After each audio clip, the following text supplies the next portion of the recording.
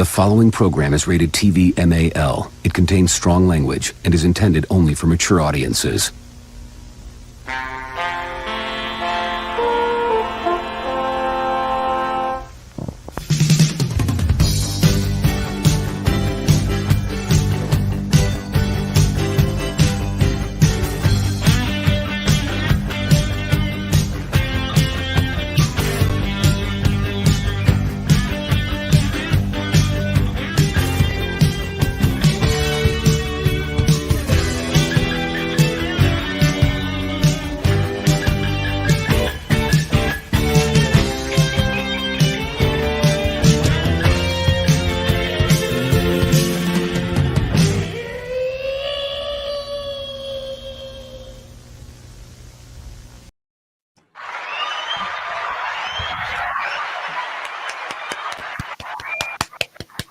We're all in good moods.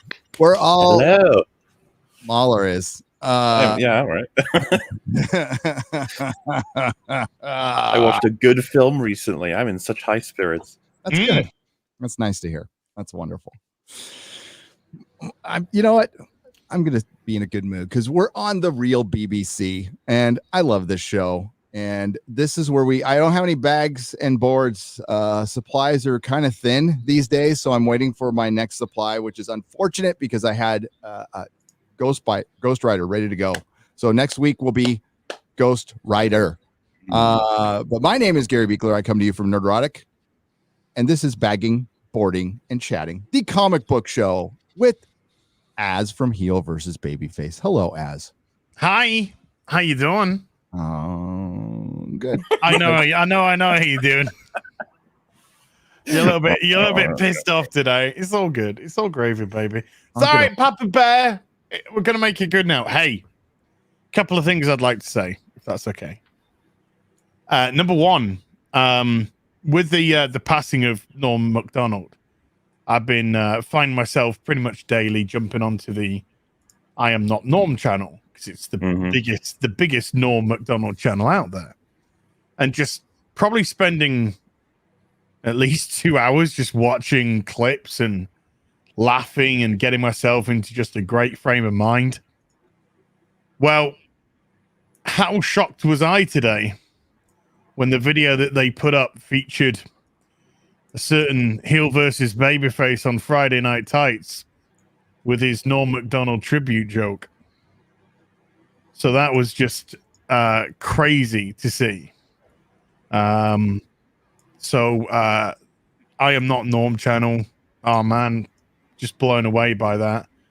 Humble beyond belief.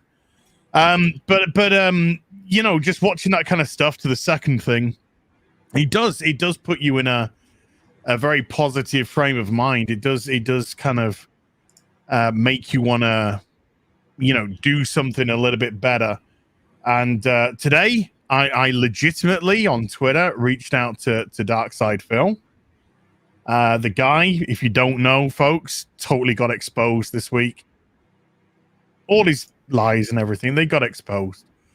I'm not saying it's the right thing to do, but somebody leaked his bank account details from Kiri Farms, and it had everything on there that everyone suspected.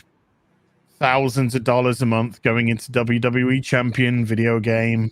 You know, a lot of money going on alcohol, blah, blah, blah. Tons of money on, he spends like $1,000 a month on his cat. I don't know how he does that. But anyway, look, as somebody who's gone through gambling addiction, I legitimately reached out, and it is legitimate.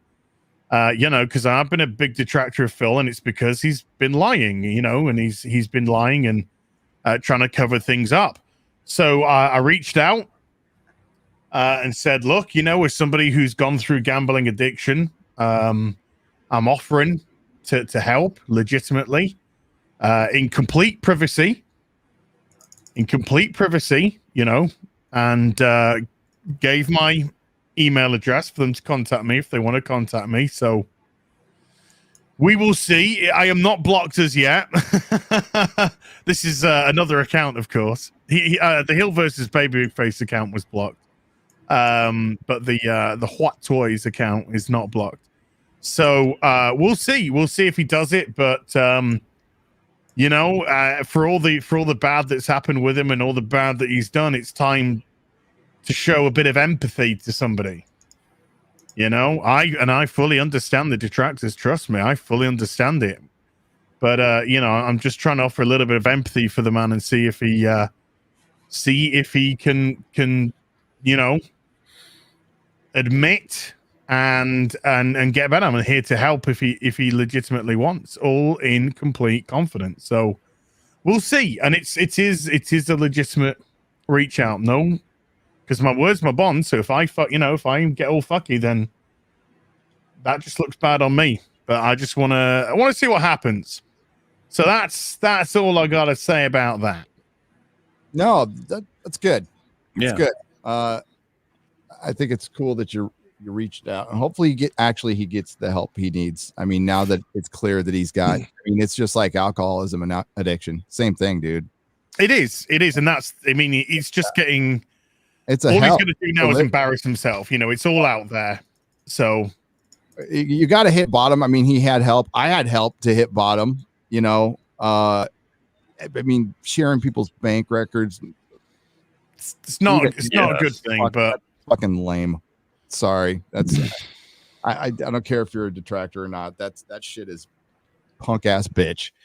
But like, yeah, I hope he gets the help he needs. I have nothing but sympathy for the guy now. I mean, like, yeah, he's been lying to everybody, and you know, let's see, like you said, if he comes clean and turns, you know, goes into a program.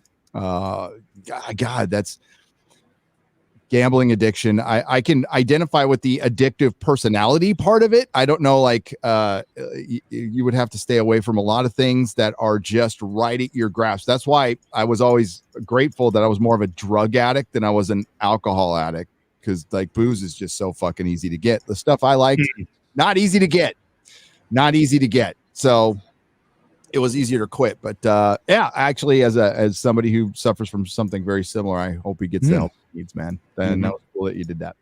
Well, I mean, I was at rock bottom with gambling, so yeah, you know, I know what it's like, and I know what it's like to be in denial, and I know what it breeds, and it just breeds negativity, and it just accentuates all your negative qualities, that you lie. You know, to people, you are manipulative to try and get money off them to borrow. And when you start borrowing and you can't give back, then you get yourself into so much, you know, I'm not going to go into the story again, but I lost my whole comic collection because of it. Yeah. You know, my first comic collection, I lost it all. It's a beautiful, huge collection of comics, all gone, all taken away, you know, in an effort to pay debts that I'd accrued because I'd allowed myself to just funnel all my money into gambling. And Jesus Christ, I still sometimes wake up and you just get, for a few seconds, you just get that feeling of how it used to feel when you were waking up to you know, to despair. And it's not really good. So look, I know it's bad what's happened, but it's out in the open. Phil, you gotta stop now, and you gotta say to yourself, do I want to make a change? Do I want to make a legitimate change for me and my wife and my family? So it's out there, Phil, if you want it, and it's legitimate and it's confident. It would be confidential, so we'll see. People love a redemption story. They do. They'd love to see it. That'd be awesome. Yeah, dude, I have those dreams where I'm either still in prison or I went out and like got high. I wake up just whoa, and then, like, you know, cold sweat. Yeah, there's just few seconds, and you're just like, wow. Sucks. Hi, MauLer. Hello, how you doing? How you guys? I've just been, doing stuff, doing my thing. No, it's always super interesting to listen to a lot of the stuff like that, and I think that's really great of you. As I wouldn't hold out too much hope. DSP isn't exactly the kind of person I would expect to jump on that opportunity, but I mean, it'd be great if he did. And yeah, you know, I've just had a normal past week since the last Real BBC. Just been chilling out, doing work, watching some stuff with some friends. I even the reason I mentioned it a little bit earlier before we were live was I think it was Drinker's open bar that it was either you or Count Dankula or both of you recommending Train to Busan. I was like, all right, fine.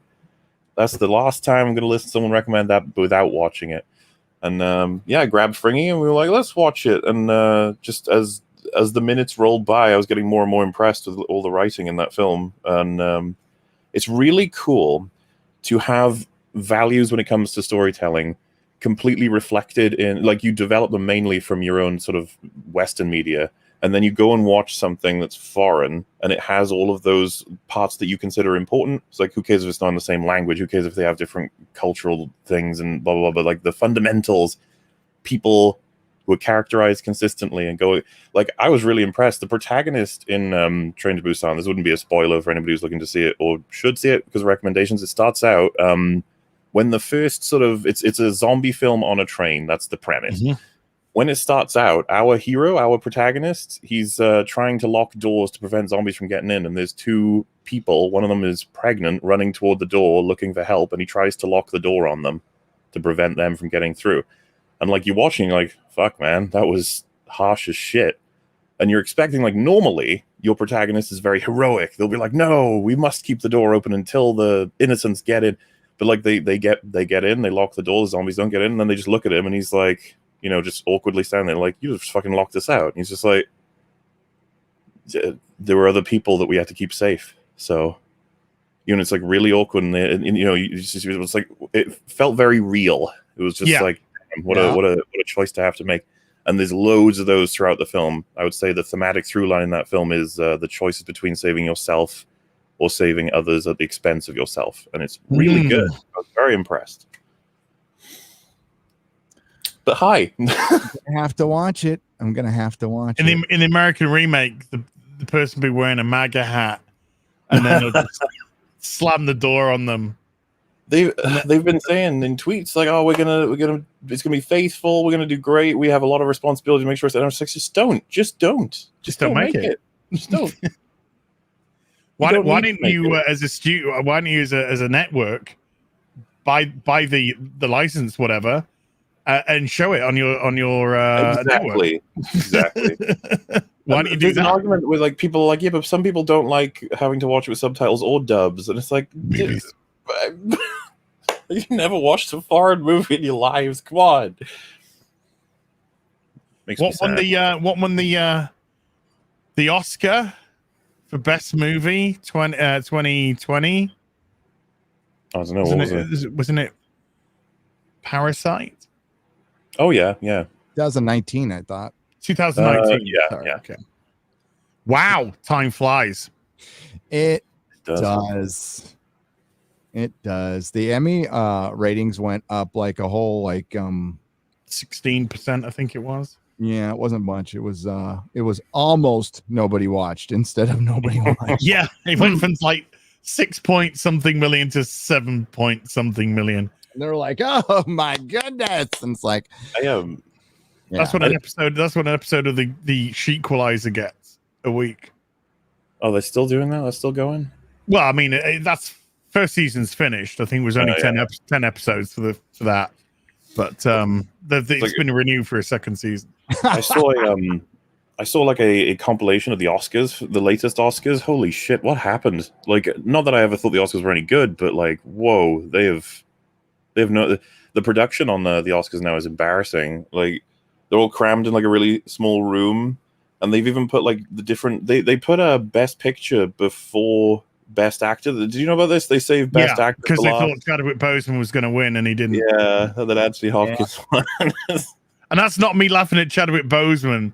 That's just me laughing at the political aspect of it. Because they were hoping to be like, look, Chadwick Boseman appreciate us, and then they were like, look, Anthony Hopkins. Oh, he's white. And then they wouldn't allow Anthony Hopkins to deliver his he said he wanted speech. They were hoping to do it through Zoom or whatever. They said no, which is, especially in these times, like, you have to wonder, like, why wouldn't you accept that? It's Anthony Hopkins. Why wouldn't you let him? Okay. Because white. A white.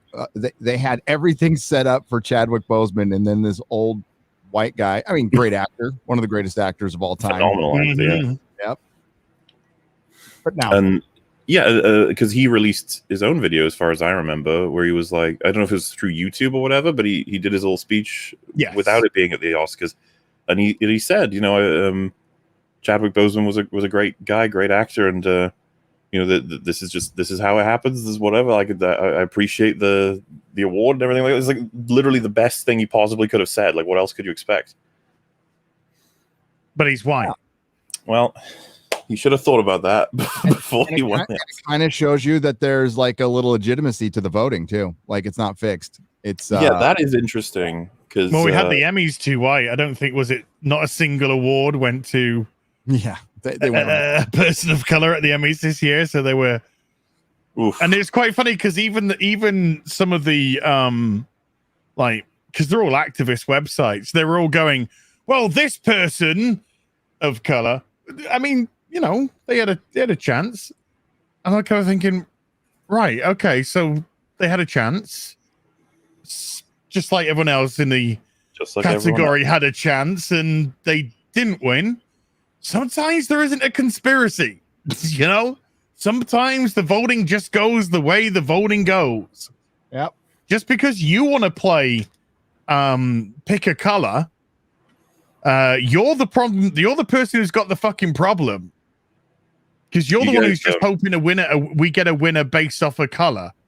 And that is just, oh God, I hope to dear God in like 10 years time or something, 20 years time at the worst, people look back on this era and just go, fucking hell.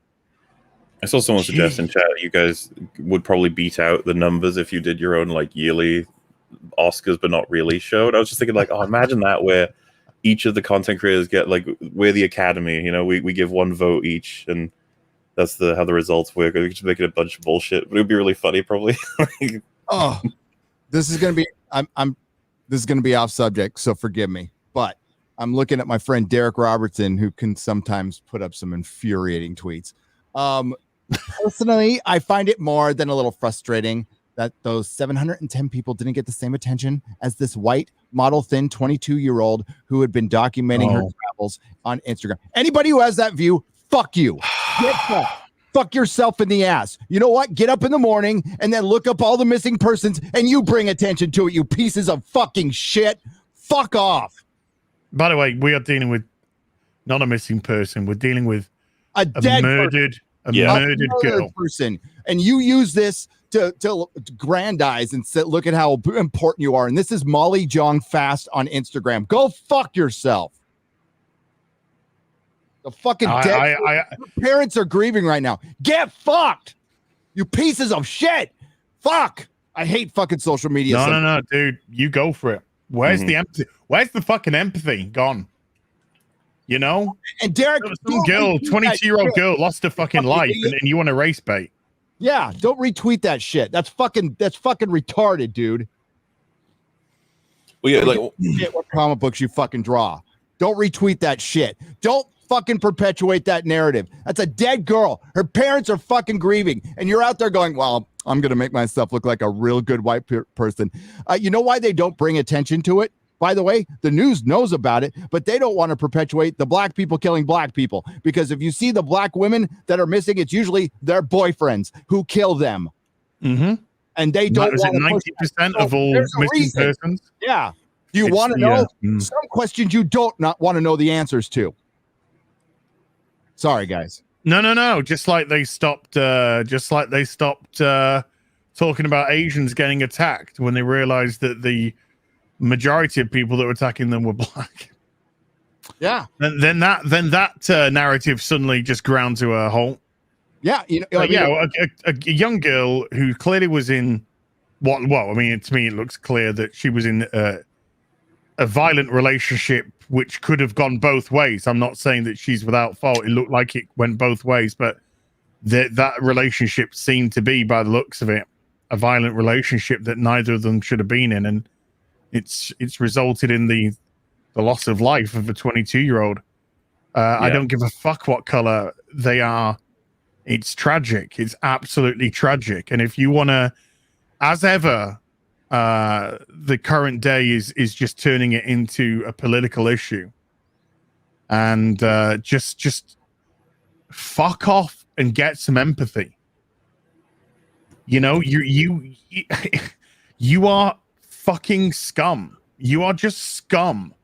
You're the worst of the worst. You are an absolute bottom feeder. That you want to take this moment to flip on its head for fucking what? To get an endorphin fix off a retweet? Off a fucking yes? You know, off a like? Oh, God, fuck yourself. I think they're lost enough so they actually believe they're making a good point sometimes. Like, that's how far gone they are. Because if you have examples of people saying, like, oh, you know, this movie didn't have enough diverse casting, we can be like, okay, that's really stupid, but you're harming basically nothing by saying that. But then they move on to saying, like, you know, should Anthony Hopkins be getting an Oscar when he's white? It's like, okay, now you're getting closer to harm because that's like the guy did something incredible work-wise and he's getting shat on for being white. And then they move on to bringing into stuff like this. Like, okay, now you're doing serious harm. Like, you need to stop now. Like, you've gone way too far across the lines. I'll call out my friend right now, Derek Robertson. Derek, you have a platform. You are the co-creator of a great comic book that you put me into, and I'm grateful, and I love you, brother. Use your platform to go find black women who are missing and retweet it every day. Every day. Practice what you preach. I'm all for it. I don't like it that people go not talked about all the fucking time. And yeah, they do this pretty little girl thing, but she was documenting herself on YouTube, and she's still a human being. So instead of blasting that out right there, go find a black woman who is missing and start blasting that out now. And maybe you can use your platform and your pull at the boys. You can get Eric Kripke and Jack Quaid and everybody else to retweet that missing woman, and maybe you save somebody. Practice what you fucking preach. Fucking A. That's a dead woman, man. Oh, it's so hard. It's so hard not to take black pills at time, isn't it? It really is. It really is. Oh, they're fucking people, man. They get so caught up in their little politics and their narrative. It's like, you know what? Just step out, fucking be a human being, okay? I know it's a little hard right now because everybody's so firmly on their fucking sides. Yeah. And it's working out great for us, isn't it? Things are going great. Fuck. All right. Let's talk about comic books. Let's do it. Comics. Longbow Hunters Part 2. Oh, yeah.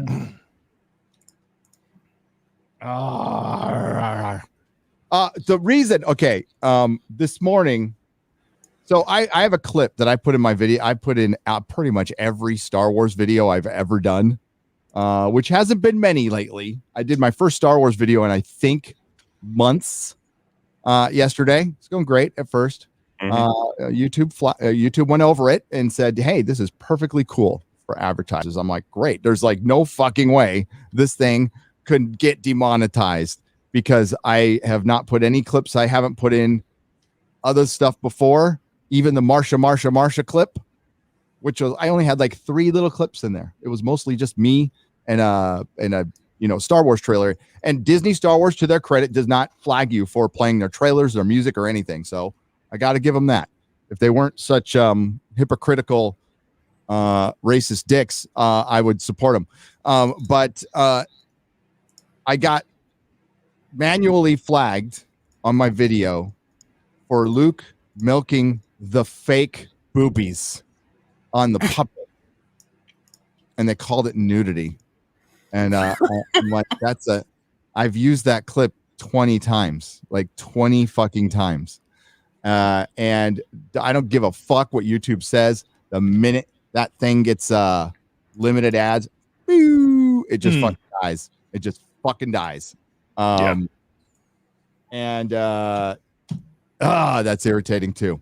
But somebody manually did it. So, and yeah, there's a lot of people out there. Right, not a lot. There's a few content creators out there. Let me just remind people that, we're not false flaggers here. We don't care what people say. I don't care what you say. I don't care what your opinion is. I don't care if you have respect for me or not. Doesn't matter. I don't give a shit. You can not like my stuff all fucking day long. But if you're directing people to false flag, if you're directing people to flag, that's actually against the TOS for YouTube. Just so you know. So don't get caught doing that. Now, I'm not going to bring it to anybody's attention. But there are people doing that. Be careful. Be careful. That shit can bite you in the ass. Oh, here, let me get to. Especially when you admit to it on stream. I know, yeah. Don't especially when you fucking admit to it and blast it all over Twitter and stuff. It's just not smart. And with such a smug attitude too. I know, right? Yeah, like I said to the guys, maybe someday we'll let somebody on Friday Night Tights. So many people were like talking about getting, we'll get in there. Okay, maybe someday we'll do it. That'll be fun. Mikey Gussler for $50. Thank you, Mikey. Oh my God, look at this. Hey, Gary, I followed up my email about those potential guests and Friday Night Tights, and I wanted to let you know that they are big into anime, Star Wars, Star Trek, fantasy, etc. They admitted on their live streams. Please make contact with them. I will do it, but like Mikey, actually, that has to be directed towards X-Ray Girl, so I'll forward her the emails, and we'll see what we can do. I appreciate you staying on me about it. Thanks, buddy. Athenon for $100. Wow. Damn. And thanks again to Mike. Wow. We love Mikey Gussler.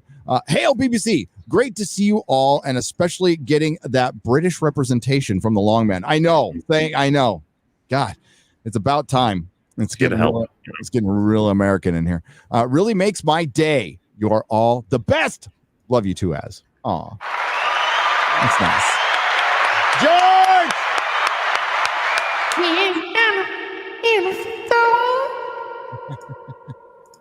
That was our first one for the day. Just the first. Marcia Lucas said some shit, guys. What? Marcia. I have not heard of that at all from everybody and enjoy all of it everywhere. What do you mean? It's pretty damn gratifying. If I know it's how there's been side. I think didn't Heather Antos try and have a pop at her yesterday, and then she deleted that tweet pretty fucking quick. But you notice how there hasn't been like an attack on Marcia Lucas by any of the respective publications or websites that attack regularly anyone who has a dissenting opinion of the sequel trilogy. No, and this is not a peep. It's getting picked up in like trades now. Like it got picked up. Like this is legit. So, and then Howard Kazanjian popped in too. Because I bought the book. I'm like, it's $12 on Kindle. There might be some more. Sure. Mm-hmm. And I found some more. There's actually a lot more. Towards the prequels. Yeah. Yeah, I've heard about that. Crying in the car after watching the Phantom Menace. Oh, yeah. Bless her heart. No, there's people going after her for like basically being old. They're going after her looks. There you go. You've already you've lost the argument. They definitely won now. Yeah, they got it. I can't wait till you if you make it to 60, we'll see how pretty you are. We'll see how fucking pretty you are. No, I think it was wonderful what she said. I'm gonna pull it up on my Kindle. Not that everybody hasn't read it to you 1,000 times already. I understand that. She was nice to Kat. I mean, she was nice. She didn't attack them as individuals. She attacked their work. Yeah, their body of work. She did it in the classiest way you can do it. I don't know what else there is, other than just being like, no, I would never criticize anybody for any reason ever because that would be mean. It's just like, no. They're nice people, but boy, was their work shit. Are you surprised that the person who probably went up to George and went, "Your movie's shit, let me fix it"?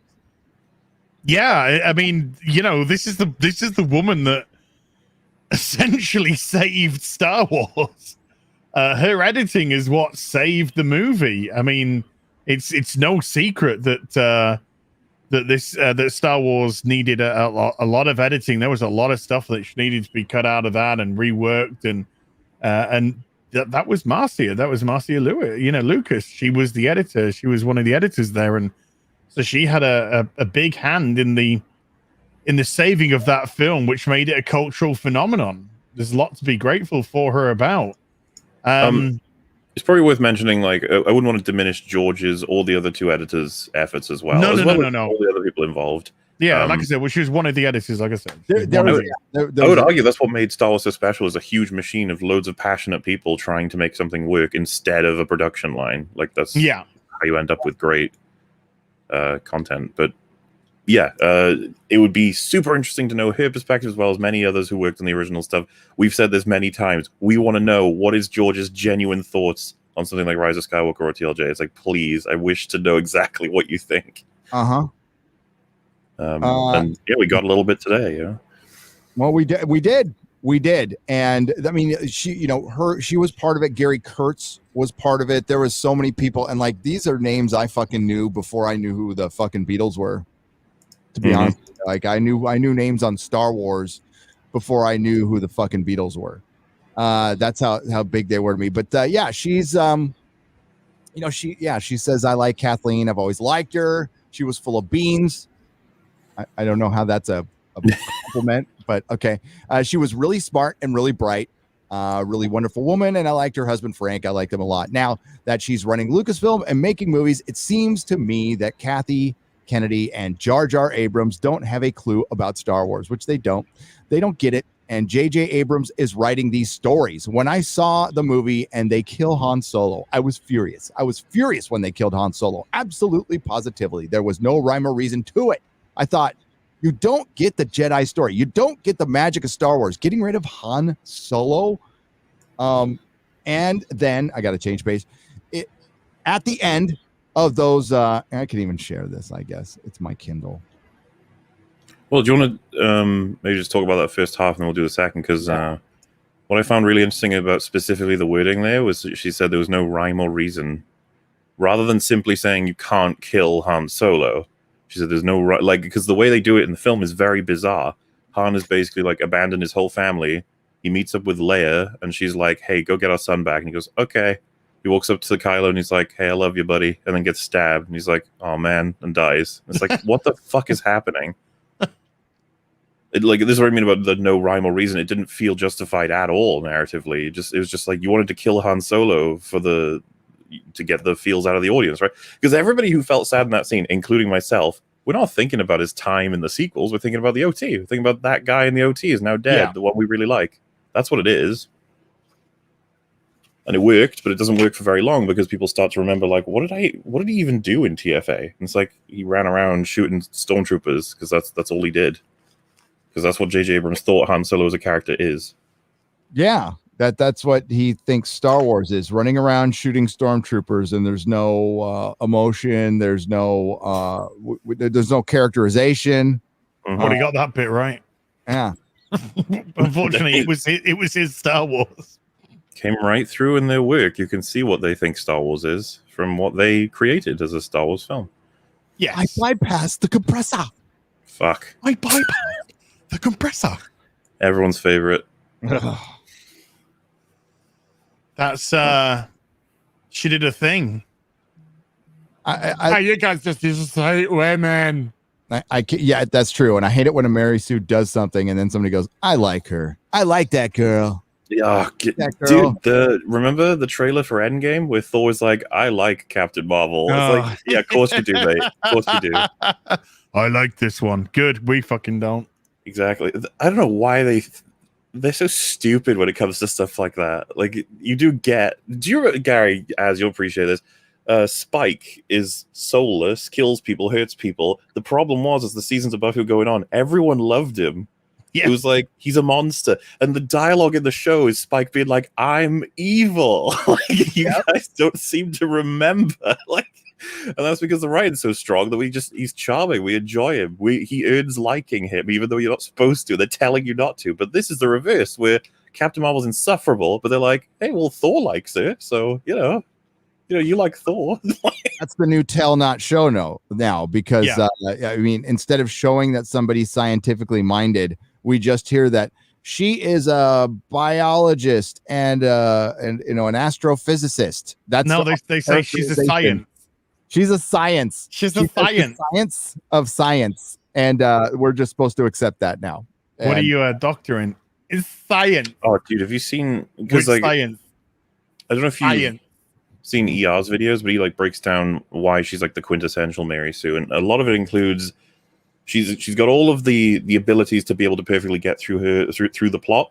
But what you find in defenses is they're like, no, all of these things are justified. Every single thing that she has as a power and ability to get her through everything is justified. It's like, it doesn't actually matter if it's justified. If she has everything, if I told you like this is actually a god sent down from the heavens and that's why they could do everything, it's like, okay, so there's still a Mary Sue because there's just no issues, no problems. They can just do everything.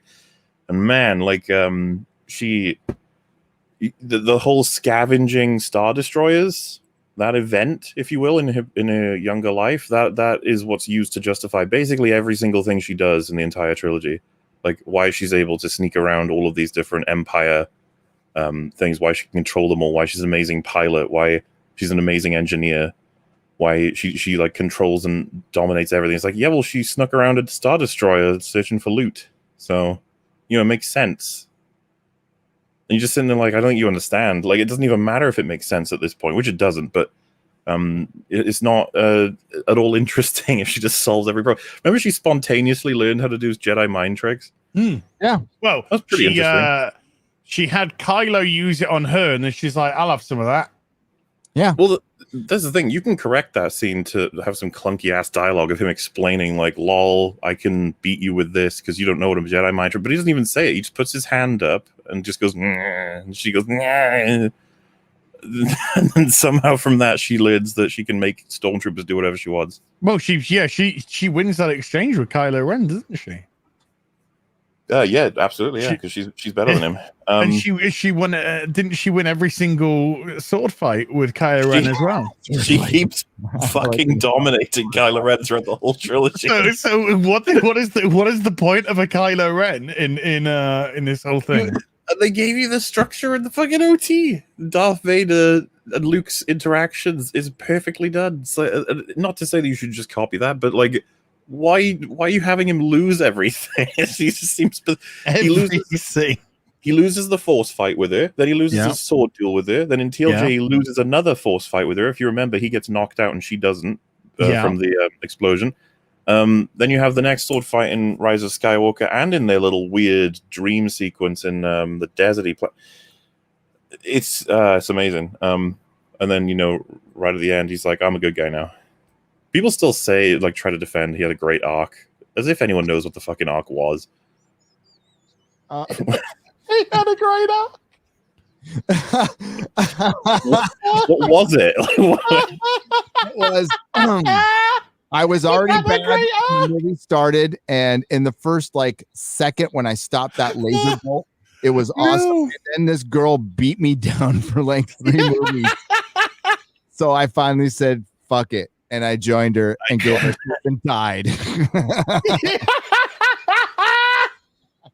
Remember he got tossed out a hole? And then I did a shrug like Han Solo did 20 years before I was fucking born.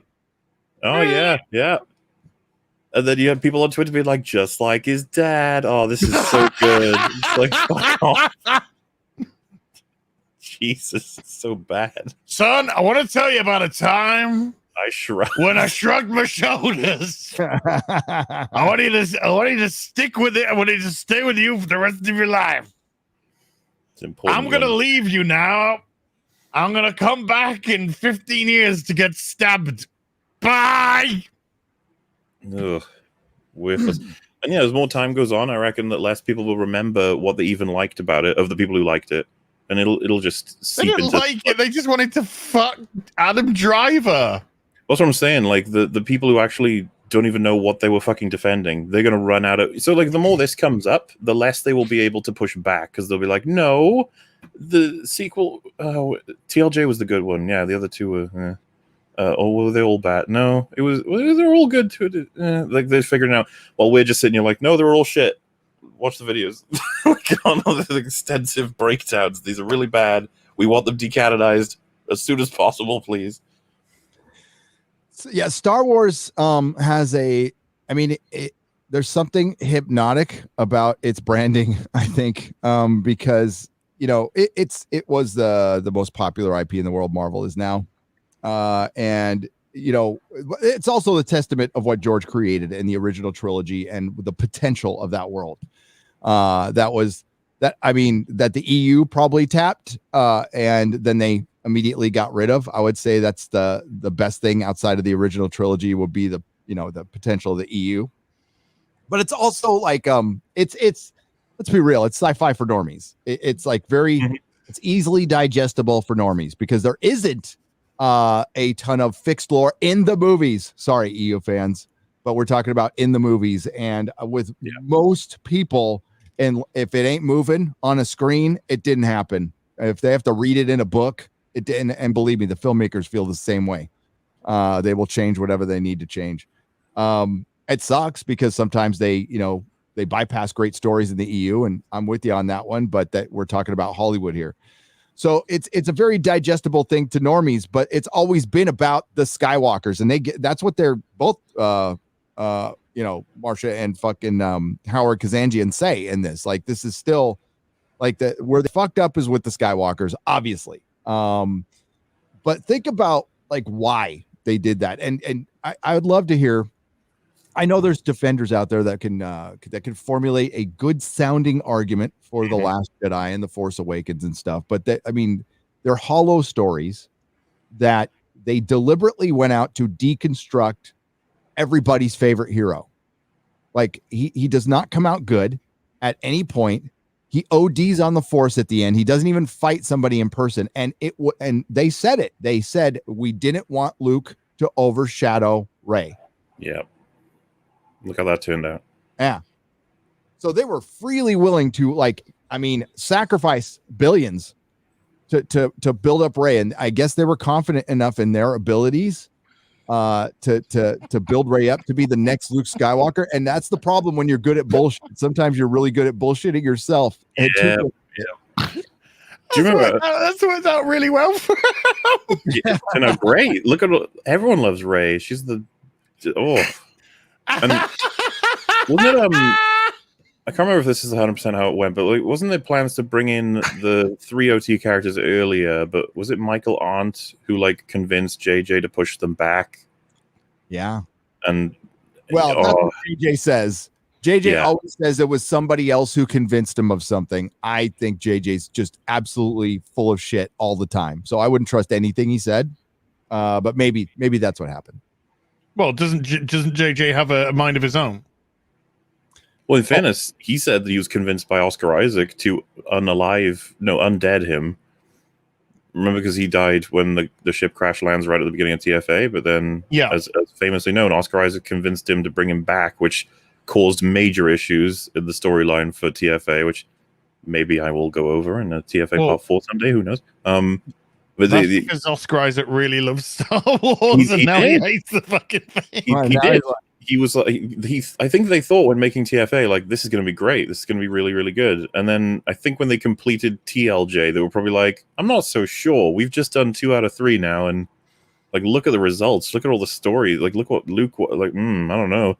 And then they saw the fan reaction. And then they filmed Rise of Skywalker. Could you imagine how dour it would have been between shootings and that, where they're just sort of sitting around as actors talking about do you reckon people are going to like this one? I don't know, man. I don't know. They got Palpatine coming back. I could so picture Oscar Isaac talking to John Boyega about how stupid it is that Palpatine's coming back. And then that's the villain. And then they'd be like, well, who else would it be? It's like Snoke. It's like Ryan killed Snoke. No one knows who Snoke is. What the fuck's the point? They put him in a jar. I don't know. Fucking no one knows what the hell's happening in this stupid fucking movie. And then they're like, well, you can have a Disney Plus show. They're like, I'm out. I think I'm out. This was a disaster. And I think just TFA gave us a bit of a blinding. A lot of people anyway. including the actors, because it's clear that Oscar Isaac's lost faith in any Disney Star Wars stuff. Same for John Boyega. Wouldn't you? But, well, absolutely. I think at one point though that they were so excited because I think they thought they were just jumping on history, you know. Everyone was excited. I mean, that we talked about the mind control scene earlier. That Stormtrooper's Daniel Craig. Yep. Who was so desperate just to be part of Star Wars that he said he'd do a cameo as a Stormtrooper just to get in. So that's James Bond right there in that Stormtrooper outfit. And he must be thinking, "Oh my God, I'm a kid. I'm in Star Wars. This is a dream come true." And now he's probably thinking, Well, it'll get to a point where it'll be like, "How did you feel about filming on TFA?" He'd be like, "TF? Oh, right. Yeah, Star Wars, I guess." No, well, he'd be like, "Oh, that cameo I did on that Disney film." Yeah. He wouldn't even name it Star Wars, just that Disney film. And that's the legacy. I don't know about you guys, but like it comes up on EFAP the most just as a bad reference. You should be like, "Oh, this is like when they did in the sequel trilogy," and you know that's all it is, and that's all it really should be, to be honest with you. Just a reference in the history of how not to do a thing.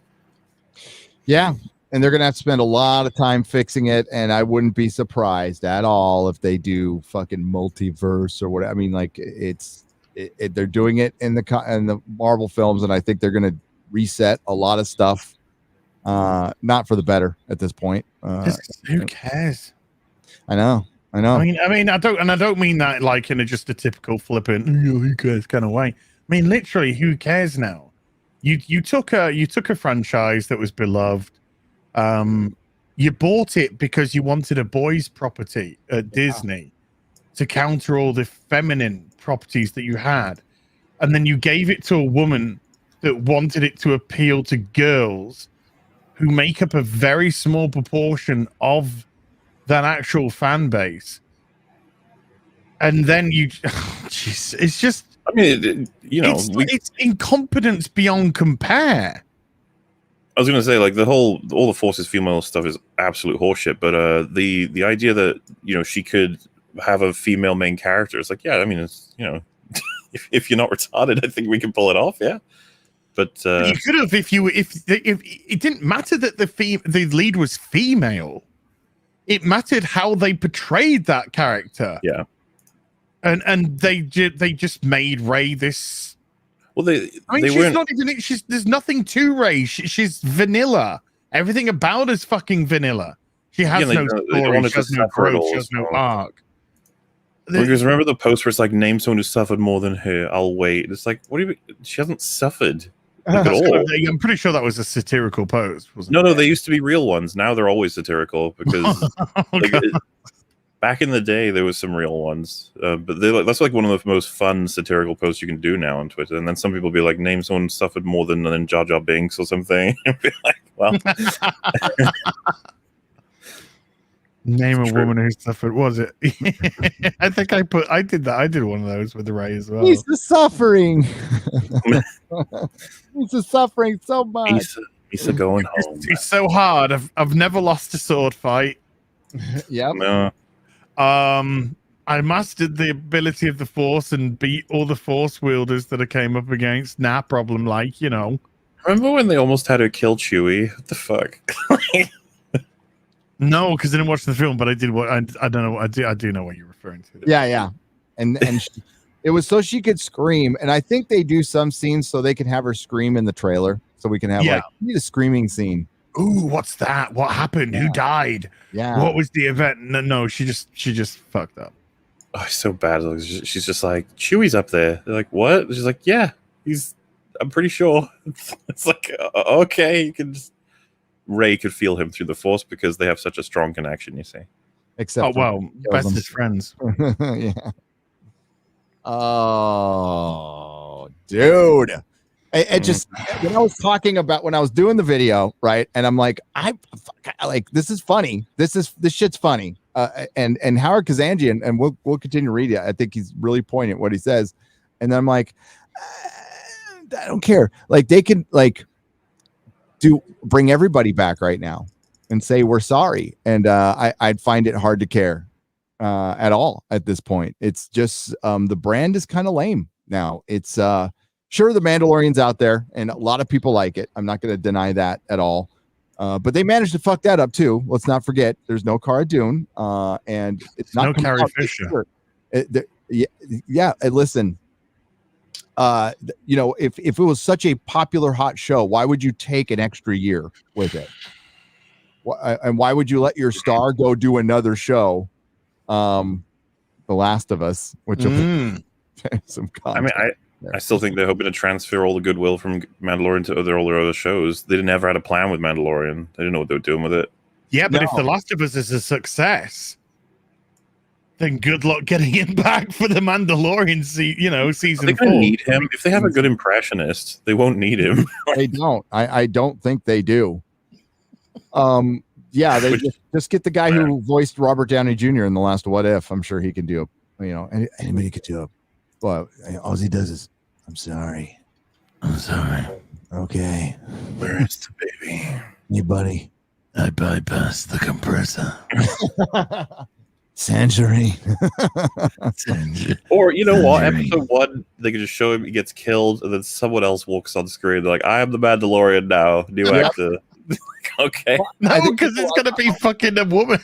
No, I think that's what a lot of people think, that the Mandalorian's gonna be Bo-Katan, right? It's gonna be Katie Sackhoff, because at first they thought Grace Randolph was saying it was gonna be Boba Fett, and she was kind of right on her rumor, by the way. So I gotta back my girl Grace. We're tight, me and Grace. She said that the Boba Fett might be the Mandalorian season 3, and it kind of is. It's filling the spot. And he's Mandalorian-ish. He's got the armor and he talks like this under his They've arm. just stopped pretending. Show.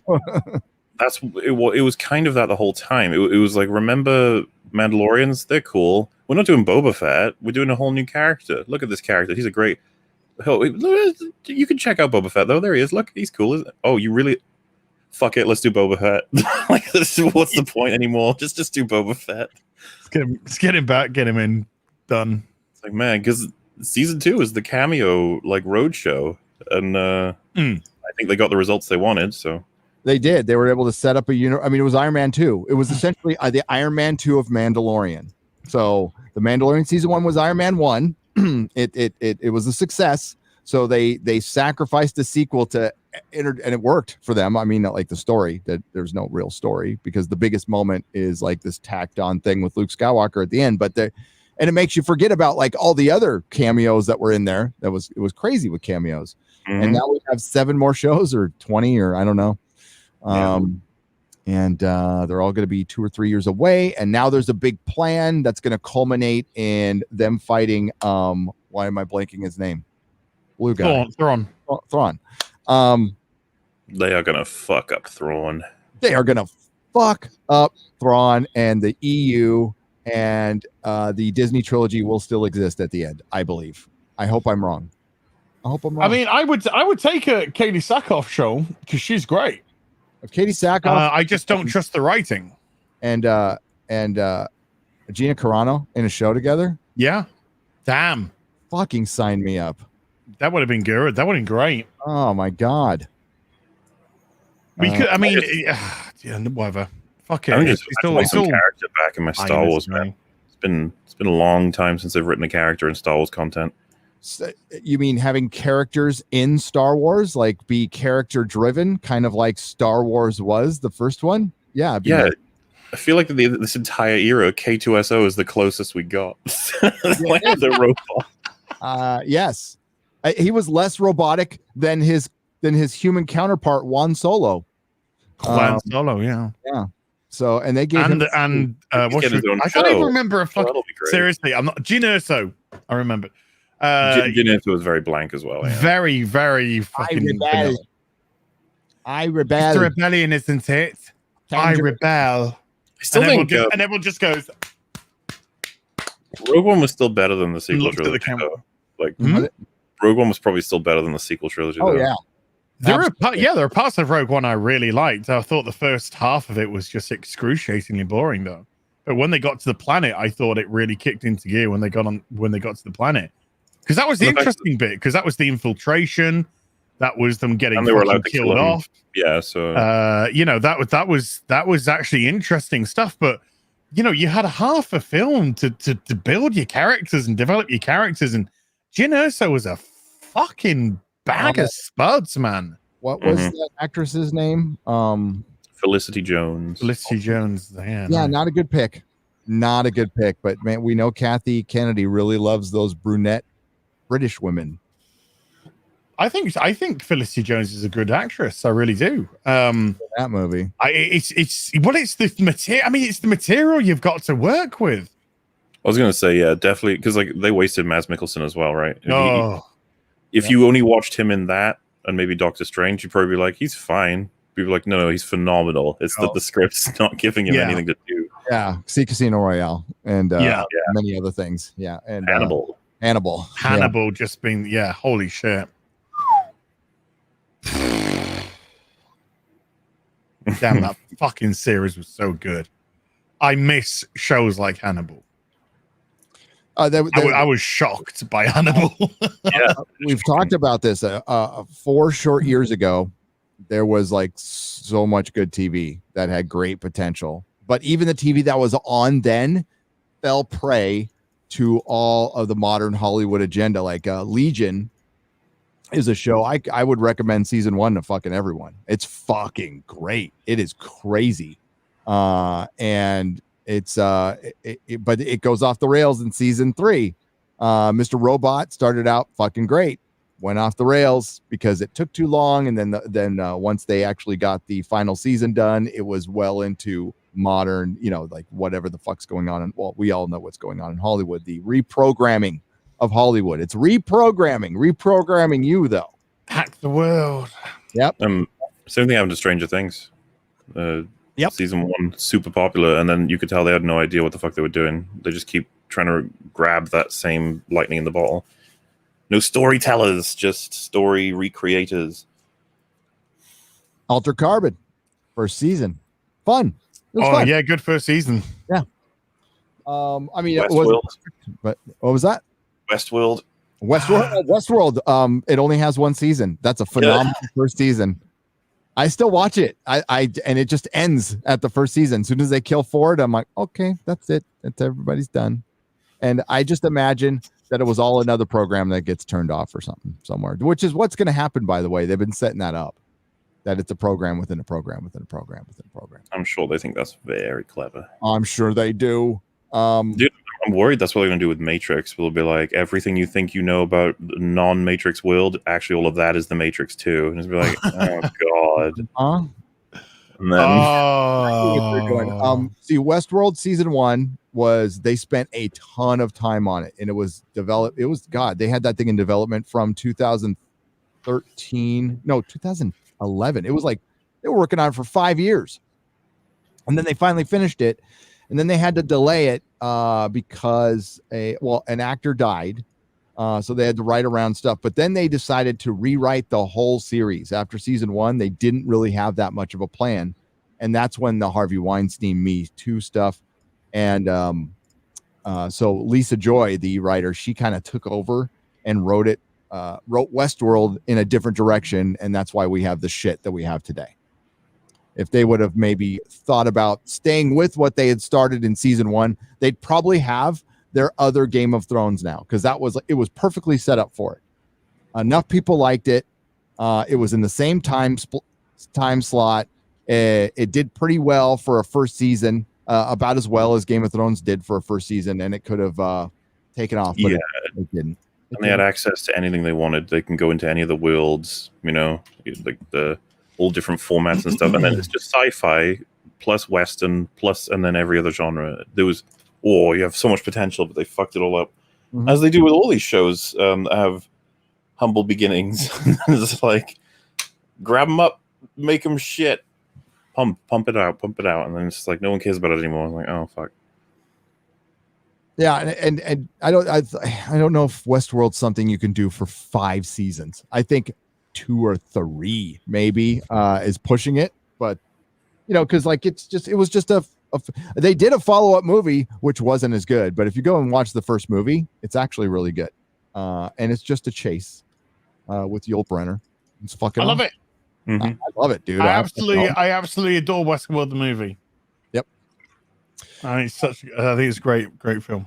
So what she said in the first part here is Abrams, they don't have a clue about Star Wars. They don't get it. And J.J. Abrams is writing these stories. When I saw, killing Han Solo, killing Han Solo is retarded. It was they shouldn't have done it. And we all know that. It was she-tarded. Then she's like, he won the election, didn't he? And they have Luke disintegrate. They killed Han Solo, they killed Luke Skywalker, and they don't have Princess Leia anymore. And they're spitting out movies every year, and they don't think it's important to appeal to a woman. And they think it's important to appeal to a woman's audience. So now their main character is this female who's supposed to have Jedi powers, but we don't know how she got the Jedi powers, who she is. It sucks. The storylines are terrible. Just terrible, awful. You can quote me. J.J. Abrams, Kathy Kennedy, talk to me. Marcia Lucas. That is fucking awesome that she said that. I love it. She's right. And this was obviously before they filmed. This interview was before the Fall of Skywalker because she only references Force Awakens. I also so guys. I mean, I understand. I don't understand. It's dumb. I don't understand it at all. But they wanted to string us along. They wanted to basically have each character be in a movie. So obviously, Force Awakens was supposed to be Han's movie, and then Last Jedi was Luke's movie, and then the last one was supposed to be Leia's movie. Then she died. She died because she was doing a bunch of press for a book because she was working again in her 60s. And doing drugs again, unfortunately, and it killed her.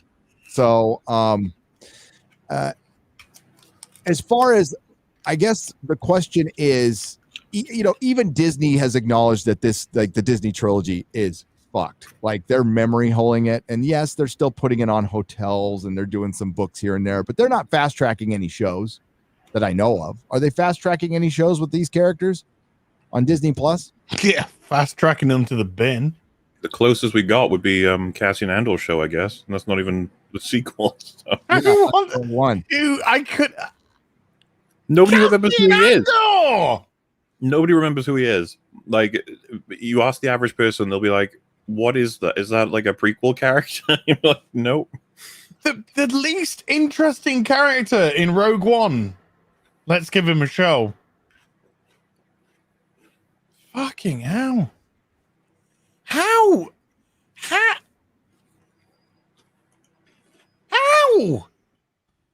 Andor. Cassian Andor. We're gonna just see him moping away. Why did we get a Cassian Andor? Well, we need a Latinx Star Wars show. Mandalorian. We have a Latinx character, Cassian Andor. He's Latinx, even though it's supposed to be from another planet. But that's okay. He's from planet Mexico, and I would love to see that. By the way, Juan Solo. What was somebody saying in the chat somewhere? There's like, I would pay good fucking money to see a Mexican Wakanda, and I would too. I wouldn't hold it past them. They might do it. Holy shit! They already did the fucking Asian Wakanda. There all day. We got Asian Wakanda recently in Shang-Chi, so now give it time. Yes, we did. Oh my god, Marvel's so racist. They even had when we were talking about that on the last DFAB, at one point Rags, because he hadn't seen it, he was like, "Why is the forest the way that it is? Why is it eating people and stuff?" We were like, "I don't know." It's like, is this the dragon magic? We were like, "No, it's not connected to the dragon because not it's connected. Different dimension." He's like, "So why is there a forest that does that?" And it's like, I don't know. Like, what? Why does it close at the pace of a whatever fucking Ford Discovery or whatever he's driving in? It's an electric BMW. Remember, okay, they didn't use any guns. They used tasers. Oh my god! Yes, no guns in the Kung Fu movie. Well, what if somebody just turned up to that village with a fucking gun? They would have killed every fucking one of them. Dragon. the beast, everything. Just, the fucking dragon comes out. but the trees weren't even effective at what they did. You know, the forest was like it couldn't stop a car driven by Aquafina. It was an electric car, so it's not like this thing is cooking, right? It's not a Tesla. It's the first question every single person has: why not fly there? Yeah, just fly there, man. Dude. Shang-Chi is an awesome movie, MauLer. Yeah. It's just this great movie. The best fucking headline. I gotta read it. We're gonna go over it later. But fucking John F. Trent, I love you. Shang-Chi remains number 1 at the box office, now 3rd worst grossing MCU film.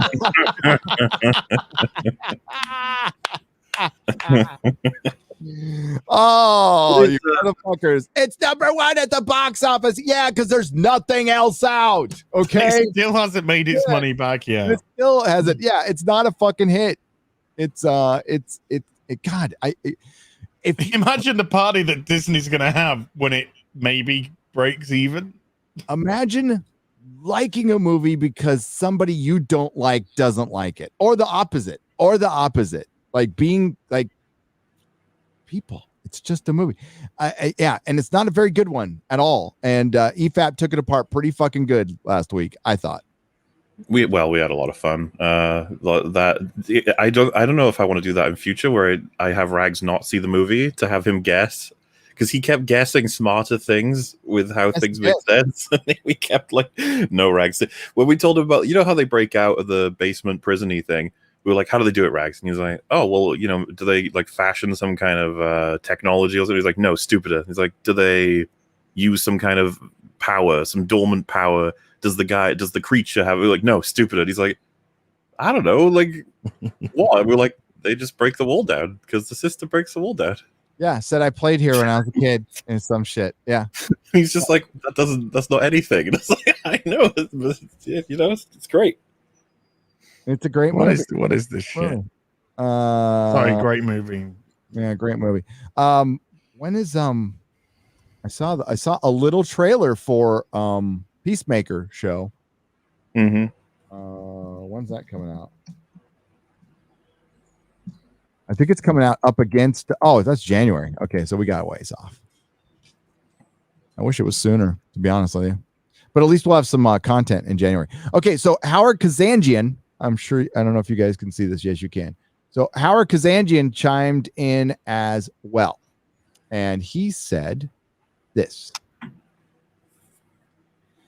Generally speaking, I think that the filmmakers on The Force Awakens and The Last Jedi didn't understand the story. Kazanjian says they didn't understand what a Jedi Knight was all about. That's the simplest way to put it. Skywalker's the story, and I think that's what they failed at. I'm not talking just about Mark Hamill as Skywalker. It's the overall psychological story of Skywalker. And of course, the Jedi Knights. The ardent fans know more about the storyline than the filmmaker. True. Absolutely true. People struggle with that one. They're like, how could you possibly know more than them? It's like, why do you think we like it? Like, we love it. Of course, we talked about this on EFABs. Like, if you yourself wrote a story and you poured your heart and soul into it, and then the following years you did another one, and then someone goes back and adores that first book you did, at that point you're like, you probably know it better than I do, because I'm working on other stuff now, and like I still appreciate my work, but you're in there like all the. It's like, yeah, fans, they live and breathe this stuff. No wonder they notice all the shit you get wrong. Yeah. I think I told you guys before, but like, I'm not even hopeful about the idea of bringing someone on as a fan to like try and keep them in tracks. I don't think they would ever listen to them anyway. Like, if a fan was there being like, you need to make sure the Millennium Falcon does this, you haven't got the sounds right, you need to make sure you have they'd just be like, can you go away? Like, none of that's important. You're like, oh. Have either of you seen Marriage Story, the Adam Driver film with Scarlett Johansson? No. There is a subplot where Scarlett Johansson's an actress in it, and there's this great fucking scene that I'll never forget, and I always want to reference it, is when she's coming out of a set. She's doing some kind of nature film. It's a film related to something to do with nature. And they have an expert on set about nature and how everything works, and he's casually walking past them, and they go, oh, like, who are you? And he's like, yeah, I'm just the guy to make sure everything here is making sense and matches reality and nature stuff. And they go, oh, and does it? And he goes, no. that just walks off. Perfect. Great. Sounds like Hollywood. I wouldn't be surprised because they just don't give a fuck. They'll do the hiring of the correct people to the correct places, but no. And man, I like that quote. It's good shit. I don't know when this picture is taken, but that's a lot of Daisy Ridley's on. That is a flock of rays. That's a gaggle of rays. Why aren't these rays on your wall? What the fuck? What's going on? I'm going for Marvel's Katie. Okay. By the way, as I did get you one, MauLer, I got you one. You got your Marvel's Katie's coming. I'm going to put Marvel's Katie like right next to Gina. She'll be able. Oh, you know what? I've again, I blame Az for this. I've picked up the zombie Iron Man from I guess you could call him zombie Iron Man from Far From Home, where he's like an undead Iron Man. I like the idea of having him sort of crouching over and ready to kill Marvel's Katie. I could probably set that up. Oh my God, Shad on EFAP was fucking great. He was losing his mind when he learned that when he was talking about the amount of weight, upper body strength you need to have a battle arrow, and it's like something that a grown ass man needs time to train at. Yep. And he said, well, maybe a woman could do it if it was like a 30-pound resistant or some shit. I don't know anything about shooting arrows, but yeah, it's ridiculous that she learned that in a fucking day. And yeah, I know it's a superhero movie, but like, give her some powers, imbue her with some of the dragon's magic. They had that right there. That's all you need to do is everybody's imbued. Said Shang-Chi's mom was imbued with the magic while she's there. Just imbue everybody with the fucking same powers. And you also had the chance to have the mentor guide her specifically, but you just killed him. I'm assuming you heard that part. I'm still so furious they did that. It's such a fucking lame thing to do, storytelling wise. You have more time pass. Have them there for 6 months. Not a day. You could say you can make it hard for the Mandarin to find the little village, and it was and it was like a gang fight. It was 30 on 30. For the world, by the way, for the entire world. Yep. And they weren't even fighting by the gate. They let people go there. They didn't even seem to care. They didn't have one guy at the gate. One guy at the fucking gate. It's like, if you would have put somebody with like, I don't know, a big fucking gun by the gate, the Mandarin couldn't have done anything. Well, it's fine, because Shang-Chi will show up and just steal all of his rings off him somehow. Don't worry about it. That'll happen for some reason. It's a great movie, though. It is a great movie. Hey, guys, just if you don't like Shang-Chi, you're racist. Obviously, you don't. Well, clearly I like it because I bet in favor of it. And how's that going right now? I'm still on track to potentially lose this, aren't I? No, you're gonna win. You're gonna win. It needs to make like I think another 50 million to hit the to make what money. Was it 380 I've got to get to, or 380. And I think it's on about 320, 330 globally. Let's have a look. I'm the true fan. Oh no, it's out of the top 3 now. Whoops. Because some of the stuff's been released. What we on with 320? It's on 320 after 3 weekends. If Doom would have moved up, it would have disappeared. This movie. Well, of August 1st, we got or October 1st, we have Venom, Carnage. I'm kind of excited about that. When the fuck is No Time to Die coming out? No one knows that. No one knows. I still have no idea what date it's been released on. No Time to Die release date. Oh, they are dialing October 8th, so it's the week after Venom.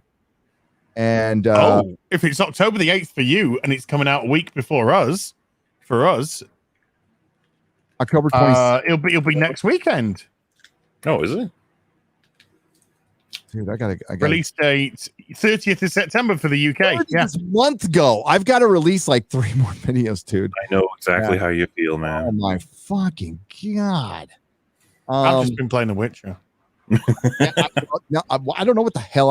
I've been working on another video that you're not going to see for a month at least. But God review, maybe. Hey-o. I've been working on that a lot because there hasn't been, and then I'm going to do a video on this. We're going to talk about it here too, but I'm going to do a video on the Kelly Sue DeConnick thing because we're going to talk about that. Both interviews are old. Okay. Even the follow-up interviews from 2019, but it's worth talking about because it's nice seeing people eat crow, especially somebody who says, if you don't like my politics, don't buy my book. And a lot of people didn't, Careful what you wish for. Yeah. But I went back and checked, and it's been about, I got to get the exact date, but it's been about a year since Az and I said, maybe a little over a year since we said we are no longer buying new Marvel and DC comic book. And I wanted to do kind of a video about that and really explain, like, I gave up like a life passion. Have a confession to make. Oh no. You didn't go back. I have pre-ordered a DC book. Why? Well, I'll tell you what. I am not Starfire, but that was like well, okay. Here's the thing. Ask me what I pre-ordered. What did you pre-order? The Long Halloween special with Tim Sale and Jeff Loeb again. Back.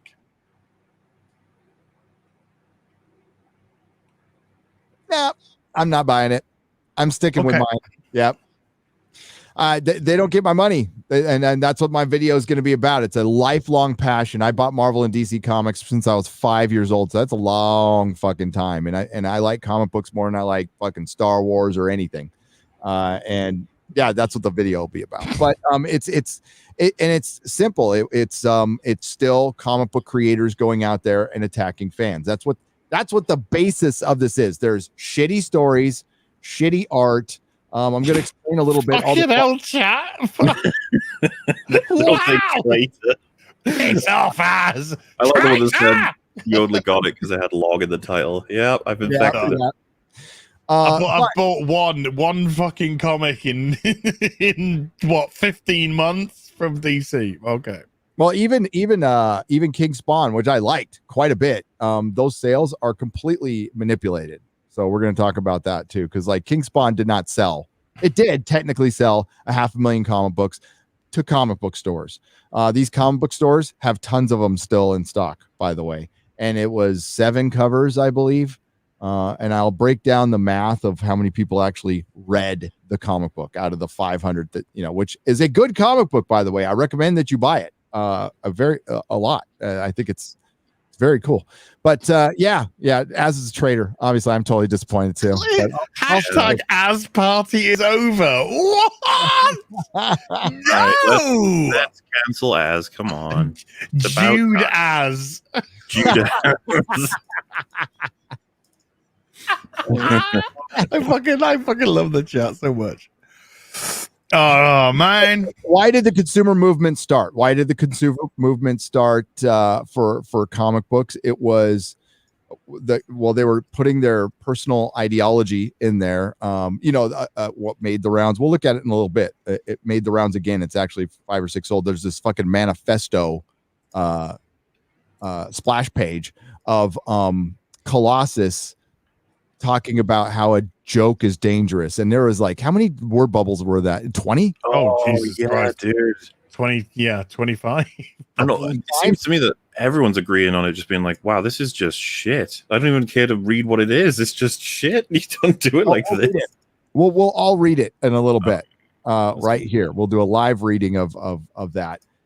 So there was that. There was the other problems involved, and then there was people like Kelly Sue DeConnick, Dan Slott, Mark Wade going out and like verbally going after fans, like fans who have bought their books. And it's no different for comic book creators as it was for movie stars. Social media has been the worst thing for movie stars. It's also been the worst thing for comic book creators. Just has, right? As Judas. I'm getting annihilated in the chat. Sell out Az. Somebody said we need to get Az back in rehab immediately. Oh no.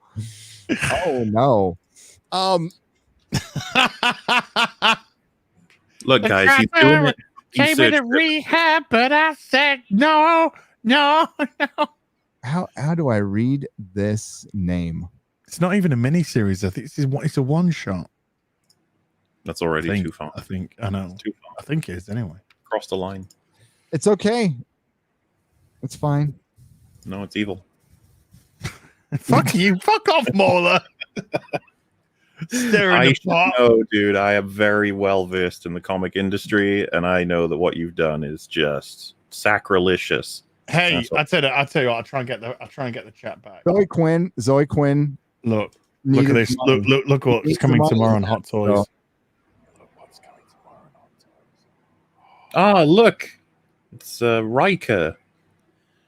Oh man. It's Professor X. It's Professor X, and he can walk, and he's cosplaying Riker for Halloween. 5 picoseconds or speakoseconds. I don't know if the 5 is supposed to be an S. I'm sorry, but for 20 Canadian pesos, he says Canada election is now over, and it's nice to see that our sometimes black prime minister is in the exact same position he was before calling this election, gained a whole 1 seat, thereby wasting everyone's time and money. So that's the overall, that's you gained 1 seat in the election. Sometimes black prime minister. Yeah. Did you see the clip that Gundam shared on Twitter with the American Psycho? No. I'm talking about the one where he was like, I will absolutely support the LDB. Oh yeah. L3. And there's like an ironic, like, just call them alphabet people. It's way easier. Like, you won't fuck it up. Dave Chappelle, thank you so much for introducing that. That was great. I need to watch that again. Sticks and Stones. That was good. Hail. Papa Gundam, by the way. Yeah. Oh, here it is. Yeah. Never apologize for standing up for an LGBTQ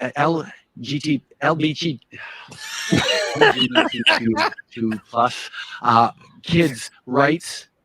Kids to not have to undergo conversion therapy. I will never apologize. No, who's going to put him? Yeah, don't put your kid under conversion therapy. But who's going to do that? Yeah, are you talking about like 3 people? Yeah. Under.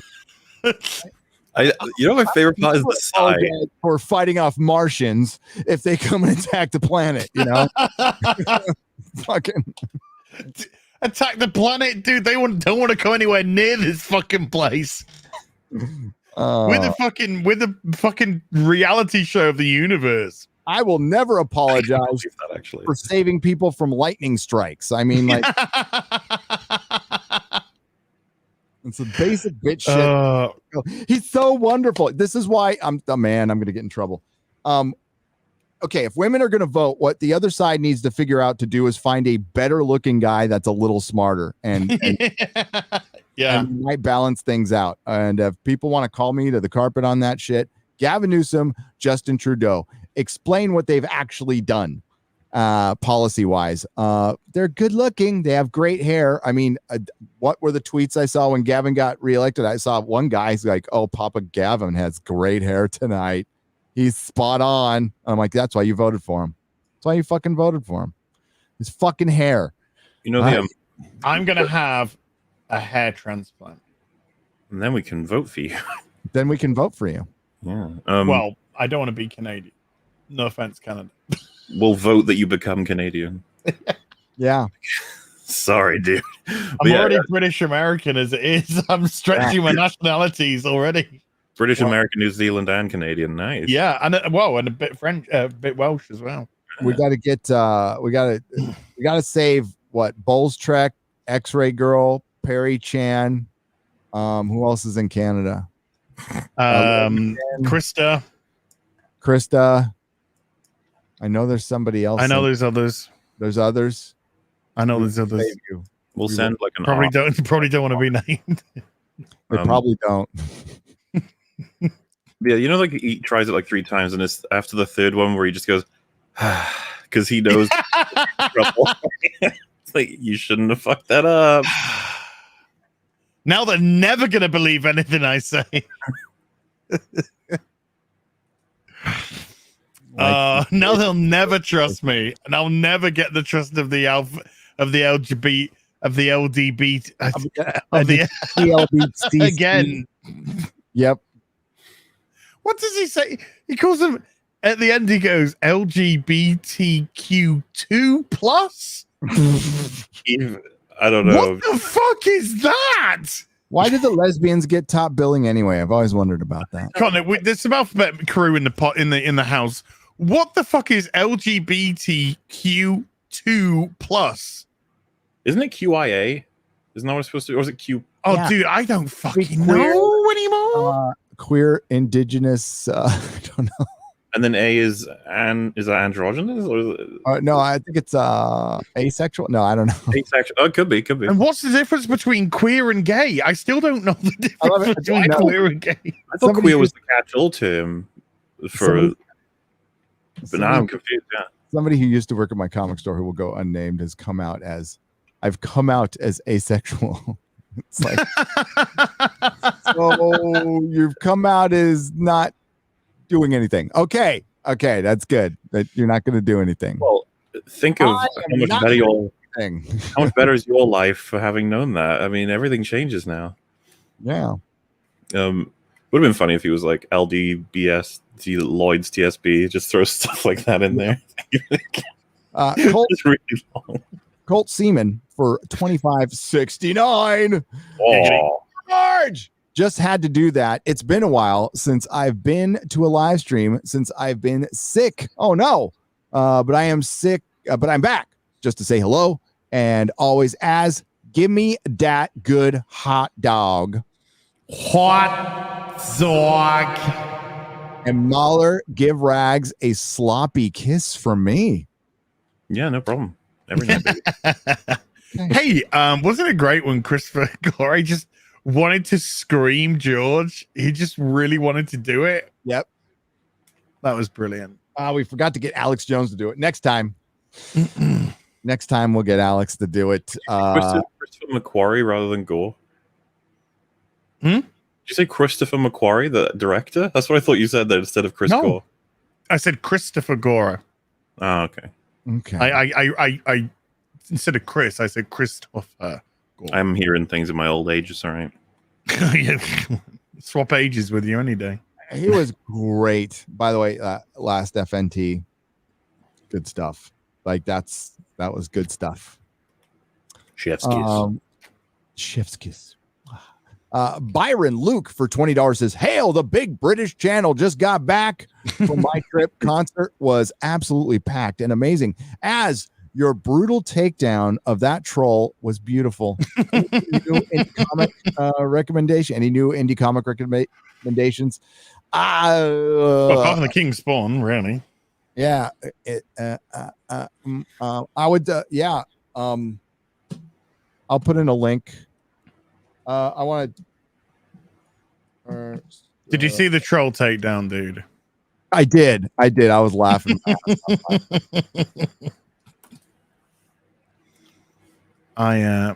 Should we show the chat in case you haven't seen? Yeah. And then I'll put up a book I'll recommend again. Okay. So this is kind of a book. It's a story. Apparently, this guy's been doing the rounds around Doctor Who creators apparently, and then I got his eye yesterday. Sorry, my wife was calling me. No, I was laughing because somebody said I blanked out for a second. Have we forgiven Az yet? Oh yes. So this guy starts off with this just comes out of the blue last night. I'm actually just getting ready to go to bed, but then suddenly I get a my manager, not me, my manager, gets hot toys. Get a life, Az. So they said, hey, you might want to take over from here. This is for you. So I was like, okay. You sexist pig. Well, I never. Playing video games all day is not a life. I think I beg to differ. Well, I number one, I do as well. Number two, The Witcher. I mean, The Witcher. Come on. So I put, because I looked at their profile. I do like to see my enemy, see what I'm up against with my enemy. So I said, why do you have pronouns in your bio? Is it to remind yourself you're actually meant to be a man? Because he put he, him, which he subsequently removed and then messaged me saying, I've removed my pronouns from my bio. Oh, there you And go. then so he put, no, it's normal as. So I was like, oh, okay. Then I decided to, just throw some questions his way. So what's with the profile pic? Are you auditioning to become a fucking sex offender or something? I mean, that profile pic does kind of look like he's leaning over an intended victim, or at least mimicking, saying, "Hey, look, this is the picture, the last picture that Jessica managed to take before the offender got her." That's what it looks like, really, doesn't it? So he put, "No, it's just my face." Jesus Christ, I'm so sorry. I'd slap your mum for making you look like that, but I think your family has suffered enough. But then he comes out with his banger. He comes out with his absolute opus magnus, and he's like, "You are fat." Slain. I was like, "Damn, fuck it, yeah. I am mortally wounded. I need a comeback of epic proportions to survive." So I just put, your mum's pussy's really high in calories. Blame her. Boom. I stopped. Then I left it at that because I pretty much, I think he said one more thing and I just replied one more thing. But then I just left it, and then he just kept messaging me, and I didn't reply. He just kept messaging me. So I didn't reply, and then he just blocked me. The Twitter life cycle. I know. So this is at the end. They instigated. They instigated an attack on my channel. No, they instigated the conversation, and they ended up blocking me. Yeah. Okay. That is the circle of life on Twitter. Yeah, this is the circle of life. Yeah. Circle of life. Is the wind has found you? Is a leap of faith? Oh my God. Hey, let's I'm gonna read another super chat and let's talk about Sue DeConnick a little bit. Okay. Hey, JA for $10 as first time super chat. To be gentle. I love all of your content. Thank you for proving there is still some sanity in the world. Especially thanks to Az for his James Bond video. There you go. Thank you. Yeah, I got a bit pissed off again today. Wow. When people are coming out with hot takes like, hey, that man called James Bond, he shouldn't be a woman. No fucking shit. It's a man. Why would it be a woman? Yeah. Is that we should cover that too a little bit later. Damage Control Daniel Craig reverses course, now says woman shouldn't be James Bond. No. It's like a woman shouldn't have been the doctor. How is that Damage Control if he said that? That's John F. Trent's. He'll editorialize in his headlines. So he believes that, and I agree with this, especially based on the last trailer. They were really going full bore with Me Too shit, and I think they've had time to rethink, maybe re-edit the film, and dial that down a little bit. But I don't think so. We'll see. We'll see. Yeah, maybe in the marketing. Maybe just in the marketing, because they definitely Lashana Lynch was not in the trailer as much as she was prominent in a lot of stuff. And remember, she was front and center. They were talking about, in the first trailer, it says stay in your lane. Stay in your lane, Bond. Whoa, stay in your lane. Moneypenny and her are talking about, I know why you shot him now. Because, But that like penultimate trailer, He's like we'll go there right now. We'll talk passenger in his own bloody show, in his own film, from the editing of the trailer. Exactly. And And no, people are pissed about this. I've talked about this before, but I did a video on Lashana Lynch 2 years ago, and people are still watching it. Wow. In a Hotel 6, in a fucking Motel 6 room. Yes. Yeah, and it's all echoey and shit. But it's just going over an article written by a woman in the UK saying, no, we want Bond fucking sexist. We want him sexy. We want him being a man. We want him drinking. We want him sleeping with women. We want his shirt off. I mean, and this was from a female perspective. I thought it was a great article. I think that you'll find that's what most women actually want. They want their Bond. They want him to be a bad boy. They want him to. They want to live that fantasy of him, whisking them away, or just crushing their fucking pussy. I mean, that's one of them probably. Did Daniel Craig previously say that something different then to this? I'm guess I think he did. Well, okay. Give me just a moment. Because obviously, because he reversed his course. So it's like I'd be curious to know if. I don't know if he's ever said that Bond should be a woman, but he certainly interjected his sort of like pro-feminist views in recent times, hasn't he? Wearing a dress and all that kind of stuff, and it's like yeah. So you go, hey, women, there you go, women. Replying saying, yeah, we do. We want to fucking have his pussy crushed by Bond. Whoops. A little bit of a bad boy, bit of danger. Take you away to, all around the world. Maybe he'll even shoot you. Maybe he will shoot you. That's the... one of the Bond femme fatales, he might just kill you. Depends if you want to be Xena on a top. She got crushed to death, actually. Yeah. Oh, don't. No, I can't. No, don't. I can't. The numbers remain stacked against us. I can't. Women are responsible for 2/3 of the work done worldwide, yet earn only 10% of the total income and own 1%. Okay. What?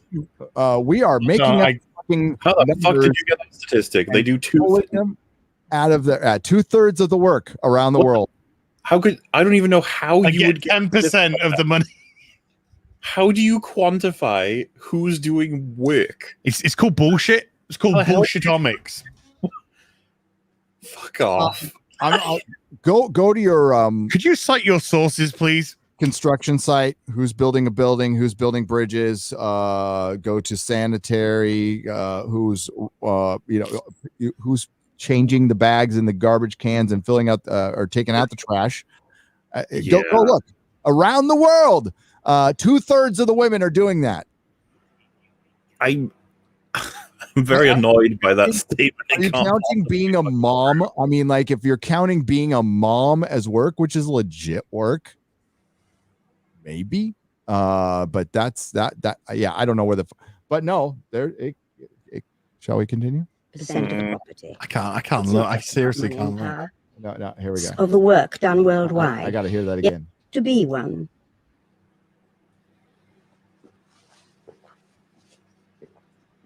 And they're using Judi Dench as the voiceover, who used to be M as well. So the world has changed, but the numbers remain stacked against us. Women are responsible for 2/3 of the work done worldwide, yet earn only 10% of the total income and own 1% of the property. It's not just about money and power.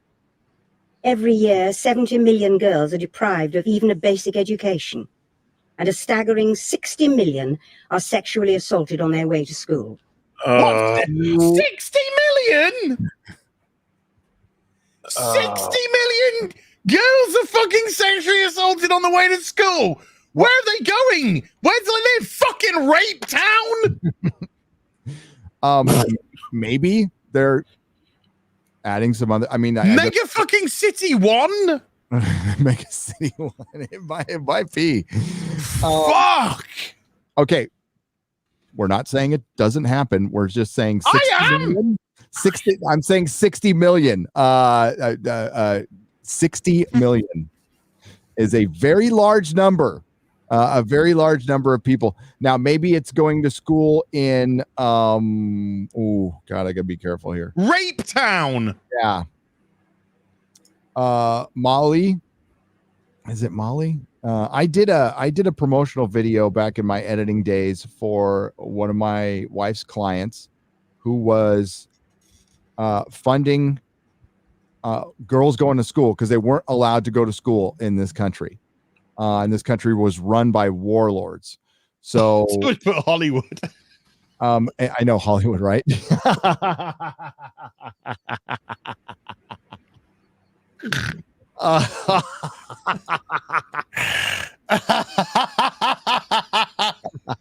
Where do they live? Hollywood? You got us.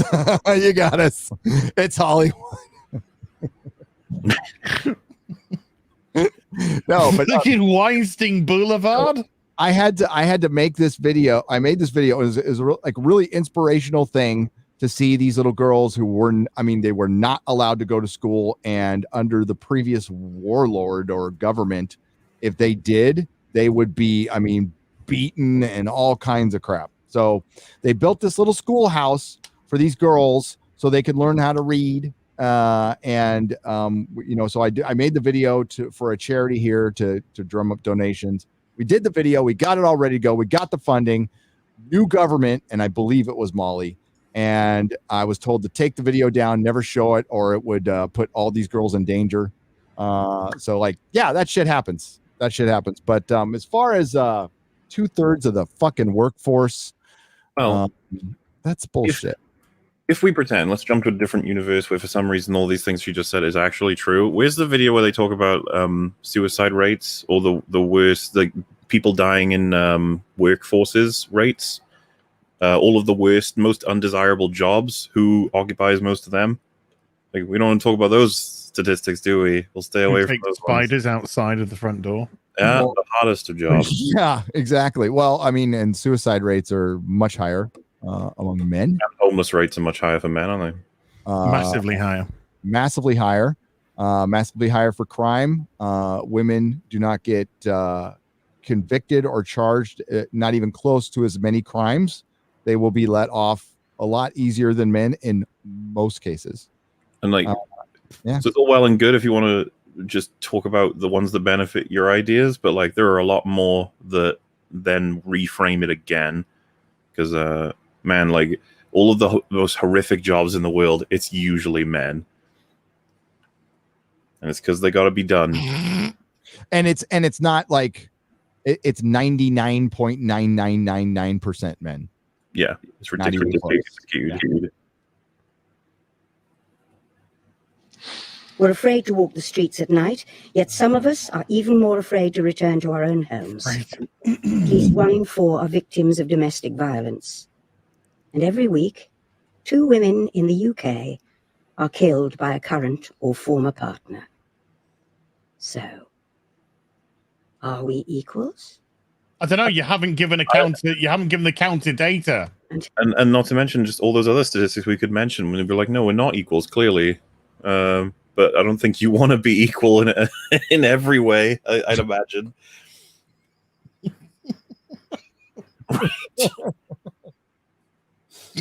Terrible. Oh, every day. What are you? What does that even mean, by the way? Like, they are afraid to walk down the street, so are we equal? It's like, well, if it's really dark and you're not very strong and you're in a dangerous position, like, yeah, you should probably, that fear is a good thing. It'll keep you from getting killed, potentially. The whole point of this was I think Daniel Craig was probably pretty down with the female Bond thing. All right. Pretty sure. He's the one who brought Phoebe Waller-Bridge in, insisted that she come in for No Time to Die. Now, the one good thing about No Time to Die, and it might just be a bad thing, I don't know, but Cary Fukunaga, sorry, director, he directed all the episodes of True Detective season 1, which is fucking perfect television, in my opinion, in my humble opinion. I don't know if have you seen it, Az? Have you seen True Detective season 1? I've seen this one scene where this woman gets her big tits out. Alexandria Daddario, isn't it? I don't know. There's just some woman that straddles Woody Harrelson, and then she just gets these unbelievable tits out. And I'm like, I gotta watch this one day. I gotta watch this season one day. I cannot recommend it enough. It is Matthew McConaughey's best performance as an actor. It's visually, it's trippy and fucking cool. Each episode was directed by the same guy, written by the same guy. Too bad they couldn't get along. Unfortunately, and season 2 of True Detective sucked. But the first one was a masterpiece, dude. So he's directing the Bond film, but he might be just a hired gun. So I don't know. But if it was normal, if it was Hollywood of 5 or 6 years ago, this guy would be a fucking rock star and he'd be directing all kinds of stuff. I don't know why he isn't now. He also did a thing called Maniac on Netflix. Some people liked it. It's pretty surreal. It wasn't bad. Oh, was that the guy from The Hobbit, from Lord of the Rings? Yeah, Elijah Wood. Yeah. Maniac? No, it was a different Maniac. Different Maniac. Was it Maniac? Was it Maniac? I'm pretty sure it was Maniac. Maniac. But Emma Stone is in it, and super bad. Why am I blanking on his name? Jonah Hill. Jonah Hill. Jonah Hill. Yeah, I'm not the biggest Jonah Hill fan in the world. I know you said Jonah Hex because of comics. I've seen Jonah Hex, the movie. I haven't. It's pretty bad. Can answer that for we were talking about that the other day on EFAP. What is Jonah Hex exactly? Is it DC or is it some other thing? DC, yeah. Is he like he gets involved with like the DC heroes every once in a while, sort of thing? He is, yeah. He's like he started out as a Western thing, and he's more supernatural now. And they've done it. Yeah, it's cool. Cool. I think it's a good character that they have. DC has a lot of great characters that they refuse to use because they've gender and race swapped them like 90 times. Like The Question is, somebody asked a couple of days ago, or no, it was last BBC. Somebody asked like, what superhero would Alex Jones be? And John F. Trent came up with the best answer. He was trying to answer me. And he said The Question. I think that would be like, the Renee Montoya version, or no, not the Renee. See, that's what you got. Is it the Renee Montoya version? That's New 52. I hate the New 52. Speaking Renee Montoya, who's going to be in season 3 of Batwoman. Yay! Oh boy! So all the women from Batman are going to be in a show, and everybody just still wants to see Batman. Like we have so many shows. It'll ruin it. Oh, it will. We have so many shows about peripheral Batman. Like we got the Teen Titans now. We got Alfred Pennyworth. We got Gotham. All these shows, but we don't have a fucking Batman show. And I just want a Batman show. I just want a show with Batman in it, not Batman's butler, not the third detective under James Gordon. I want Batman. For fuck's sake. Things are so bad now that I'm like almost starting to look forward to the Batman with Robert Pattinson. Like I'm like, this might actually be good compared to all this other shit. Speaking with Radio Times, as reported by The Independent, Craig stated, there should simply be better parts for women and actors of color. Color. Yeah, COLOUR. Correct spelling. Color. Correct. Whatever. Color. Color. I can say it.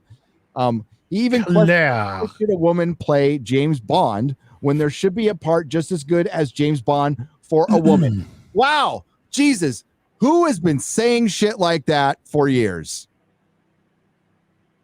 Beats me. I don't know. But when Daniel Craig says it, it's fucking revolutionary. No, Daniel Craig, you're a sexist in the 0069. There you go. 0069. 0069. There you go. Vag McGee. That's a great name. Well, hey, this woman right here in her nightgown does a double flip in her high heels with 2 fucking guns. Yes. And takes out a dude. So cool. And takes out a dude and lands on her heels. She's awesome. She is going to inspire. I'll allow it for being as fit as fuck. She's going to inspire. Ana de Armas. Hmm? That's who that actress is, isn't it? Ana de Armas. And she's in. I don't know. She was in the new Blade Runner. Oh, is that her? Yeah, she was the robot girlfriend thing. I forget. There's only one Blade Runner movie. I don't know what you speak of. Craig previously claimed that a woman could be James Bond. Back in 2019, British tabloid The Mirror reported that Craig stated, "I think that everybody should be considered. Also for women or for African Americans, there should be great parts anyway across the board. There should be different parts. Like we talked about this last week. Just make a 008 and have Idris Elba play 008. And he could be just as badass.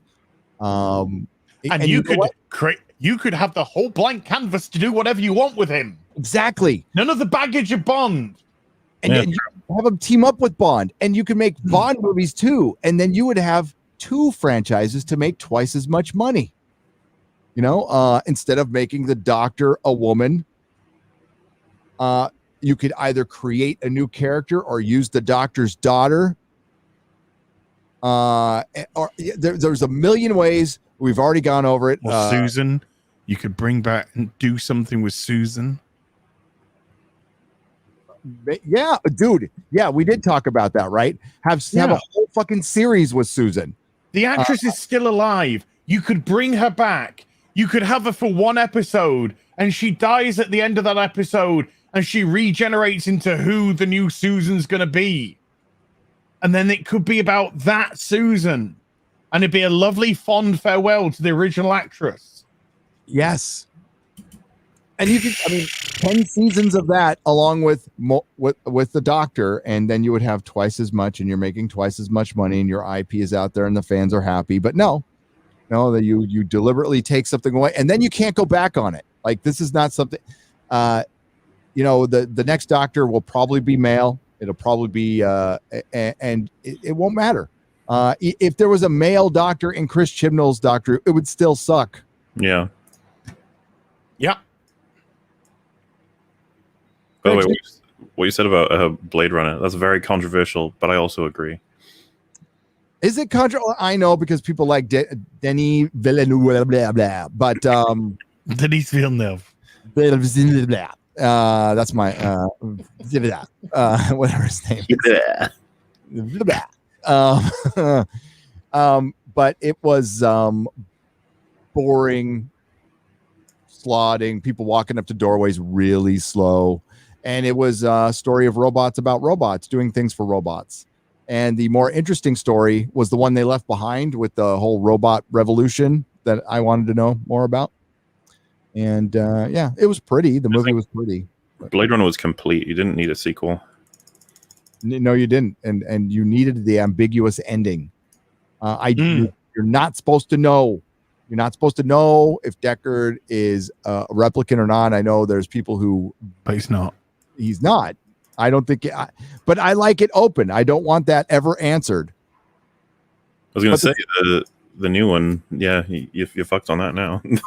I've not seen Blade Runner 2049. Well, I wouldn't recommend it personally, but a lot of people do. So, well, it's getting to that point where I'm sort of looking at these films which I haven't seen over the course of the last, 5 or so years, and thinking, I don't want to watch any of this modern day shit. So, kind of going through some of that.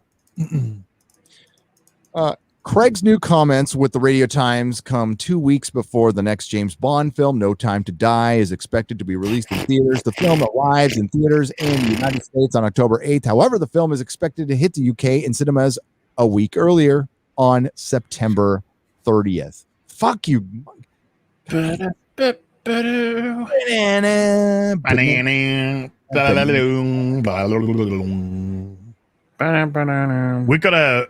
There's a midnight showing as well.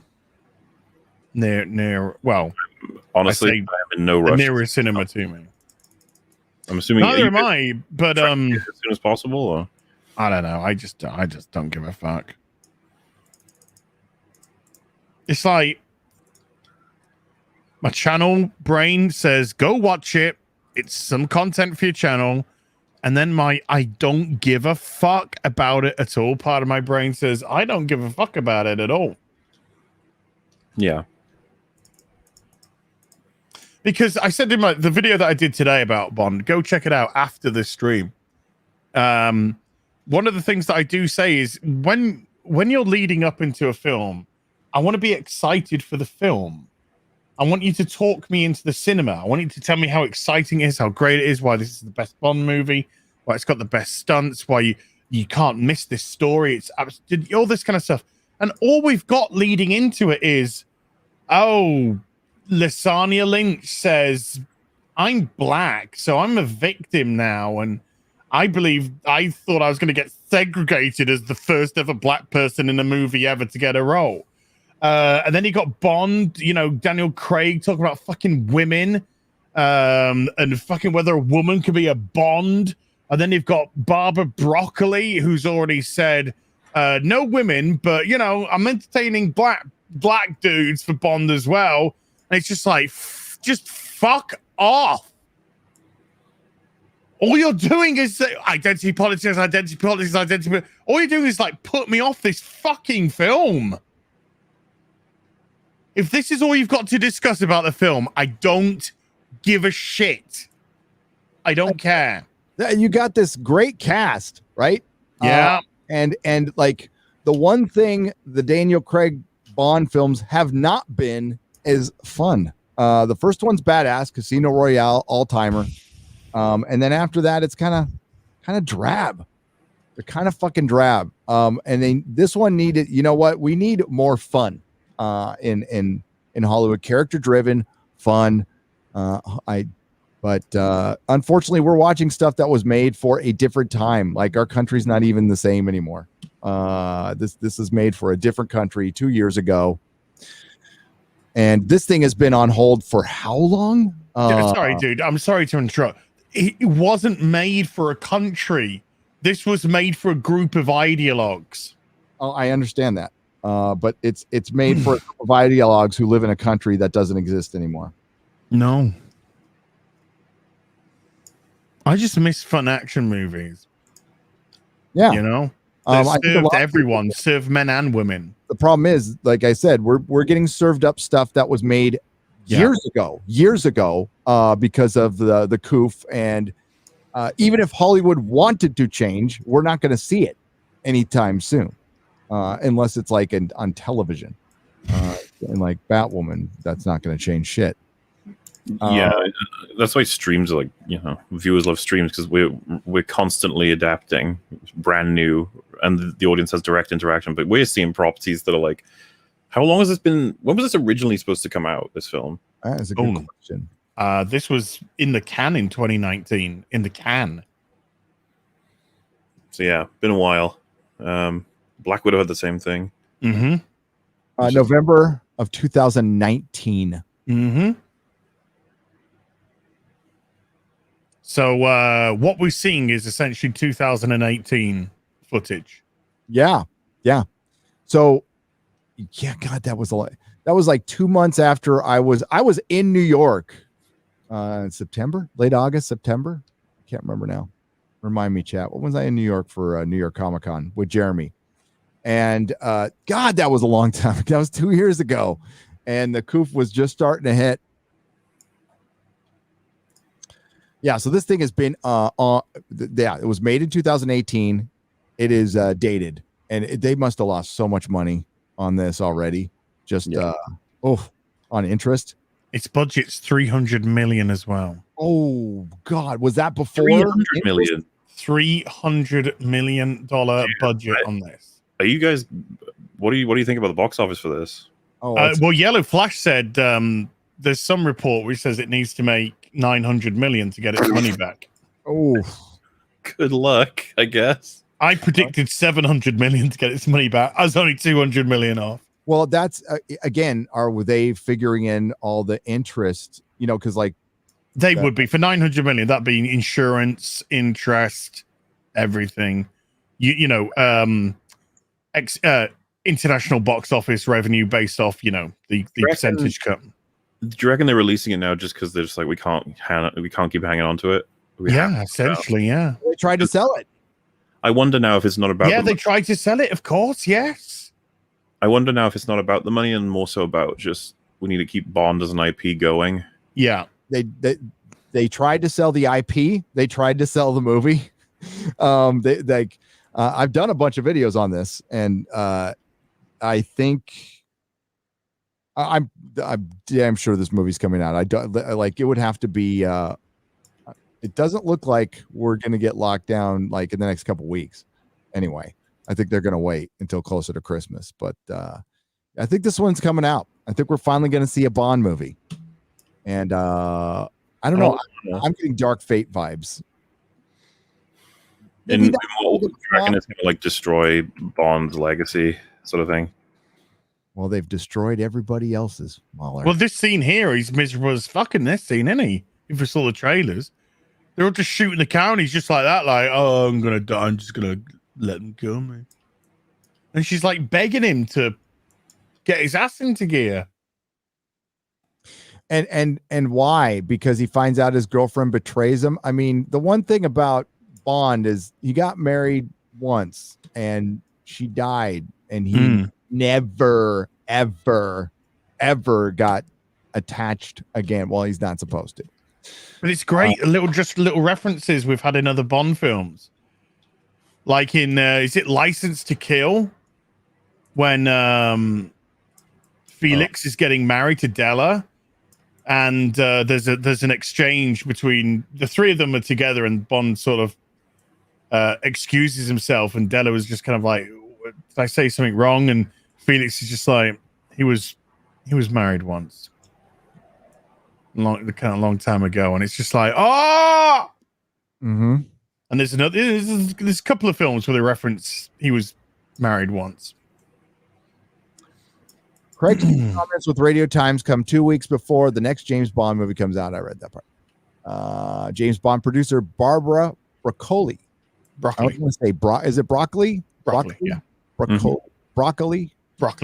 Chopping broccoli. I'm chopping. Chubby Broccoli was her father. That was a song.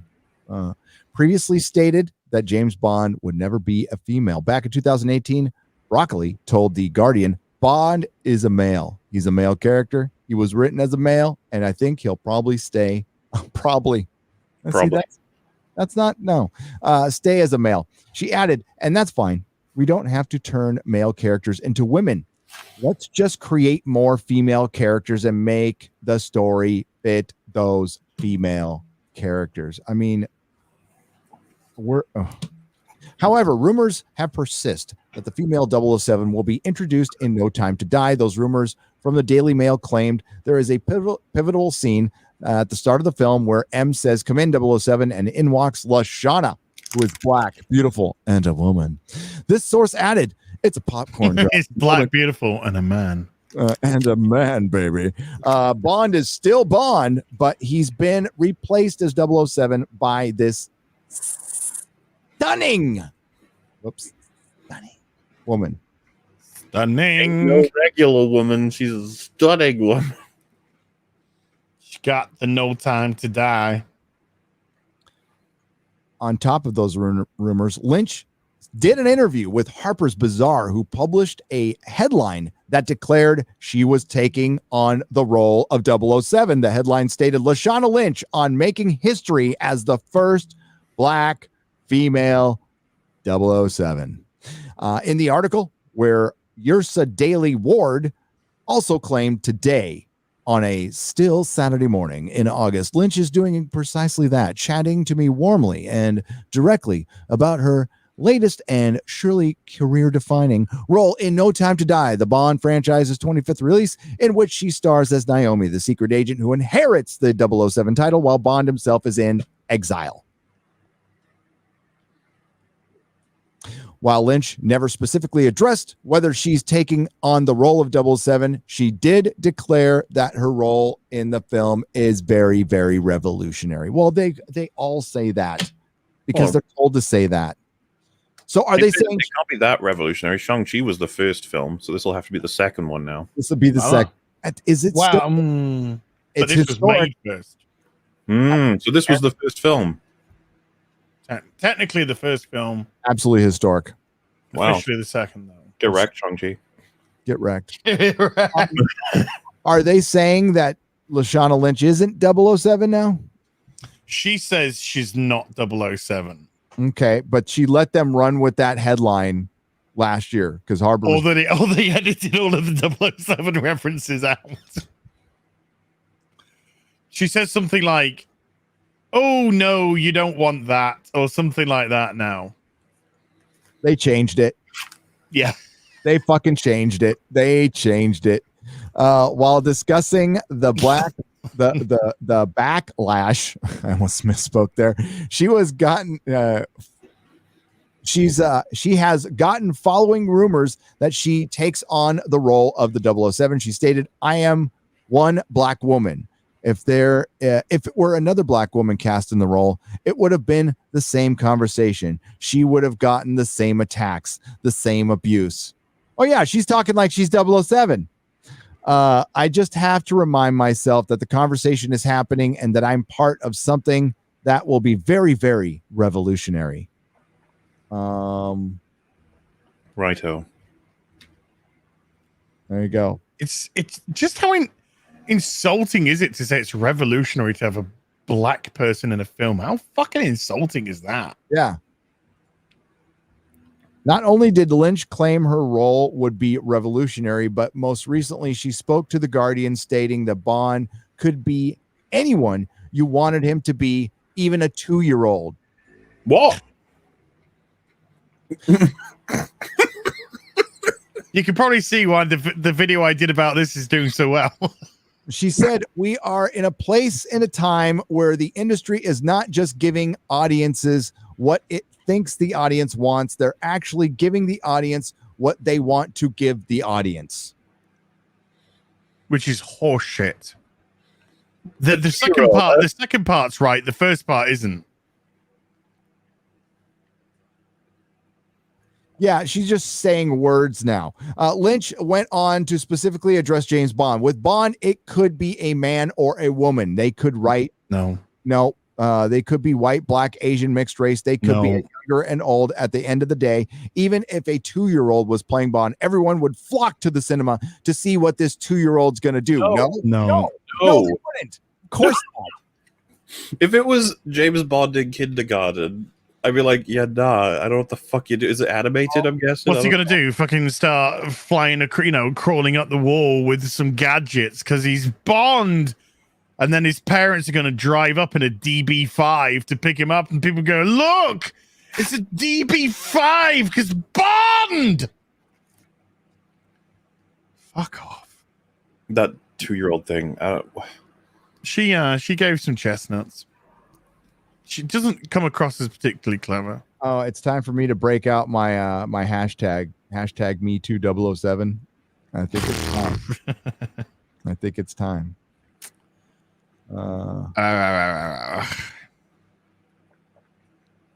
DB5 is beautiful vehicle though. Historic. Oh, Jesus. No Time to Die needs to earn 900 million just to get its. That ain't happening. It's not gonna happen. Time to die, Mr. Bond. Jesus. And you know what they're gonna do? They're gonna go, the white lead is played out. It's time for yes. James Bond and a black woman, lesbian soccer player with one leg.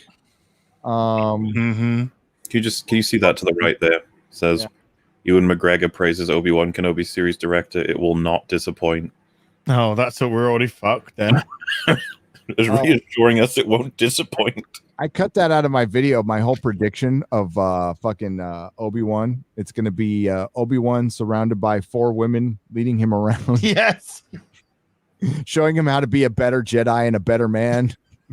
And then they all die right before he sees Luke doing something. Oh God, Disney is just fucking. They're all creatively bankrupt. They can't adapt anything. They're afraid They're afraid to take any chances for one, right? But they want their cake and they want to eat it too. So they really thought they could fuck Star Wars this much and you would still come, and a lot of people did. But they didn't think there would be any diminishing returns afterwards, which there was. Listen to Lashana Lynch. A 2-year-old could be Bond and people would flock to the cinemas. They don't know what the fuck they're talking about. They don't understand fandom. They don't understand paying customers. They don't understand sales. I don't know if they understand stories. Trevor Slattery is a character in Iron Man 3 and in Shang-Chi. And I messaged you this MauLer. Yeah. I think most actors, including Simu Liu, are Trevor Slattery. I think that was a probably accurate representation of actors in Hollywood.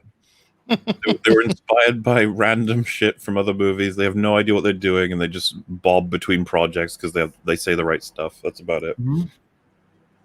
Oh, did you like what I said there? You know, I went down a rabbit hole of Joe Rogan. There's a bunch of Joe Rogan clips on like behind the scenes of Hollywood, like his take on. And it's really the casting directors who have all the power. And he told a story of a woman casting director who fucked every dude who got a role through her. Fucked her. He wouldn't give her the name out though. But it's like the female Harvey Weinstein. You had to fuck this girl to get a role. And dudes are like, and guys are like, yeah, okay. Was it Kathleen Kennedy? Okay, maybe. This is quite a funny tweet, to be honest with you. In 2021 MI6, there must be more than one female 00, surely. After all, they had a female boss for over 20 years. Yes. She played M for 20 fucking years. 2 different Bonds. 2 different Bonds. Was it GoldenEye she first came on? Yes, GoldenEye was their first. Yeah. Good movie. Hell yeah. I love GoldenEye. It's one of my favorite Bond films ever. Yeah, I was cheering at the end of that. If my friend Doug is in the chat, sometimes he's in the chat. We were watching GoldenEye together, and it was like Bond had been gone for a long time, you know, after the Timothy Dalton era, which wasn't popular here in America. And we were stoked. We were fucking stoked. I was so happy after that movie. I'm like, Bond is back. Yes. Well, there was a number one, there was a licensing issue with Bond anyway. Number 2, there was a licensing issue with Pierce Brosnan because he was still tethered to Remington Steele. So yeah, to get that GoldenEye up and active. GoldenEye's a great film. Go watch it tonight after this stream, ladies and gentlemen. If you haven't watched it, but it's so much fun. 006 is in that movie, isn't he? 006 is, yeah, Sean Bean, 006. Yep. Good stuff. The King and Country, James. No, for Wales. For Wales is always lovely, isn't it? But it's not. That's Timothy Dalton. Pierce Brosnan's Irish. All the Bonds fight for Wales. But yeah, I absolutely adore GoldenEye, and it was great. I think Brosnan was like, he was the casting you kind of always wanted for Bond, and eventually got it because he was they wanted him for Bond, but way back in '85 for A View to a Kill, but they couldn't get him because of Remington Steele license and everything. And then I think they wanted him again when Roger Moore hung up his sock stockings, and again, just the whole licensing deal with Remington Steele just prevented it from happening. So it was great to get him eventually. Hey, had some terrible films, mind you. You know, like Goldfinger. I don't know when you guys last watched that. You know the fight he has with Oddjob. Mm-hmm. It's like better choreographed fight than like majority. In Fort Knox, you mean the one in Fort Knox? Yeah, because he keeps trying all kinds of different ways to beat Oddjob, but it's not working because Oddjob's too strong. And then he gets with the trick with the hat and the electric and stuff. And it's just like, I was just rewatching the other day. And I was like, man, this is like better than most shit that comes out these days. And it's from when the fuck was Goldfinger even made? 67, I want to say. Maybe. Let me just check. Golden. But God. Golden movie. Avenger. Yeah, now I'm gonna watch Bond tonight. 64 was Goldfinger. Wow. 64, fucking, because I usually end up saying Goldfinger and Goldeneye were my two favorite Bond films. And you know what they got in common? Gold. I was going to say James Bond. Oh, no one. Pussy galore. That's what they got in common. Pussy galore. Yeah, Goldfinger is up there for sure. I like Dr. No. It's an editing mess, but I like it. I love it. The whole, do you expect me to talk? No, I expect you to die. And Bond gets out of it just by pretending he knows something. It's so close to being killed. It's great. And I think Casino Royale is fucking amazing. I adore Casino Royale. Good movie. Yes. Because I imagine being Bond and I imagine being with Ava Green. So Ava Green is like, yeah, she's crazy. Penny Dreadful. She was in Penny Dreadful. Mm-hmm. And that show is, I know we've talked about it before, but that show is schizophrenic. I mean, because like it's part a really good show and part like just cringe. And that had Timothy Dalton in. Yeah, it did. It had some great writing, and Rory, the guy who was just in that picture with Rory Kinnear, yeah, played the Frankenstein monster. And he's like really good. He's really good. But there's other stuff. Yeah, and I guess they did a follow-up that takes place in LA in the 30s, and A Penny Dreadful is something from like the 1800s, right? London, like a precursor to a comic. It's like a comic strip type of thing. Yeah. A Penny Dreadful, yeah. No, I thought that show had great potential. It's a little weird. I liked it. Also, Casino Royale had one of the best Bond themes ever with God, Chris Cornell. Chris Cornell just absolutely bringing it. R.I.P. Chris Cornell, man. Yeah, dude. Are there who thought that Eddie Vedder would be like the last one left? I mean, not that I want anything bad to happen to anybody, but I'd rather have Lane Staley around or Chris Cornell. Anybody. Anybody. I'm Eddie Vedder.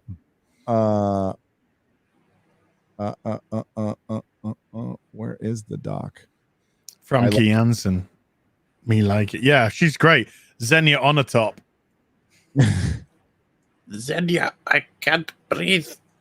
And then that was the plan all along. Framke she is chewing scenery in that film, and she's great. Yep. I remember thinking she's great.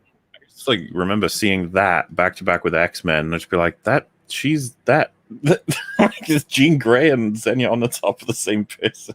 She's a great actress. She's a good actress, is Femke. Love Femke. I do. Was taken. Yeah. Life in that. Did she die in the third one or something? I can't remember. Wolverine sticks her with his. No, I meant in the Taken movies, but true. She does die in that as well. Sorry. Does she die in the third Taken movie? I think so. I don't think I've seen Taken 3. Yeah. I don't even know if I've seen Taken 2. I forgot all about it. Chat. I know that you have, you disgusting degenerates. You've seen. I've seen Taken 1. I've seen that a few times. I enjoyed that. Taken is like dad porn. That's what it is. Yeah. You take one of my kids, I'll kill the world for my kids. Yeah. Fuck yeah. Dude, Liam Neeson's badass as hell in Taken. Fuck yeah. And some people are saying she did die in the third one. Oh, that episode. Yeah, somebody said that episode when she's on Next Generation and she bonds, she attaches herself to Picard because she's meant to be in stasis as the bride. Yeah. And then when she fought, oh man, that is a great episode. Femke. Because she'd already what is it? What's the word I'm looking for? Not implied. She'd already imprinted herself on Picard. So even when she's leaving, she's like, I've imprinted myself on you. So, you're always going to be my man. And when I'm with him, I'll be thinking of you.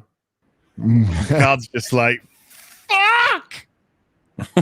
She's so hot! But outside he's like, make it so. Very good. Right, it's a really good episode. It's a really sad episode. But it's like a romantic but sad, because Picard, obviously, he never, he very rarely opens himself up.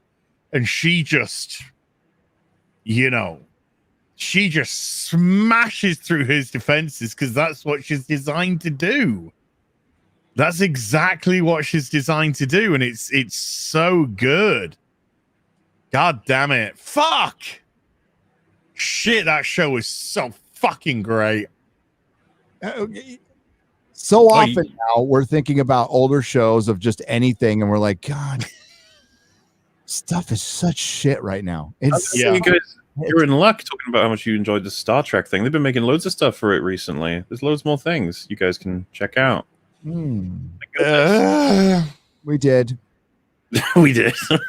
We got Discovery, and then we've got Strange New Worlds. Then we've got a new season of Lower Decks. Fuck off. Woohoo. Fuck off and die. Discovery, where they, it's Star Trek. So having a black female be a captain is about as revolutionary as the sun coming up. I don't know. It's just fucking nothing. But they acted like it was historic. And then they went back and had to insert her into Spock's life and the original series, which I call Star Trek, because they never had a story when they could have just made a new show and moved ahead. That's all they had. That's all they needed to do. But it's not enough. They have to rewrite the past. They have to change history. It's despicable, and it's all like biting them in the ass right now. I mean, we look at how healthy everything is. Everything's doing great. Split fandoms all around. Mm-hmm. Lord of the Rings is next. Oh, it's happening. Oh, it's dude. No, it's a happening. It's a year away. I'll be fine. It's a happening. They're trying to get the original composer, aren't they? To do this. Howard Shore. That's interesting. He'll compose it. I don't know. He had trouble with Peter Jackson. I remember he was composing King Kong, and then they fired him. Damn. King Kong. Wow. Right? Yeah. And then, but he came back for The Hobbit. He did a good job on The Hobbit too. The soundtracks are really fucking good. Yeah. So they fired him on King Kong, but he was back for The Hobbit. Yeah. Oh, here's something interesting. Apparently they have filmed the final bit of Chibnall Whittaker Doctor Who. It's all in the can now. Woohoo.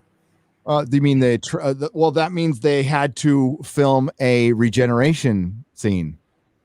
Which doesn't necessarily mean they would have filmed. But you know how they did the David Tennant regeneration scene. So they did him. And then they did the other half. Yeah.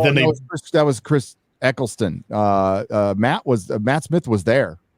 They met. There's a picture of them together on set. Okay. So it was I thought they did it in a closed set. They did Matt on a closed set. Christopher Eccleston.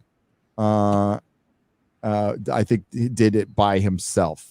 I'm pretty sure. Let's see. Well, now it's going to give me all the 50th anniversary stuff. For 10th regeneration. I'm sworn I saw that picture. Yeah, there it is, right there. This is them together. It was Christopher Eccleston, I'm pretty sure, because that happened so fast. I mean, not to throw it in your face or anything, as I'm not trying to do that, but there it is. That they were together. That's his hair being up right there. Fourth season. So they came in, but I don't know what happened with Eccleston. I know he quit and it was boom like that. And we don't really. We know his side of the story. We don't know BBC's side of the story. We know it was very abrupt. I imagine, I think Eccleston said he had a lot of problems, like personal health problems, like mental health problems and stuff, which you want to be. So anorexia, didn't he? Yeah. Anorexia or bulimia. Or maybe both. Yes, he can read minds. Take that ass. Zoolander. No, I'm not trying to shove it, but I think Az is thinking of Eccleston. It might be different regeneration. I'm not trying to throw it in his face, but either way, it could be that it's still up in the air for what's happening with the new potential Doctor. They may not have even filmed whoever that may be. They may not even have confirmed who that may be. Well, they haven't got a new showrunner, so. Well, and I was going to say, what we could see is that she begins the regeneration and then it ends, That's what I think, because there's no new showrunner. There is still the potential that it's going to go on hiatus as well. There's multiple factors up in arms right now. Multiple being. Well, Colin Baker, when Colin Baker was fired, he was just fired. Yeah.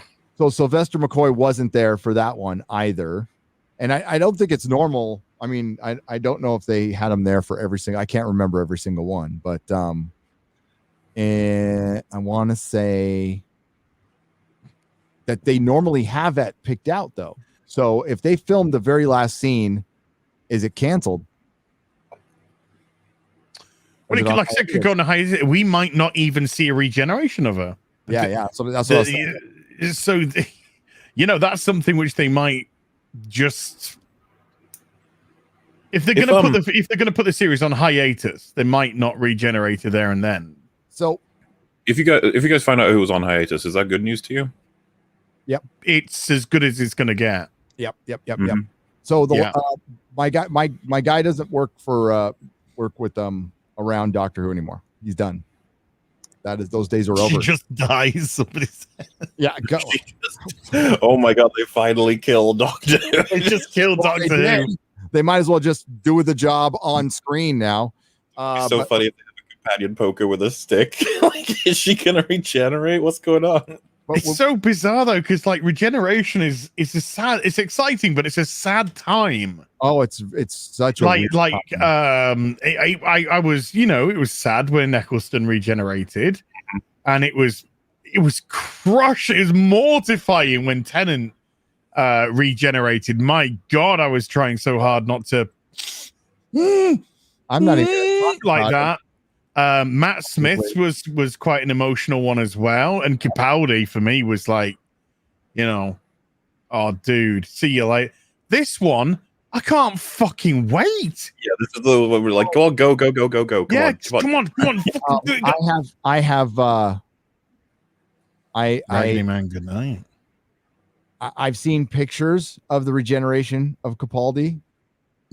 I always stop before he regenerates. I'm out. Nah, I just can't. So you've never seen the regeneration to Whittaker? Nope. Okay. I've seen pictures, but nope. And so ironic his speech, his goodbye speech, but you can tell his goodbye speech is Moffat saying, basically, there's a bunch of assholes coming. Yeah, but there's a bunch of assholes coming. Can you please remember what Doctor Who's about? Yeah, no, that's what it was all. That's what I got out of it anyway. That's what I got out of it. Yeah. Never be cruel. Never be cowardly. Always be kind. Yeah. God, be nice, guys.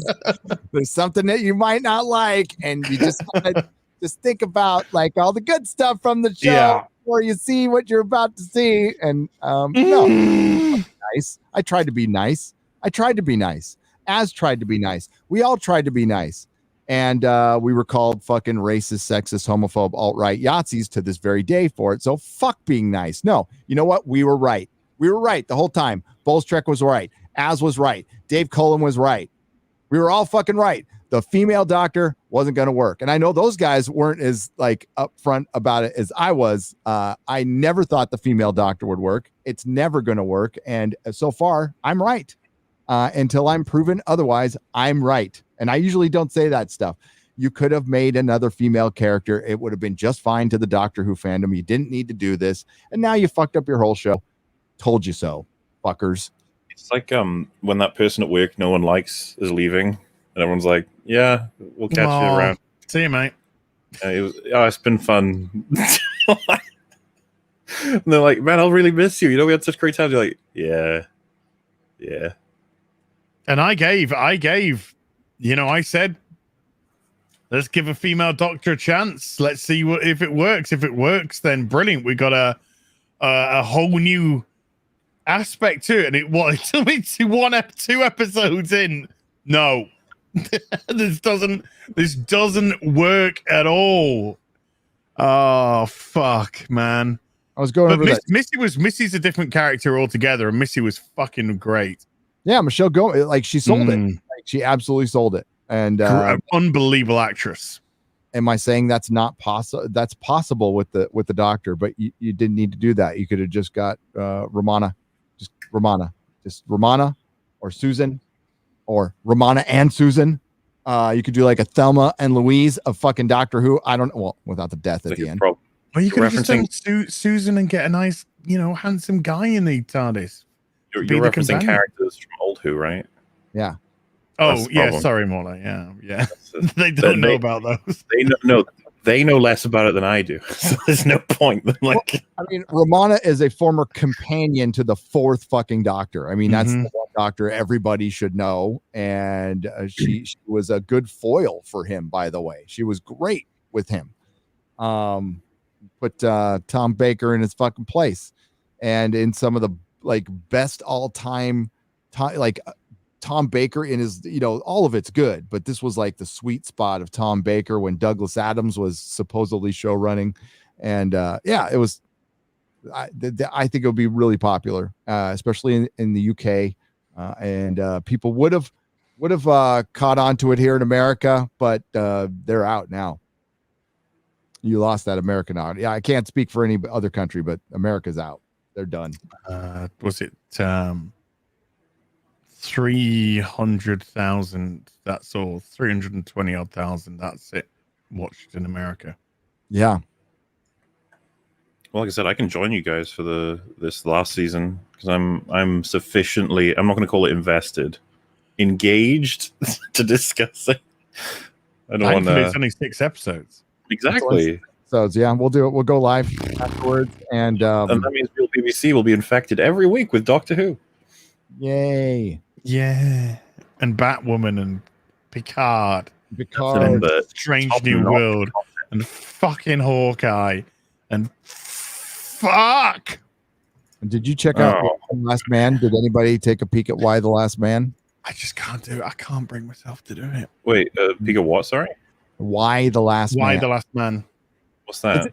It's a very popular comic book series that was adapted on Hulu, and it's about all the men are dead except for one. Okay. And at its time when the comic came out, it was fine. It was fine. It was released in the worst time possible, and it's and I know a lot of people when Az said put up his tweet, you got a lot of shit. People were saying, well, you haven't read the comic and but Az said, well, I'd wait and see. And I said this too. I wait and see if they actually adapt the comic or they adapt it to 2001. They fucking went Orange Man bad. And so it's fucking terrible. It's fucking terrible. Now one episode is terrible because that's all I watched, but I didn't like it. Hey, WG. What? Go on. I was just gonna say, a show in current day where all the men are dead apart from one, and women run everything. What could possibly go wrong? When you were describing it there, Gary, I was like, oh no. And then I was like, well, no. Well, I mean, it's like an interesting concept, but it can't work now. Like, there's no way they're gonna do that well now. There's one character in the comic books, and I'm going off of reading them a while ago, that she was cool, right? She was cool. She would kind of fuck anything. It was like a fully realized character, right? Whoa. And that's what they had in these books. That they are they are your typical cardboard cutout. It's a trope now. It's a fucking trope, like the female trope of a female being a dude, basically. It's just they did everything 2021. They went full 2021 to 2021. And you never go full 2021. Never. No, it's she-tarded. We will just call it she-tarded from now on. I think that's a good term for it. I think it's a very good term for it. It's really good because I don't think you can get clipped by YouTube for that either. She-tarded. You should be fine. Yep. They seem to be fine with the other version. I was about to say, I think it's Twitch are the ones that don't allow retarded. Twitch, YouTube's fine with it. Fucking, because Metal Commander, you guys probably know him a decent amount. He's like, he streams on Twitch every once in a while, so I'm with him, and I'm like, I have to remember, it's like, oh yeah, we're not allowed to say retarded. Like, fucking retarded. It's so stupid. It's why retarded? I can't say retarded. She-tarded. She-tarded. She-tarded. WG for $100. I've learned to abide Gary being pizza topping fluid. I can even support Harry Chan using as a meme. Harry Chan. Maybe Perry Chan using as a meme Buddha. I can also deal with dry, iconic Welshman. And what I cannot tolerate is a 2-year-old Jane Bond. Is Fleming in his grave. Keep Bond and carry on. Oh, beautiful. Oh, dude, imagine Ian Fleming listening to someone say, so here's my pitch, 2-year-old James Bond. Like, I'm sorry? I want to see him like crushing pussy too. So a 2-year-old Bond just nailing it. Oh, just Ian Fleming like coming back from the dead, and he's just like, "Hey guys, what's going on with my franchise?" Well, we got a 2-year-old black lesbian James Bond going on right now. Okay, look, everything else has been kept the same, Ian. Going back in my coffin. See ya. Yep. More comfy. And by the way, the pineapple pizza talk on Friday Night Ties, glorious, just glorious. Even if I was only in chat. I will say though, Gary, when you said plenty of people in California think it's normal to have pineapple on pizza, I was like, that's not helping your argument. That's making it worse for you. Do you know? I tell you what, I like pineapple on pizza, and then we're not starting this whole fucking thing up again. But I like pineapple on pizza. But do you know who can't do pineapple on pizza well? Fucking Domino's. No, probably not. That is whole. You know what? Maybe that's my problem. Maybe that's the only time I've tried it out was probably with Domino's or something. Who knows? When you guys come to America, coming to America. When you come to America, we'll go to pizza. We'll go to pizza time here, and is that the best? It is fucking so good. It's this spicy hot pineapple pizza. It's got buffalo sauce on it, and pineapple and pepperoni and cheese on this like. And you can get multiple crusts, but it's just on the hand tossed crust is the best. Sure. Great. So I have this really big YouTuber. I'm so excited about this, guys. I've been wanting to tell you this. So this really big YouTuber, this important YouTuber is coming to my house to stay. I know. Drunk 3PO. Yeah. He came to your house for a fucking shout out in this stream. Fucking hell. Yeah, he did. It is getting desperate for these shout outs now. Well, apparently he's stuck at the border right now. So there maybe I don't know if maybe he should have entered at Texas. It'd have been a little easier to get in. Tell him there's a bridge he can chill out on. Yeah. So I was gonna say. A lot of people have been suggesting tangerine on pizza. You know? No, I couldn't. I saw that image where somebody had made apparently that was like it's like a delicacy, well, not delicacy, but that's like a regular topping where they are. Long time ago in Burma, I saw a pizza topped the size. The pizza, the size of a tangerine. Tangerine. Ian Fleming died when he was 56. Wow. I didn't realize. I thought he had a long life. Fuck. shit, he looks fucked. How old is he there? 25. That is a good question. Dude. 25 years old. He looks like a variant of Jeffrey Rush. Yes. You're absolutely right. Jeffrey Rush should play Ian Fleming in the new biopic. So, yeah, I don't know when this picture was taken. What did he die of? Probably. Oh, do you want to set slow mode in your chat? We've got issues with a lot of spam accounts coming in. Man, someone's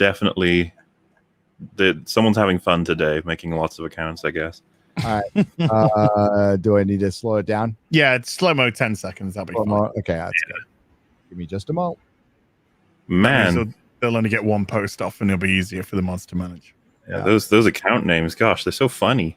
I know. One of the messages was bold. That's fine. It's like, you know, we get called Nazi, white supremacist, yeah, you know, all these like hideous names because racist. Why the racist? Because they didn't like Shang-Chi. Yeah, we get called these hideous names every day, all day, every day, and it's water for ducks back. But then you get a spammer come in and he just like, you know what's going to really upset us? What's that? Call him bold. Your whole life is over. Like, throwing everything in your room like, I can't deal with this. He found out my weakness. I can handle racist and white supremacist. And I can handle being called a homosexual that smokes cigarettes. But I just can't handle bold. We've gone over this so many times. It's like kryptonite. Backwards world where, you know, when you cover like a content creator and you go, oh my god, and then you like vaguely make fun of their fucking appearance in any way, shape, or form. That's considered the end of the world compared to calling someone a Nazi. It's like, you do realize one of those is worse than the other, right? Maybe they like, got him. The character criticisms versus like, you're ugly. For some reason, you're ugly is like way worse in when we cover people.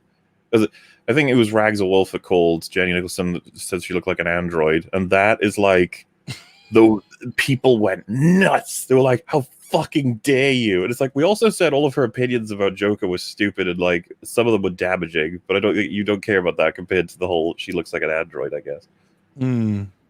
Damaging.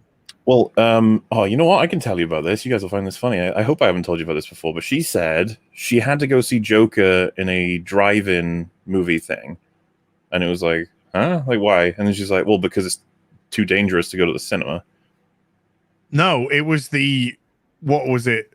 The Littlest Mermaid or whatever next door. That's where Frozen 2. Frozen 2. That's where the fighting was happening.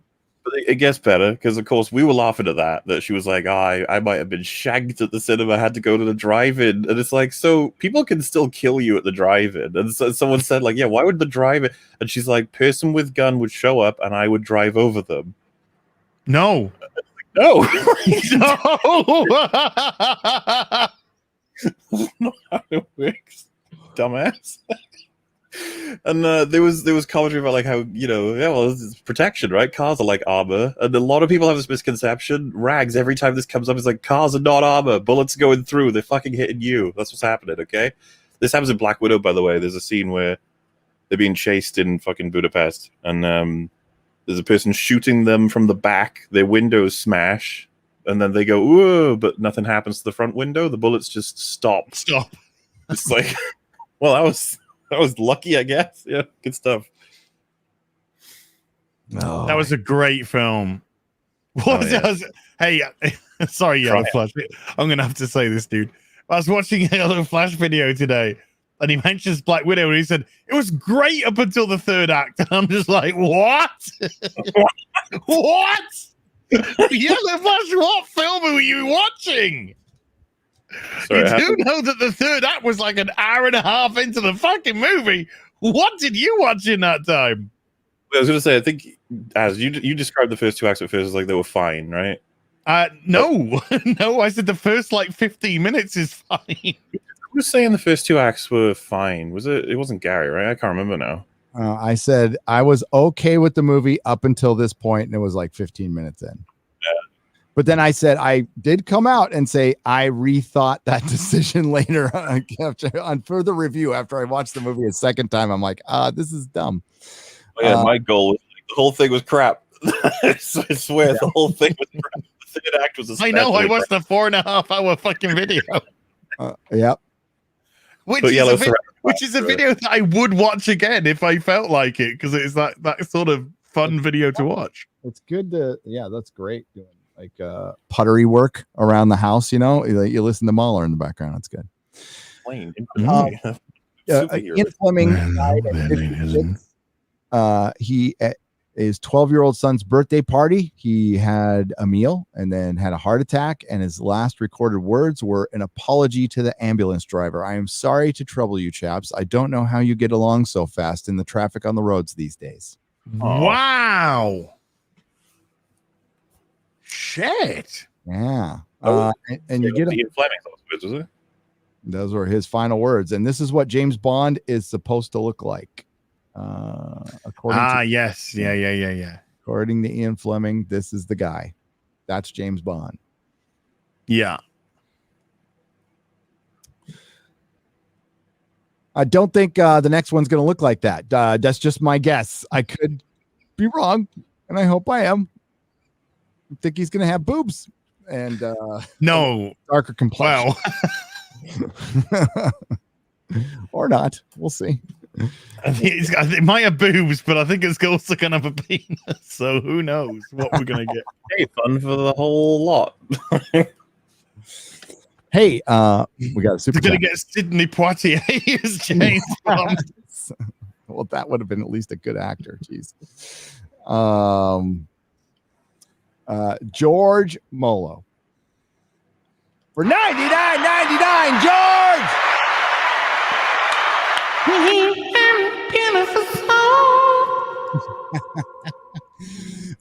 I believe this says super chat 1 of 105. Jesus Christ, you've made it, Gary. What? 1 of 100. You could just stop streaming now. 105. Holy shit, what's that going to add up to? It's been a hell of a run, ladies and gentlemen, and I just want to thank you all. I am now going to unplug from the internet completely. Take me with you, Papa. In Texas. Milking cows and hanging out with Mrs. Nerdrotic. It doesn't sound bad at all. No, that sounds pretty good, actually. Watch your old movies, read your old comics. That is the plan, by the way. Whenever I give this thing up, I am giving up the internet. I'm done. I will unplug. I did it once, since in the internet age, because I had to go to rehab. Long story, but they didn't let me have anything electronic, no computers, no phones, no access to anything, and it was kind of great. For 30 days. George says, talking Liam Neeson. There's a film he did based on a poem by Ian Jeffers called The Gray, a powerful dark film. All hail Nerdrotic, all hail Az, and making me laugh, adding years to my life with his tweet, Blitzkrieg, and all hail the great MauLer. Hail George! I need The Gray, yeah, about the wolf. Oh, that okay. I was going to say, thoroughly recommend The Gray. Excellent film. It's top notch. That film is unfortunately marketed, so a lot of people came away unsatisfied because they were expecting a film where Liam Neeson progressively takes down an army of wolves in a battle of wits. But that is not what the film is, and it is fucking great. It has a lot to say about depression and a lot of other things. Fully recommend it. Now I'm going to see it. Far Out Cast for $111.11.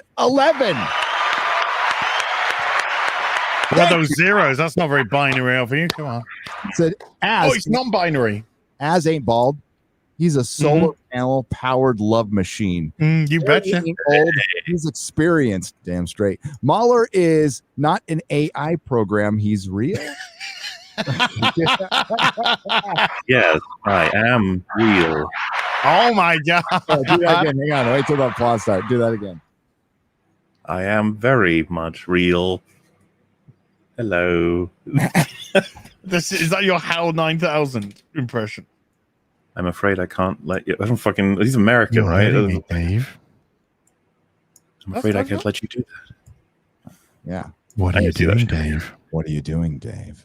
Stop it, Dave. As was at the meetup. You're hurting me, Dave. MauLer was actually at the meetup. I had my USB drive there. My MauLer AI. I was saying to Gary, I should stealth come to a meetup where I'm actually just walking around interacting as a fan, and Gary's the only person who knows exactly who I am. Yeah, no one would know. And then I run off, put the mask on, come back out, and then people are like, wait a minute. Wait a minute. That man looks like that long man. I'd have to use a different accent too, because the bass in my voice might give me away. So I'd have to be like, "Hey everyone, my name's Cletus. I'm a big fan of the show. Can I get your autograph there, Gary? What are y'all talking about? Is that Star Wars? I love the first one. I'm not so much a fan of the prequels, but they were all right. They were all." They're okay. They're a lot better now. Thanks to the Disney Trilogy. I'm a big fan of the sequels, but I appreciate you guys' input. That's why The kindest critic on YouTube. I find community is more important than disagreeing.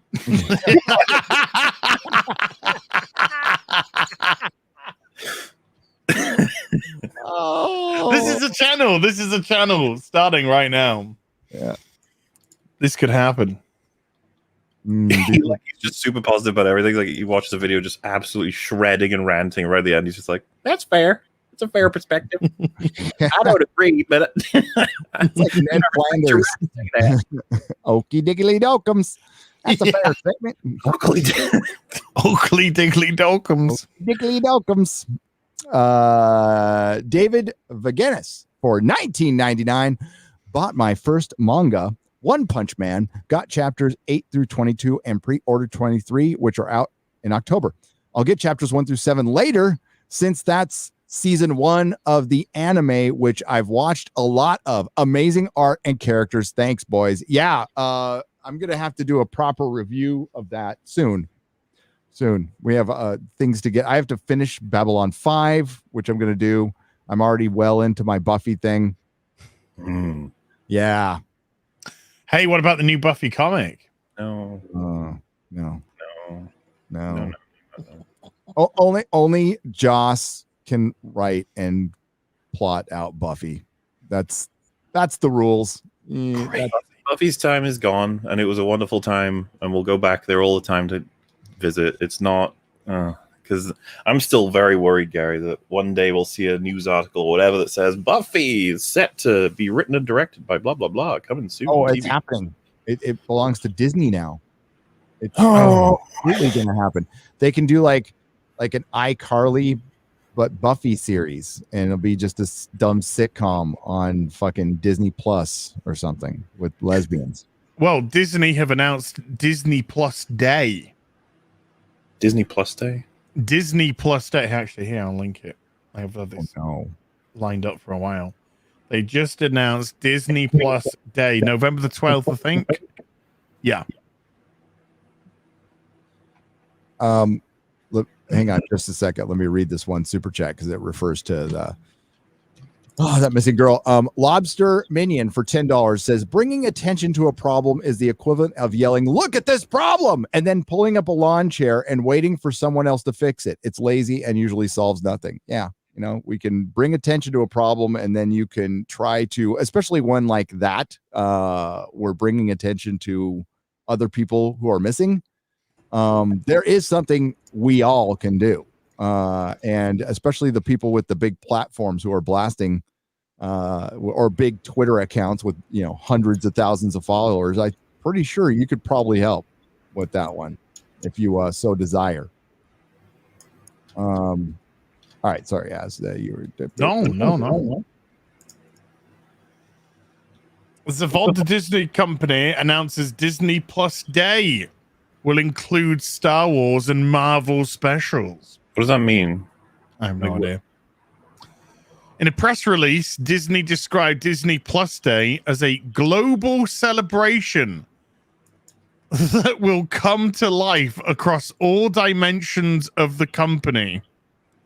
They go on to add that subscribers to Disney Plus will be treated to new content releases across the service's iconic brands Disney, Pixar, Marvel, Star Wars, National Geographic, and Star in international markets, along with a special presentation on Disney Plus for fans with sneak peeks of what's to come. Okay, you get trailers. Yeah. Oh, gosh. You get trailers and what you fucking paid for by signing up to Disney Plus. So, like, gross as well, because they're trying to make it a thing. It's like Disney Plus Day, where we all come to celebrate Disney Plus, our overlord subscription service that we all adore, right? You're like, Oh, look, it's Dwayne Johnson in Disney Jungle Cruise. Gary, it's your favorite movie. Oh my God, yes. The Dwayne Johnson, the Spanish conquistador. I'll never get old. Sorry, I think it's funny. You know, I'm sure. Maybe they picked him up in Polynesia. I don't know. So yeah, it's literally you get content for the money that you're paying, and we'll show you some trailers, show you some commercials, and people will gush over this. Oh my God, these! Oh my God, this is what I paid no bucks for in Pirates. Yes. Yeah, because we're all just going to be like, what were the trailers? And you have to get Disney Plus. Like, no, just put them on YouTube. We'll watch them there. Yeah. Just fuck. It's all about the next thing. If you're trying to sell something, isn't it redundant to sell it to people who have already purchased your product? Here, folks. Here, this is what's coming up. Okay, well, we're already subscribed to Disney Plus, so... Like, this is an announcement for a day that celebrates finding out what's coming. Like, that's where we're at now. Yeah. They're basically, they need subscribers. So this is a subscriber push. This is like when your gym does customer appreciation day, and then they try to upsell you on fucking, training and stuff. That's exactly what it is. Oh, you can see if they're going to have a counter that's going to count down to Shang-Chi breaking even. That's the best headline. Shang-Chi #1 at the box office, now third worst. That is some science right there. That's some science. I love it. Look, they got Trump on as well. Yay. That'll get me a few more white supremacist videos made up about me. He said yes to a picture of Trump. What? Well, we had it on, so it's like when you have a hamster, you're drinking the water like they do. Thank you. Well, I was trying to get the last couple of drops out, but I'm gonna be honest with you, it didn't work. Damn, it didn't work. I'm gonna have to probably fill it up properly.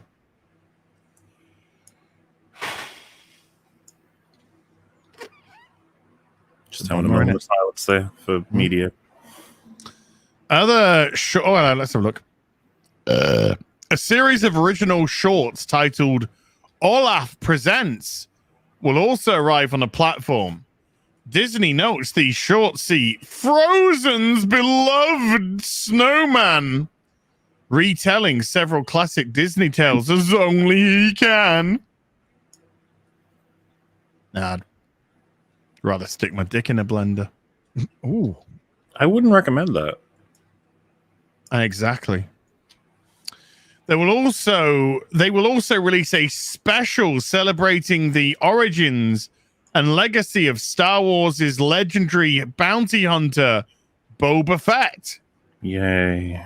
There will also be a special celebrating the Marvel Cinematic Universe on Disney Plus with an exciting look towards the future. Yay.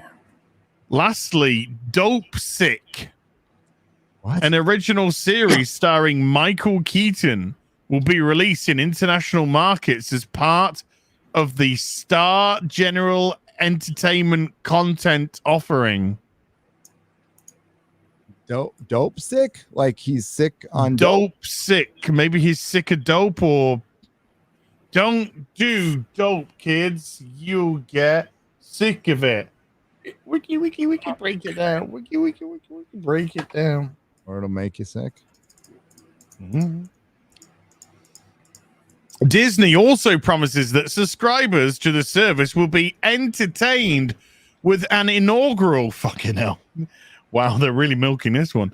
Disney Plus Day fan celebration on Disney Plus, which will include breaking news, first looks, new trailers, exclusive clips, and appearances from Disney Plus creators and stars.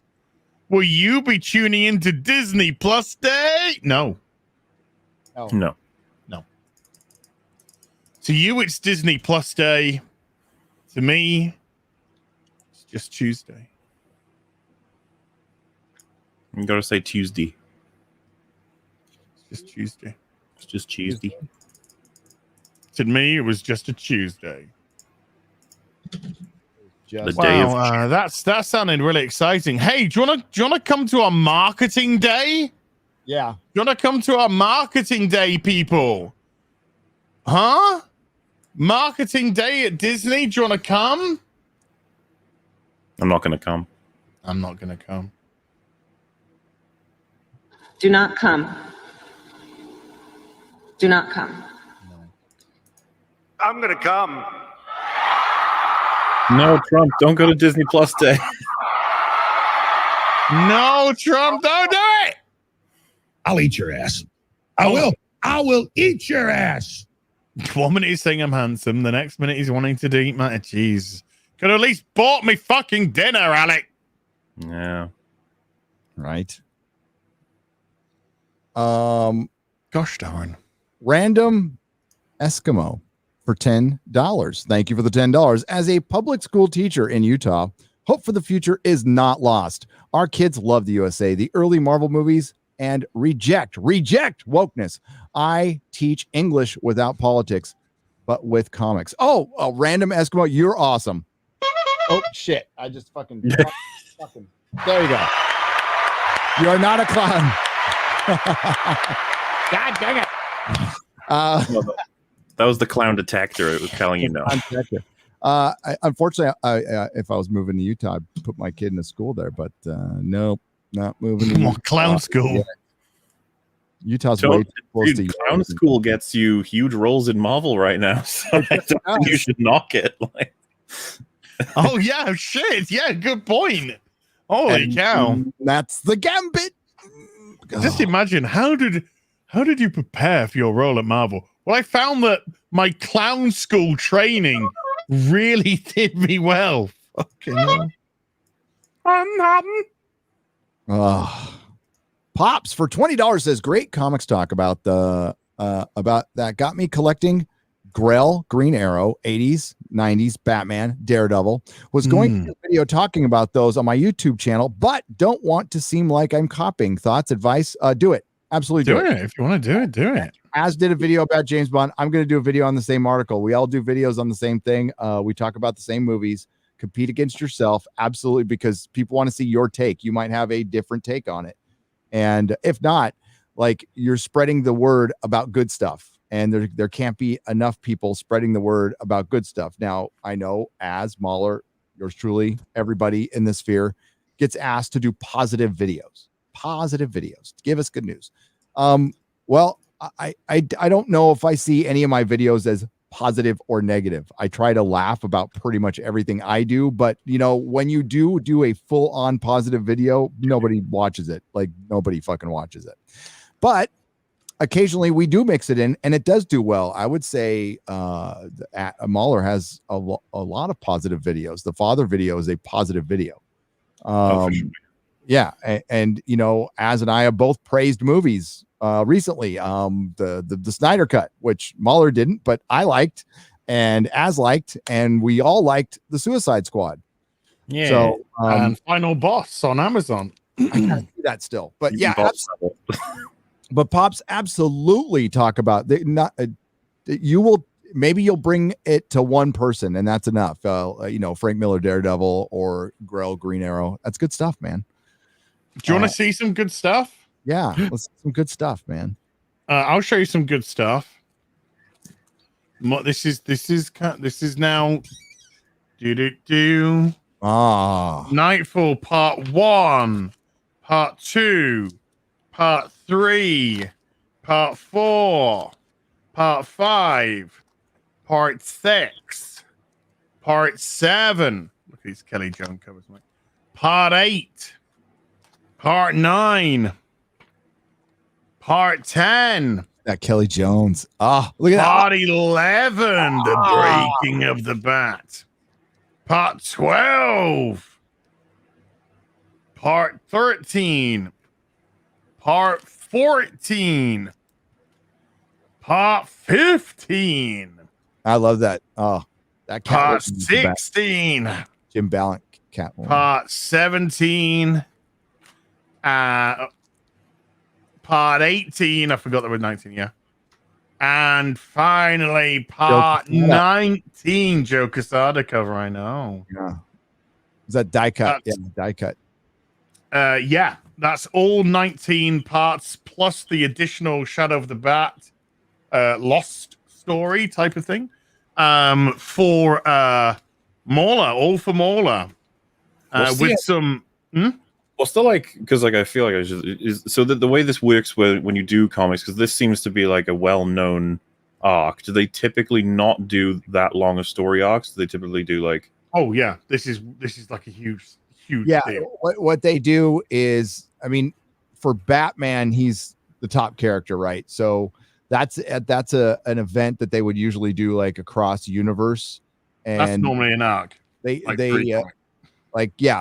Normally an arc is 3 to 4, enough for a trade. Before that, it used to be 1 or 2. Before that, it was just one-off issues. Nowadays, like Batman will have an arc maybe once a year, maybe a little longer.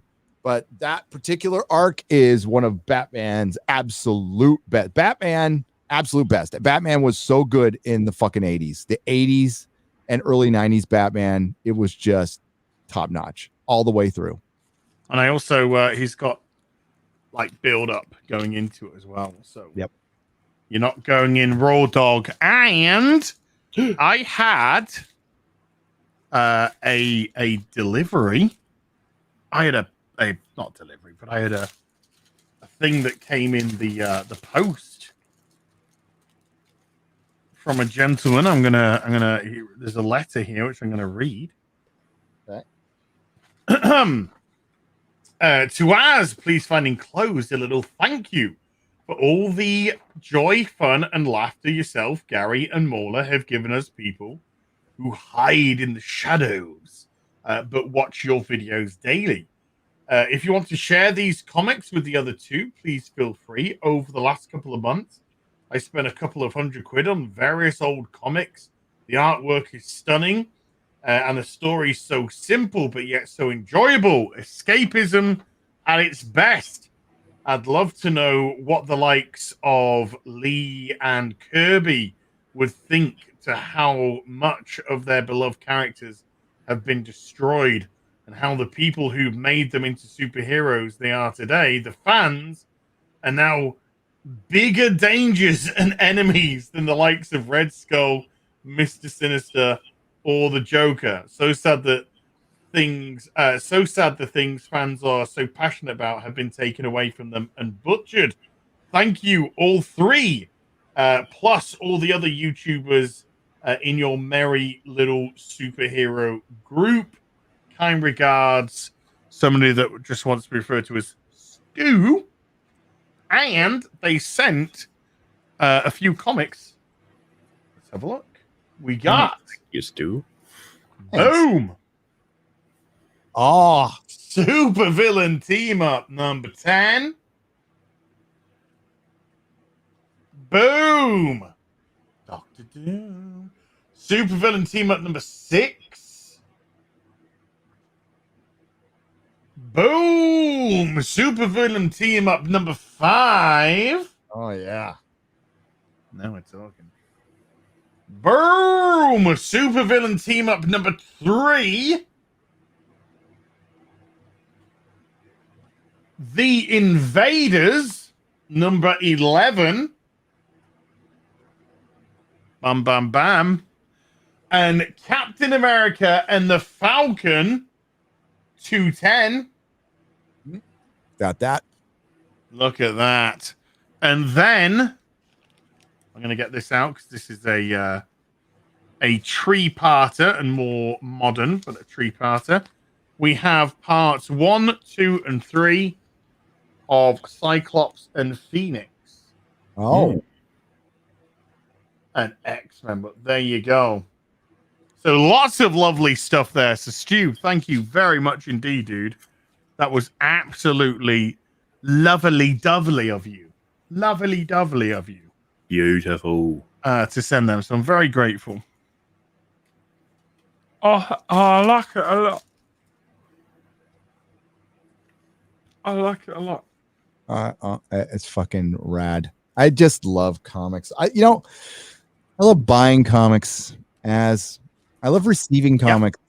I love holding them in my hand. I love like reading one story and then the next story and then the next story comes out and then I can read that one. And sometimes it takes a month, sometimes it takes 2. It's cool. I like it. One thing I have near me is my Who's Who. I always have this. These are fucking cool. These are kind of affordable. So you can get the binder and they're like superhero manuals. Marvel has one too. It's called the Official Handbook of the Marvel Universe. And you can get these little things that go in, right? And you got, look at it. And it gives you all the specs, everything you need to know off of every hero, villain, Heat Wave. DC has the weirdest heroes. Look at this fucking picture though of the Joker. Boland, yeah. Damn good. Damn good. Ego unknown. Yes. Unknown. 6'4". Joker, 6'4". Damn, he's tall. And I think that is the coolest part that we've never known. It's kind of like not knowing who the Doctor is. That's awesome. Pass my thanks on. That's cool as hell. Supervillain team up. One of my favorite books. Didn't last very long, but Namor and Doctor Doom together is just badass all the time.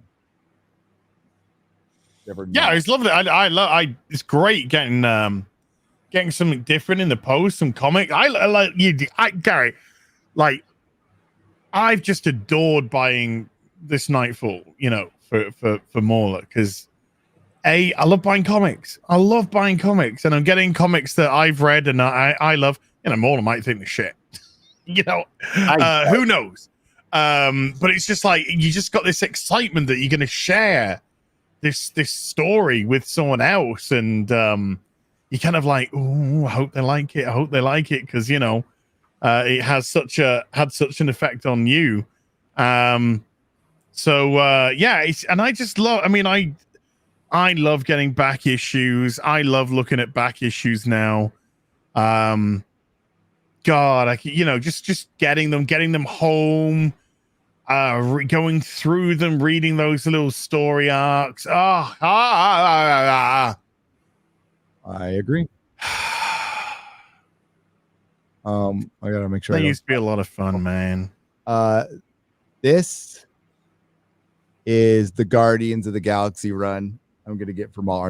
Not this one though, because it's got a CGC book. But this is what pretty much the movie was based on.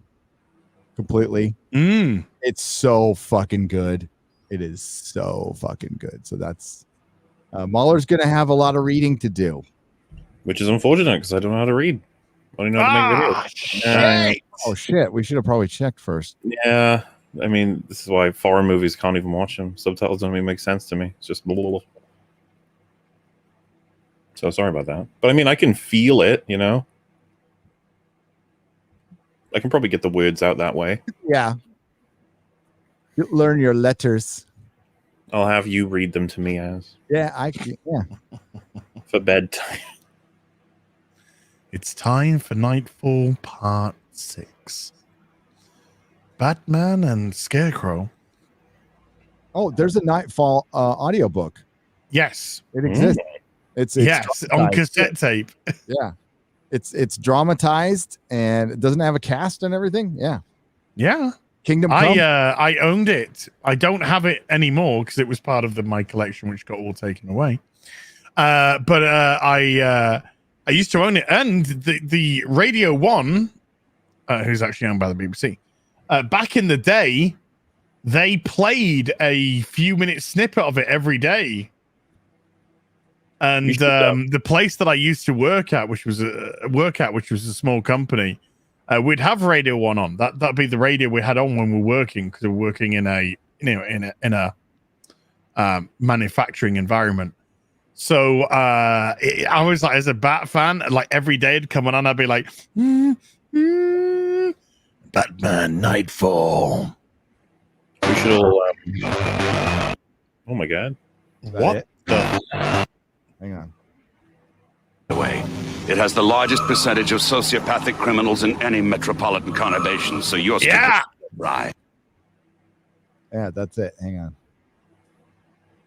Like, I think the voice of like Montoya she also did the voice of like Lady Shiva, and then by the end of it, she couldn't tell which accent she was meant to be doing, so she was kind of doing Montoya a little bit like Lady Shiva. And it's got me. You must be from out of town, or you'd know better than to mug tourists at the Founders Day parade. I love it. It's so good, dude. Yeah, it's so fucking good, man. We should create like a voice acted comic at some point with all you guys playing different characters. It'd be fun. Like, you know, I did a little thing for Batwoman. Did you ever see that? I don't think so. I'd see if I can find it. It's cringe as fuck, but I was just trying to demonstrate how to like try and do a story, you know, a better interesting story. You look for that. I like this idea, MauLer. Get a scripted audio drama going. I mean, because my first thought was like, you could like Nightfall, right? You could have it, you could record it all, and all. I guess there'll be room for everyone to play characters. You know, like even Gary could be like Scarecrow or something. You know, just it could be anything. But then I was like, well, why not create your own something, right? I can voice that. I don't know. That's a good idea. It would be fun. I think we should. I think that would be really fucking cool. Let's roll that around in our heads. You know, I always wanted a full-on audio drama of a Song of Ice and Fire. You know, because that's the only way we'll get not that it's going to ever end. And this is before, you know, fucking George decided to just quit. But that's what I always wanted, one of those. And we got a good one of Lord of the Rings already. Mm-hmm. I forgot to check Not a Blog today. I still check every day. Let's see, has George finished the George? Okay. Oh, shit. Sorry. No, it's okay. I grow old, I shall wear the bottoms of my trousers rolled. Shall I part my hair behind? Do I dare to eat the peach? Is this what it's T.S. Eliot? No. No, so he posted about T.S. Eliot, fucking Thursday Night Football, bitching about the Giants. Nope. Yeah, no talk about the book anymore. It's done. Did you find it, Az? I'm looking. Okay, no, take your time. It's all good. Have you put thought? Because I know you guys were mentioning something to do with that Santa Claus thing, right? Like making your own comic. What's? Yes, we're gonna do Santa's ex-husband. We have a way of we want to do it a particular way, which we will not say right now. Az and I could probably write this in a night, so we'll just put together a night where we can write it because it's like 17 pages.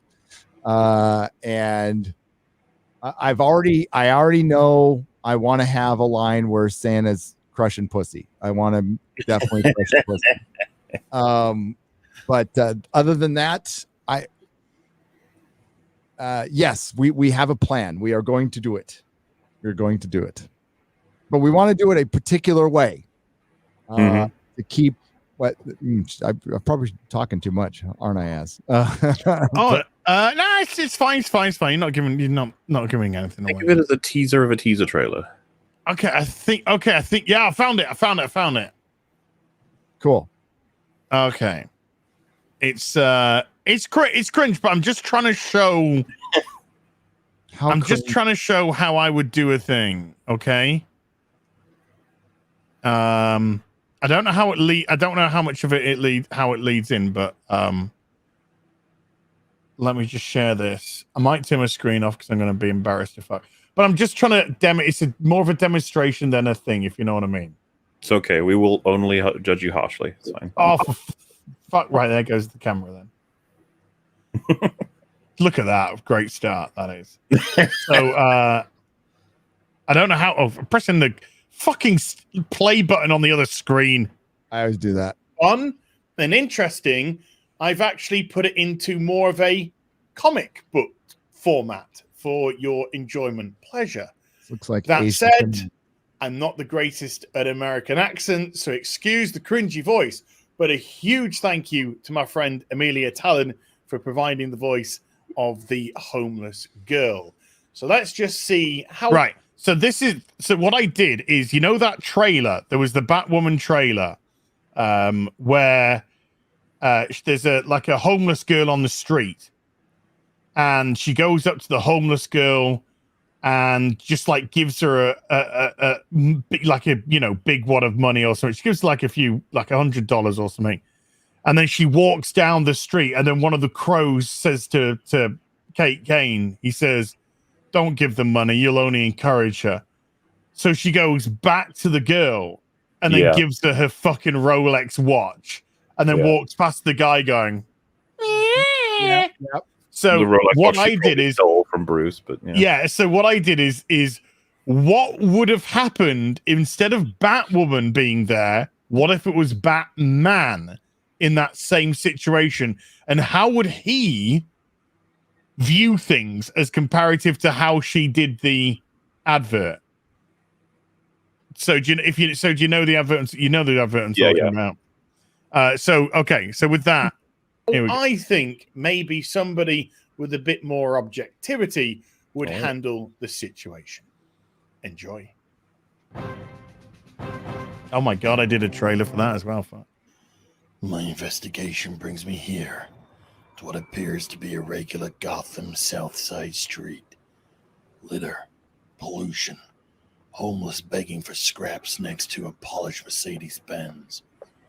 The extreme juxtapositioning Gotham displays. And it's here I see what is clearly out of place. The homeless person, young, reasonably well dressed and clean, hair fashionably styled, not appearing to be malnourished. Either she or somebody else wants her presentable. What's your name? My name? It's Grace. Grace Harold. How old are you, Grace? I'm 19, sir. She's not. She's 17. Grace Harold's been missing for 3 months now. Last seen with a member of the gang that I'm tracking. The mother's heartbroken. Her father, he's already accepted she's likely dead. Gotham does this to people. It can drain you of your soul if you let the darkness in. Why are you on the streets, Grace? My parents, I couldn't stay. My boyfriend. Boyfriend. Interesting. What's his name? Rico. Rico Martinez. Bingo. He's a lieutenant for Los Angeles de la Muerte. Wanted in connection with the disappearance of 2 young girls. 2 young girls the same age as Grace. There will not be a third. Tell me where Rico is. He's working. I grab Grace's arm and roll up her sleeve. Track marks. He's feeding her. He's controlling her. She needs him for a fix. Working or dealing? Yes. She's so scared her arm is trembling. If I push too hard, she might break. You need to leave, Grace. Get help. I can't. He won't let me. He needs me. Dependency had set in. If I leave her here, the next scumbag that comes along will just pick her up, use her. She'll be dead in a few months at best.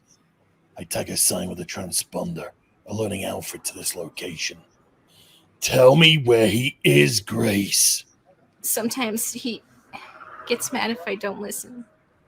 Grace, tell me where he is, and I promise you, you'll never see him again. He'll be at 7th and Opal. He won't be alone. Car will arrive at this location shortly, Grace. Get in, and he'll take you to safety. To someone who can help you get off this filth. Thank you. I'm sorry. Alfred will know what to do when he sees her. He'll take her to Dr. Leslie Tompkins. She'll contact her parents, and her father and mother will realize that Gotham can return souls as well as take them. But now it's my turn. My turn to be the knight, the shadow of the old fear stalking them, the demon in the corner of their eye, the Batman. Rico Martinez, you're mine. So that's right there we got. So instead of just being a smug fucking bitch, instead of just being a smug fucking bitch and being like, just give somebody who's clean and dressed well and stylish hair and doesn't look like they got any problems and just give them shit. No, Batman doesn't do that. He thinks about stuff. He works stuff out. Yeah. It's just everything that's wrong with Batwoman. There's way more thought that was in there. I like all the ideas in that. It's just the production elements. We could boost them, you know? we could just give a bit of a tweak here and there. But yeah, no, I think that's really not neat. a great editor, you know. It's I like little whoosh sounds when Batman was flying across. I even did a grappling hook sound too. You did. It was good. It's good. It's an excellent start. And I like the idea that we could eventually play with trying to tell some stories after all this time of criticizing them, you know, and trying to. Because a lot of people will like claim that it's like you shouldn't be criticizing until you tell one because what do you know, that sort of thing. Yeah. It would be funny if eventually we put like a big ton of effort into it. Because I don't know if you guys know, I don't know if we've talked about this before, but Red Letter Media, of course, they've made a couple of movies, but they're all like comedy. And I was always like, man, I'd really like them to give an honest try at making a drama, because of how much they talk about dramatic writing, and I think they could do it. And I also think that, you know, give us some time, some effort, we might be able to pull something off as well. Because let's be honest, they're hiring fucking anybody in Hollywood right now. So as long as they say the right stuff, so yeah, maybe. Somebody said the EFAT community why don't you animate that instead? They say that would be much better. That's the thing. I like the idea of getting us all to play different characters because we all have such different voices that it'll just give a lot of life to a script. But acting can be a bit of a bitch sometimes. So It's funny because I think right up until you hit record on a microphone knowing you're playing a character, it seems like, yeah, I could do that. And then right up till you press, you're like, oh. I don't know anymore. Because funnily enough, I've got a voice acting job coming up within the next month. Oh, nice. Every once in a while, I get commissioned for it. That's right. So that's where I started. It wasn't video reviews. And yeah, the most common thing I'm hired for is an American voice, not British or English or anything else. Yeah. I thought you would have been hired as a gentleman. I was thinking, I'm more than happy to be hired as villains most of the time. That's what I want my typecast to be, you know? A nice villain. Yes. That's something we should do. We should all make an origin comic for a superhero we make up, or villain. What would you guys' powers be? An origin or a tangerine gin? Tangerine. Like, mine would be a guy who falls in toxic waste and becomes really long. Yeah. He's like trying to crawl. Mine would be eating detractors pussy and getting fat, I guess. Based off yesterday's rubbing. What do you reckon, Gary? What'd your power be? My superpower. I had to pick one. I wouldn't, but you're welcome to do whatever you Why want. pick one? We can have them all. I definitely want to read minds, but I want to be like. I think the best power is like Wolverine's, like super durable, like healing. Like, I mean, of course you have to have strength along with that, but just being able to take a fucking beating and get back up. Yeah. That'd be horrible. But he can take it. He can also deliver it as. Yeah, but I mean, how many beatings do you really want to take in life? Well, if you're going to be fucking a superhero, you're going to be taking some beatings. You're going to go out and fight. So you better be able I to. suppose, you're going to be you can be out fighting the to be a justice. superhero, I would like, the ability to eat ice cream and not gain weight. That would be good. Oof, I'd like that. Can I just be like Oracle and sit by a computer all day? No, I like teleportation's a good one, but flight and just super strength. They're basic bitch, but they're good. They're good. I did write a superhero comic a long time ago. Might be X-ray vision. There you go. We all know why. And you can never prove it. Prove it in a court of law. You'll never know when ass is watching. You'll never feel safe again. Yeah. It doesn't matter how much you cover up. It's never enough. And you're like, is this a superhero? You're like, yes. Kind of. Sort of. Just go with it. Well, no, you said superhero or supervillain. Well, do you want to be the supervillain who just looks at people with X-ray vision? The peeping Tom. The peeping ass. We got a new villain in town. They're called the Peeping Tom. They'll tell you exactly how big your dick really is. That would be a great starting villain for any heroes. Like, he's watching women undress. We got to stop it. Like, that sounds like a really good parody. Like, you work really hard to stop the Peeping Tom, but meanwhile, there's this huge battle in the city between gods, and you're like, the Peeping Tom. I've got to stop. Yeah, but the Peeping Tom. I gotta stop the peeping Tom. Yeah. My area, yeah. Vision has very awesome powers. Vision has, he can fly. He's super strength. He can get hard as diamond. He can like phase through walls. He's got little beams that comes out of his. It's fucking awesome. Little. Are you saying you'd want them powers? I'd want them powers. Or Damn, but Peeping Tom could go up to some guy. Is this in a restaurant? Is this your first date? Yeah, it is. Just like pretend to be a waiter. Yeah, it's our first date. Just go to the guy. She's wearing a padded bra, dude. Yeah. It's nothing like that at all. Make the Peeping Tom like be able to peep into anything. Like he can peep into her bank account. He can peep. Yeah. I just love the idea. Yeah. I've looked in her purse. She's not brought a single scrap of money or credit card with her. She's got a condom in her purse. You might be getting lucky tonight. Yeah. Generate these scenarios, like they're talking with their friends at the restaurant or whatever. They spot him over the window. They see the Peeping Tom in action. He's like, gotta stop him. Call the police. I gotta stop the Peeping Tom. What is he peeping? What does he know? She got some 10 packs in a bag, mate. It's not gonna happen tonight. Oh, why'd you have to go there? Oh, you had to one up me, did you? Well, look where we are now. Dude, you're gonna get blue balls by the end of the night. Not on my channel. There's now we're down to 6% female audience. God. That would have to be a rule where, like, you maybe have between 1 and 3 powers, otherwise you'll end up like a Mary Sue. We can't have that, Gary.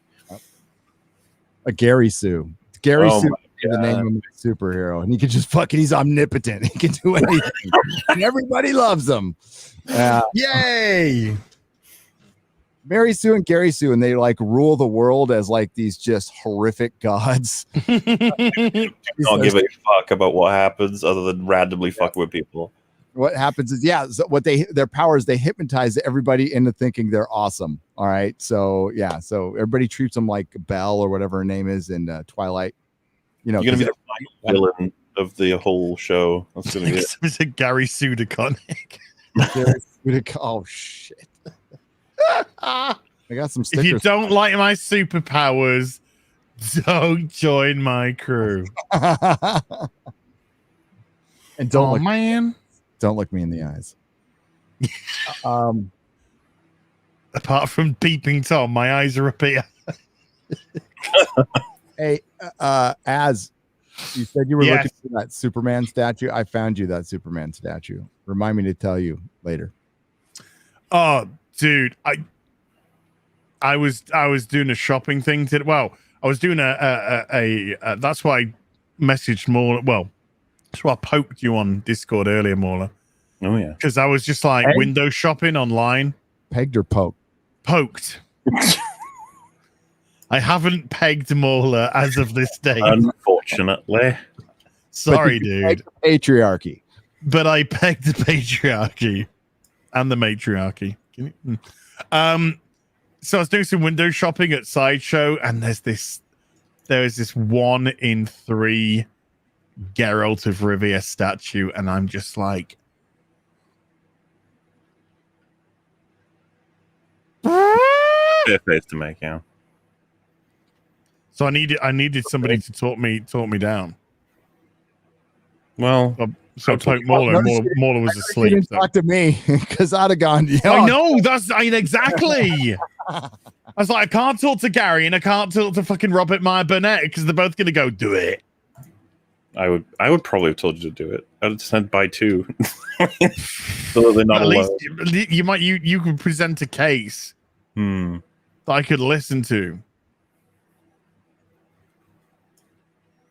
Gary, just go fucking buy it. I still like the idea of your superhero just being called the Peeping Tom, by the way. It's so funny. I think it's a good idea. I think there's something to work with there. Yes. A redemption arc. Like, you've just been peeping around, but then you start using your powers for good. Yeah. Oh, see, it's already beginning to happen. Yeah. Like, starts off as like, little perv. The Peeping Tom gets glaucoma or something. Like, he's going to start losing his eyesight. And if he loses his eyesight, power. So he's only got a limited time left to make up for all the horrible things. Dude, that is so this is happening. And just on his deathbed, because if you get because you die when you go blind, I guess. No, it's some woman walks in with a huge rack and he's like, shit. That's his final word, and then he dies. Then he goes, well, and like Peeping Tom, he'll like expand his abilities, and he can see if there's a god or not. All kinds of crazy shit across dimensions. But then there's Kelly Sue DeConnick. Yeah, that's a way to kill a boner. Right there. That is the face of, Matt Fraction likes her a lot. But she definitely looks like I know, so it's his fucking wife. She looks like somebody from San Francisco. She does. She owns 3 salons and it's called Terry. Yes. And donates regularly to the Gavin Newsom campaign. Yeah. Kelly Sue DeConnick laments the abysmal state of comics after telling people not to buy her books. Well, these videos have been going around. Everybody saw the first one. And if you don't like my politics, don't buy my book. Problem solved. Yep. It was, you know what? If you watch that whole interview, this fucking interviewer right here, this douchebag, absolutely. He's just licking her butthole the entire fucking interview. Former Captain Marvel writer Kelly Sue DeConnick, God damn it, you got me, John. Repeated the fucking headline. If you recall, DeConnick spoke to Sci-Fi first back in October 2017, where he stated, "And if you don't like my politics, don't buy my book. Problem solved." Later in the interview, she added, "I'm going to make the book that I'm going to make, and if you don't want to read them, don't read them." Oh, they didn't in droves. They stayed away in droves. In a recently discovered interview from 2019 with YouTube channel Nerd News with Destiny, DeConnick lamented the state of the comic book industry. 3 or 5 books are up, and everything in the mid list is way down. Numbers that used to be numbers that would get you canceled are now like, no, that's a hit, you know. And independent books making back the cost of doing floppies is like names that should be able to do it no sweat are going into the red on singles but not coming out until the trades, and worries me. And the other thing that worries me is, you know, we're heavily dominated by the superhero genre, and we're heavily dominated by DC and Marvel as the most successful shared universe comics. And I have nothing against DC and Marvel. I have worked for them both. I love them both. I love both universes. I think superheroes are great. So there is no part of me that's like, that is a fucking lie. She's never liked them. That was a complete accident on my part, by the way. To catch me up, exactly who is, because I've heard these comments several times. What is her position exactly? Writer. She's just a writer or some kind of lead writer, or she's a writer. She's married to Matt Fraction, who is a very talented writer who's written some pretty damn good stuff. Kind of an insufferable douchebag in real life, but whatever. That's a lot of writers. He's written a lot of hit books, and she hit him, he hit her, and all of a sudden she started getting writing gigs. So she is most famous for saying this, by the way. First, if you don't like my politics, don't buy my book. That is what she is single most famous for. But she also wrote the version of Captain Marvel that they adapted into a film. She was the first person. So Captain Marvel used to be Miss Marvel, Carol Danvers, a very likable character, kind of a bubbly blonde like Farrah Fawcett. And then they turned her into a dude who was an asshole. And they changed the name to Captain Marvel, and that was supposed to be Captain America's idea, although Captain Marvel belonged to Marvel, the original Captain Marvel, which she is a derivative of. And they amped up her superpowers because they wanted a female Superman in Marvel, because they recognized that they didn't have any female properties to adapt for film. So that they had rights to, like, a lot of the better female characters for Marvel belonged to Fox at the time. Most of them are X-Men and the Fantastic Four. So they wanted to amp up this superhero. So she wrote it. So that's what she's famous for. And listen, I'm going to show the cover of the book later. I sold that book. I was still selling comics when that book came out. So I'm guilty. I'm fucking guilty. But they didn't sell a lot, and I didn't buy a lot. And as a fan of Miss Marvel, I did try to read it, and then I stopped. like, I had your first album. You know, it's like, great, I can love independent comics and I can love superhero comics. That's Matt Fraction right there on the left. But I have a concern that while the industry, not quite as much as it used to be, it is still heavily dominated by those two companies, and those two companies have gradually become part of larger behemoth corporations. And comics have always been special because of the way that they work in the brain, and because of the way that we have always been cheap and fast and therefore innovative. So we could try things in comics because it's far less expensive to screw up in comics than it is. Entire management suites of Hollywood studios get fired for taking the kind of chances we take every week in comics. Yeah, you know, and then you stopped taking chances, and then you started alienating customers, and pretty much everything that's wrong with the current comic industry is in this picture. Kelly Sue DeConnick, that Marvel comic book, and fucking Pops, right? Funko Pops, yeah. Fucking Pops. So everything that's wrong with the industry is that, but they're not wrong. That's why comic books were the proving ground, because you can do things. It's the perfect medium. It is cheap. It is fast. You can do things first and often, and you can retcon stuff whenever you want. But this new model of we're going to continue pushing things that are clearly not popular, that are actually anti-popular. They are alienating customers and having companies stick with these things because the message is more important than making money or more importantly, pleasing the customer, because we want to give them what they need to hear. We want to tell them how to think. We want to tell them what to think. That's new. That's where the newness comes in. Things have always been political in allegory, but they have this is identity politics, what they have been pushing. And it's clearly antithetical to the entire industry, and they refuse to believe it. She's not wrong when it comes to the big two and Diamond and all the problems comics had before. But the new one they have is Kelly Sue DeConnick telling people not to read their fucking book. And these assholes continue doing that to this day. That's your X factor.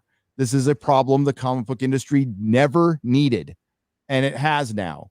And we see a comic book creative attacking a paying customer is a day that ends in Y now. It just fucking happens all. You thank Dan Slott for that. Yeah. That fucking little virgin gnome. Yeah, I mean, it feels weird to listen to it almost approach this so smugly when it's like it's very obvious what your damage has not helped at all. So I don't know why you treat this like this sad result that she could never have seen coming. It's like, I mean, exactly, MauLer. I mean, it's staring you right in the face, but that's the sheer fucking hubris of these people. They don't really think they are the problem. When they are the problem, when even talented guys like Mac Fraction, what happens is obviously, in this sphere, in the comic book sphere, like Matt Fraction is a huge celebrity. Most people wouldn't recognize this guy on the street, don't fucking know who he is, don't know what he's written. But in that industry, he's like this massive star. And it's weird. It can skew you a little bit. The problems with the comic book industry are they can't pay enough for talent, right? So what they do is they hire diverse, what they call they're being more inclusive. What they're doing is they're getting people cheaper. They're trying to publicize it like they're doing this nice thing. It's like, no, they're actually just getting new talent that's not very good. And now you can get a writing gig if you transition. And if you point that out, it's like your boy Zach from Diversity in Comics. He should still rename his channel back to that, by the way. Pointed out that Mags Visaggio transitioned before she transitioned. She wasn't getting a lot of work. When she transitioned, she got all the work. And she was still shit. And she was terrible. She was terrible. Objectively terrible. Vita Ayala is not good. Their writers out there continually getting work that just aren't very good. And pointing that out, whoever you points it out, it doesn't make it any less true. It doesn't matter who's pointing it out, and Zach wasn't wrong on that one. Kelly Sue DeConnick, she's an average writer. I'm not going to say she's terrible, but I mean, like, I can't remember much of what I've written, of what she's written, of what I've read. And it's been over a year since I bought a comic book now, so I don't know. I honestly don't know. Same. But here's hang on. Here's an example. Here's an example. Let's go to my bookmarks. My bookmarks are ridiculous, by the way.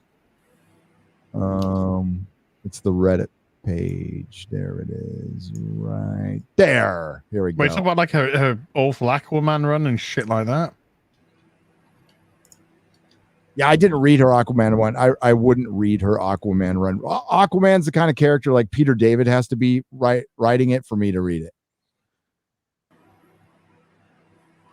Yeah, I need a fucking macho fucking man. Not some soy fucking cock. Okay. Oh, no. This is a comic book page. It's from 2015.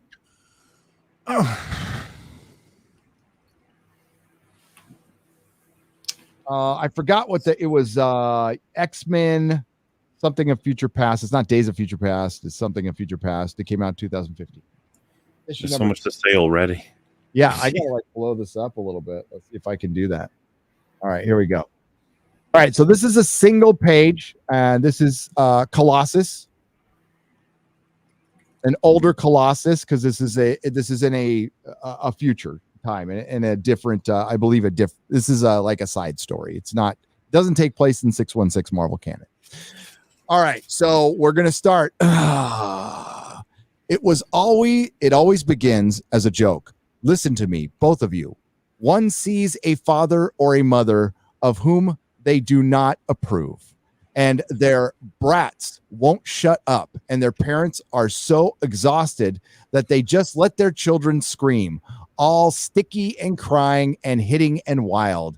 And you say to your friends, you should have to pass a test to breed.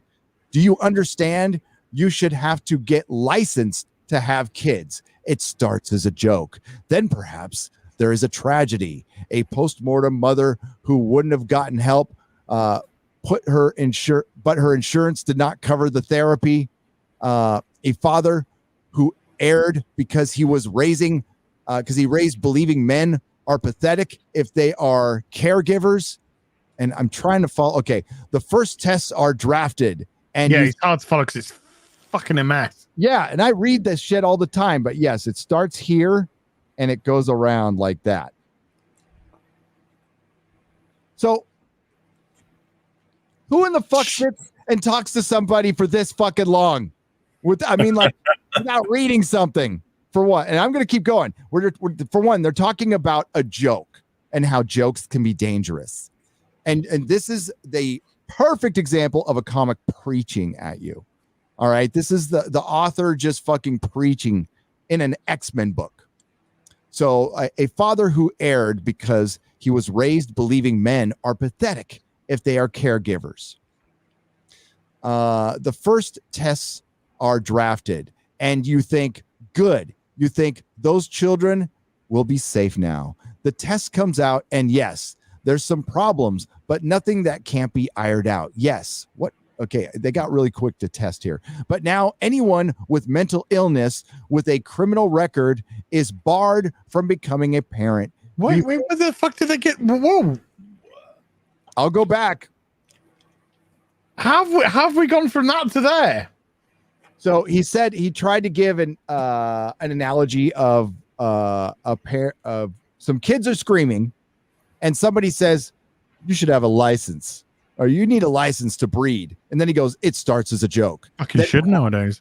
Then perhaps there is a tragedy, a postmortem mother who should have gotten help, but her insurance did not cover the therapy. A father who erred because he was raised believing men are pathetic if they are caregivers. The first tests are drafted. Yeah, he just jumped to test. Yeah, there's a jump right there. Because what is this? A father who is raised to believe being a caregiver is pathetic. Yeah, what? What does that got to do with having kids? Yeah. Are they trying to imply that the father was told that, so he was a bad father, and then the mother was postpartum? I'm not actually sure what postpartum means. Postpartum isn't it like postnatal depression, or just after the birth of a child, or postpartum depression, which is after the kid.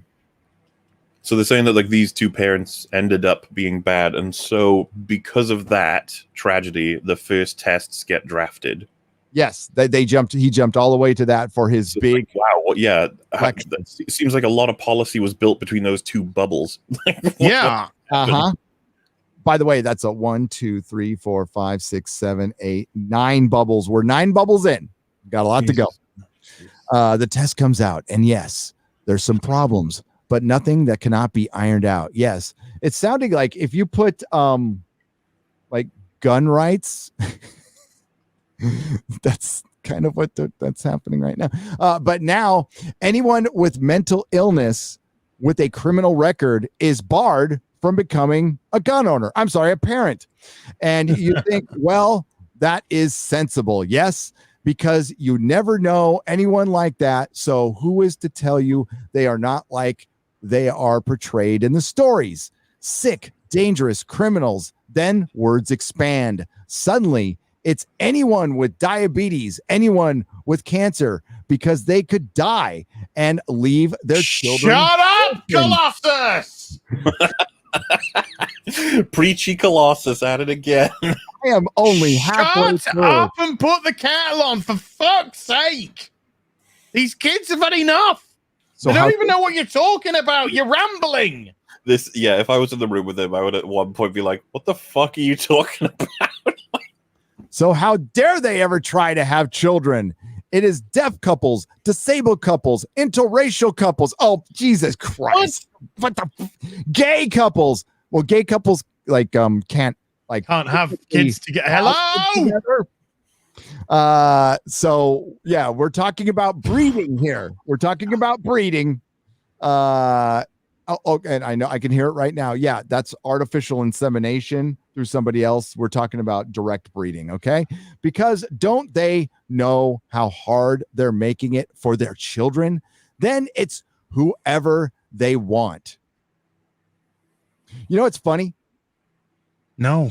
Is nothing's funny about this actually, but the government he's referring to is the one that he backs. Oh, I'm confused because you can make this argument for everything. This is essentially the slippery slope argument. It's like yes, it is. They prevented insane people, like mentally ill people, from having children, and then it was the gays. You're like, wait, yeah, what? But the way this story goes, it's like I went to the shop and I bought a packet of sweets, and then I had one of those sweets and I thought it was yummy, so I shared it. I shared them with my kids, and then my kids became addicted to sugar. And then they just all became fiends, and they then got diabetes. And so the government was just like, oh, we got this diabetes epidemic. So now we're killing black babies. He's just jumping fucking wildly across the spectrum. It's just like, where you're not even making any connective tissue. And then between this. And then we're 3D printing Hitler. Oh, hey, come on, a Hitler hot toy. They are going to do that. Oh, I'd buy it. Wait, what? There is a Hitler hot toy. Oh my! It exists. I saw one on eBay. I couldn't believe it. No, I wasn't looking. It was a suggestion. Gary, Hitler hot toy. It was a suggestion. Oh my God, it's all over. It's suggested. That's fucking worse. These your natural searches are just like, we need to recommend Hitler to this guy. I know, right? No, it was called like German Commander or some shit. Mundane Matt was right all along. He was confirmed. There's a section of my room that you can't see. That's all fucking hot toys. It's all fucking Nazi memorabilia. It's just all Nazi memorabilia. Oh, dude, I gotta tell you guys the story because we're in the middle of it. My former father-in-law did collect that shit. He was crazy, motherfucker. So did Lemmy. A Motorhead. Yeah. Yes, he did. The first tester drafted. Where was I? Was it the 10th? I don't care. 11th? The test comes out, and yes, there are some problems, but nothing that cannot be ironed out. Yes. No, you way past there. Fuck off. Yeah, come on We're now. not going right back down to that place again. But We're now- on to black babies and shit. Oh, sick date. Oh, yeah. Okay. Oh, diabetes. Here we go. I stopped at I'll go back a little bit. No. It is deaf couples, disabled couples, interracial couples, gay couples, because they don't know how hard they're making it on their children. Then it's whoever they want. You think you are working for the greater good. You cannot even fathom the life of someone who isn't exactly like you. Then one day it is you. And they're forcing you to take a vaccine. Sorry. Some vaccine, some gene. Sorry, some vaccine gene. Yeah, some gene, some history, some past behavior, and suddenly Twitter. you are sick, dangerous criminal. Because the truth is, humans hate. Human hate can adapt to anything. Jesus Christ. You are safe, but if someone hates you, then they will come up with a reason after the fact. Only then do you realize what you put in power. Only then do you realize what you stripped away. There is terrible power in a joke, in a story, in taking the truth and making it ugly. Do you understand, children? Well, this is a great example, right? All I asked was, could I watch The Simpsons? Sir, this is a Wendy's. Yes. So this is a Burger King, sir. Man, if I was like editor for whatever this is, I'd be like, right, so if I want to maintain the spirit of your little thing there, but I also want to edit it down, let's keep the last 7 bubbles. We'll lose the rest. I mean, if you're desperate to try and tweak, I don't even think what he's trying to say is fucking important or relevant or interesting.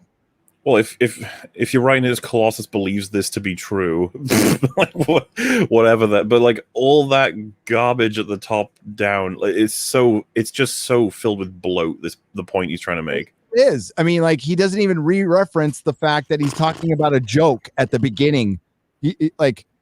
We've lost the plot completely. What are you talking about? Oh, you were talking about he does right there. The power of a joke. Okay, my bad. Sorry, I lost it in the 26 fucking bubbles that are here. 26. Well, yeah, that's the thing. That's the point he's trying to make. And you know what? The point would hit way harder if you could do it way fucking quicker than this. And it would also sound realistic because it's fucking dialogue. It's not an essay. But let's compare that to the power of laughter. The power of laughter, which is a powerful thing. It makes you feel good. It can diffuse a situation. I'd love to preach at Colossus. I'd be like, let's have another 27 bubbles to talk about what happens when you start to censor jokes and then you start to censor what the subjects can be discussed.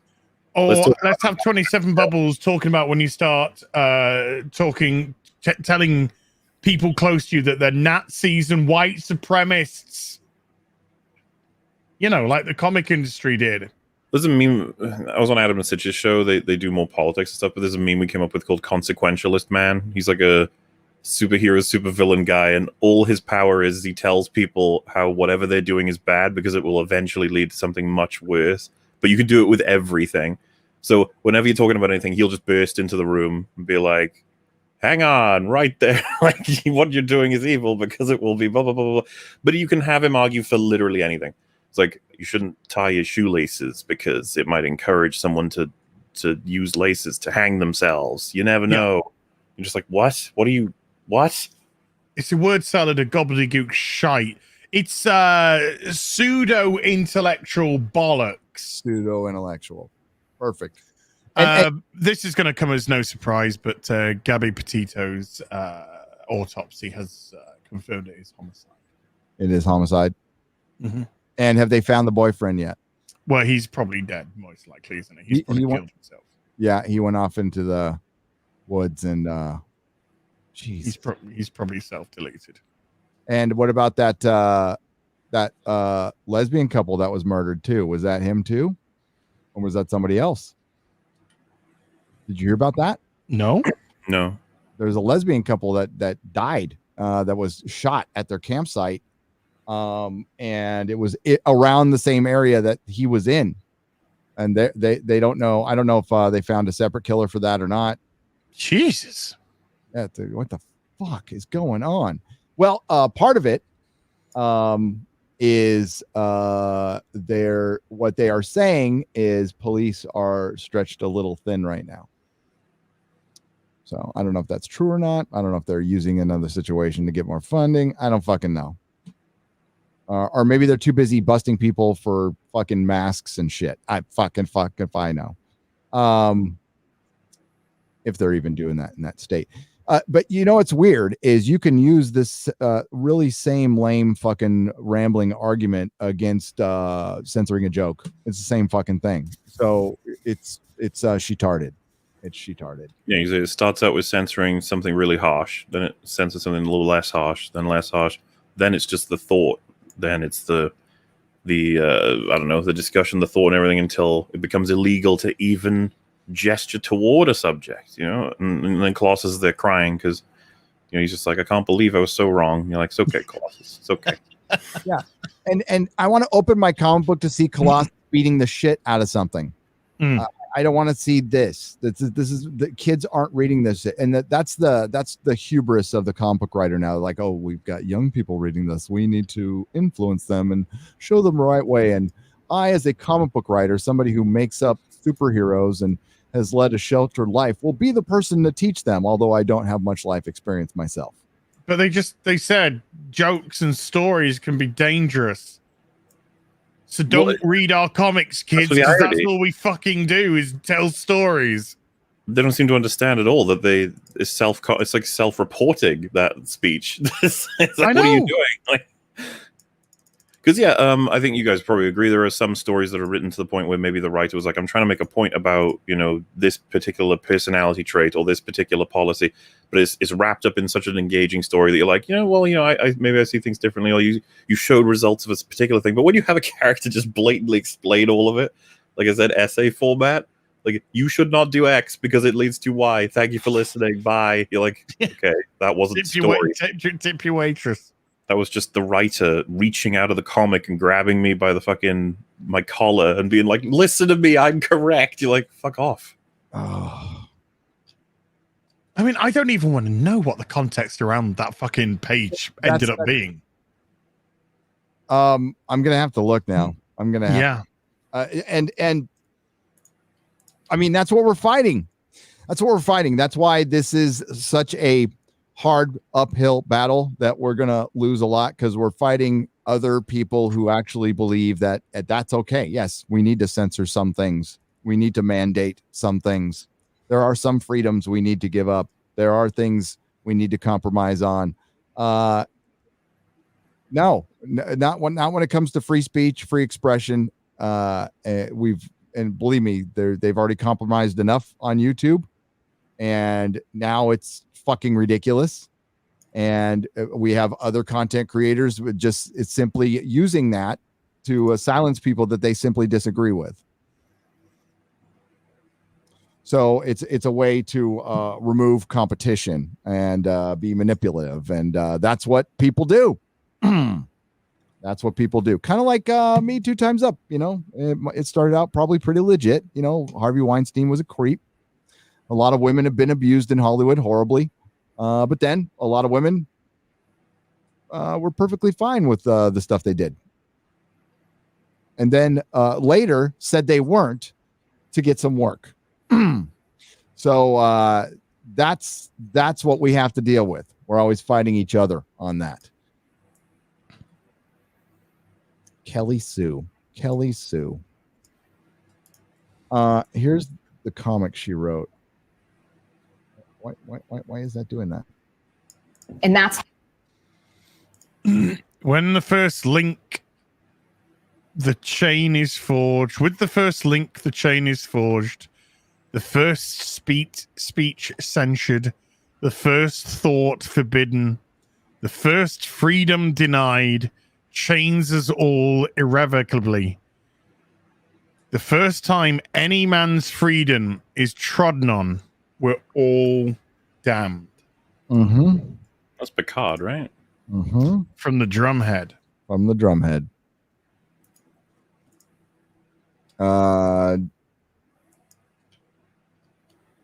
Boy, it's hard because from our perspective, the industry has contracted and we're worried about comics right now. So it's always interesting to me that outside the perspective is it's comics are booming. So this is the same argument, ladies and gentlemen, that they are using for one Shang-Chi. All right. It's this, we're not doing bad. We're doing great. Right after we moved a bunch of goalposts and changed the rules, but Kelly says it in the beginning of that, of her little talk there, that comic books that used to be at, canceling numbers used to be 30, 60,000. In the 80s, if you sold under 300,000, you got axed. I mean, 80s, early 80s, mid 70s.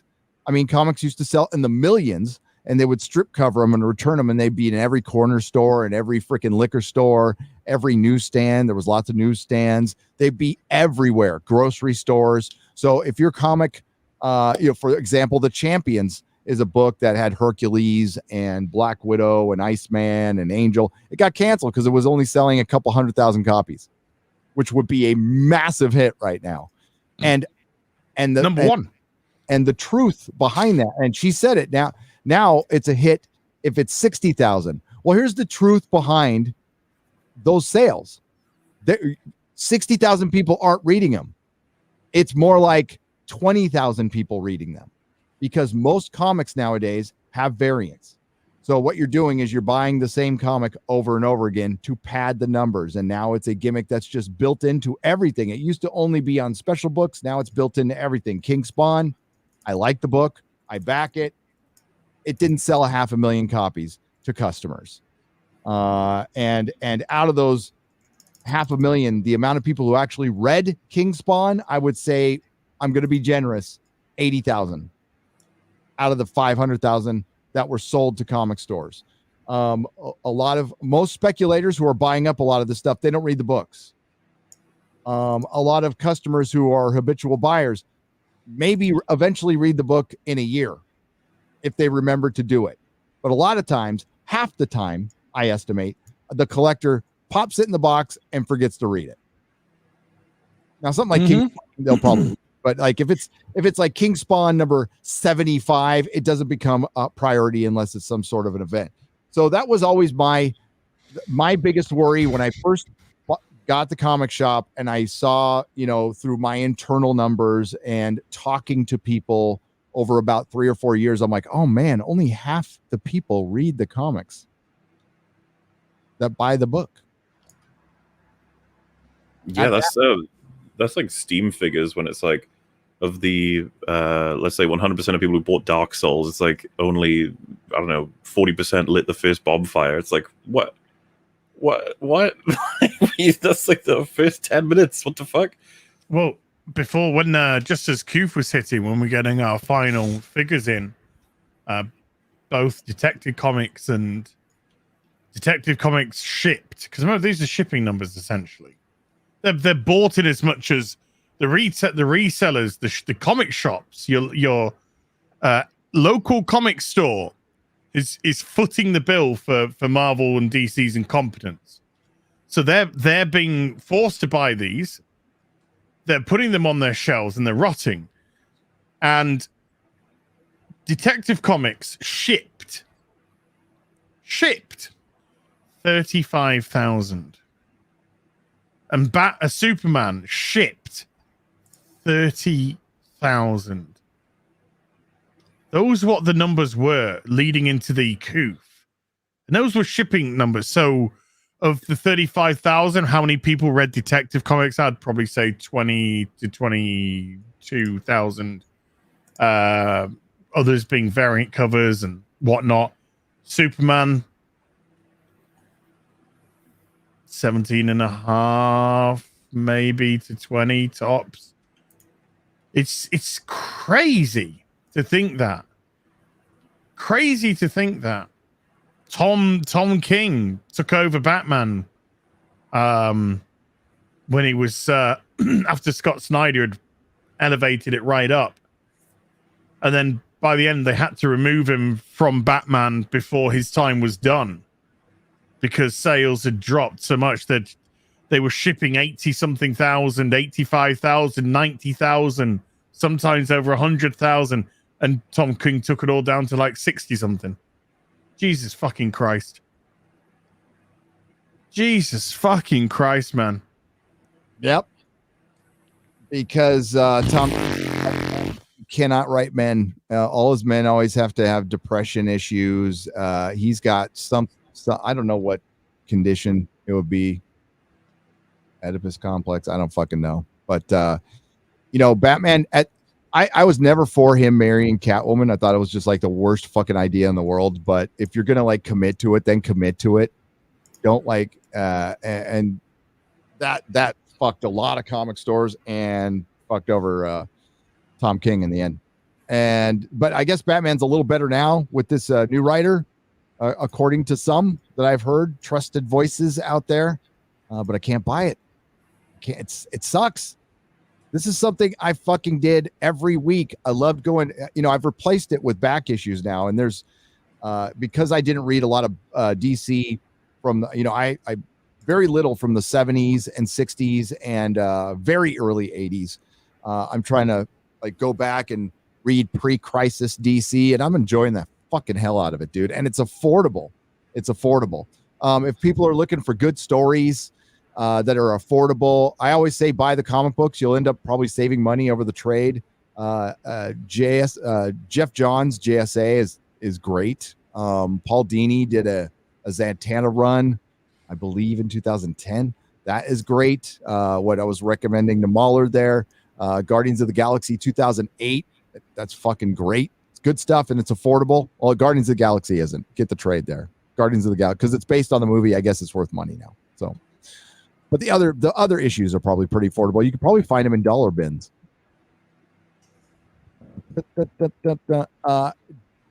Gingered Sparky for $6.99 Canadian says, "Hi, out of the hospital, still very ill. Need to see my specialist for a test results. Usually not good news. Say hot dog for me. Hot dog." Hi, Gary and MauLer. Pleasure. Love you three. I smile. Ginger, God, I hope you're okay. Yeah. Yeah. You take care of yourself, please. Yeah. Like, yeah. Email me at gary@nerdrotic.com. Tell me what's going on. I need deets. If you can. Be careful in the hospital. There's a Project Veritas video going around that I believe Instagram nuked that I think everybody needs to see, and you could judge for yourself, decide for yourself. It's going around on Twitter. I believe Adam Krigler tweeted it amongst many others. I believe Eric July has tweeted it. Go check it out. It's fucking, I don't know if you've seen it. It is a federal worker whistleblowing, we'll just say that, and having huge metaphorical balls for going out of what she's doing,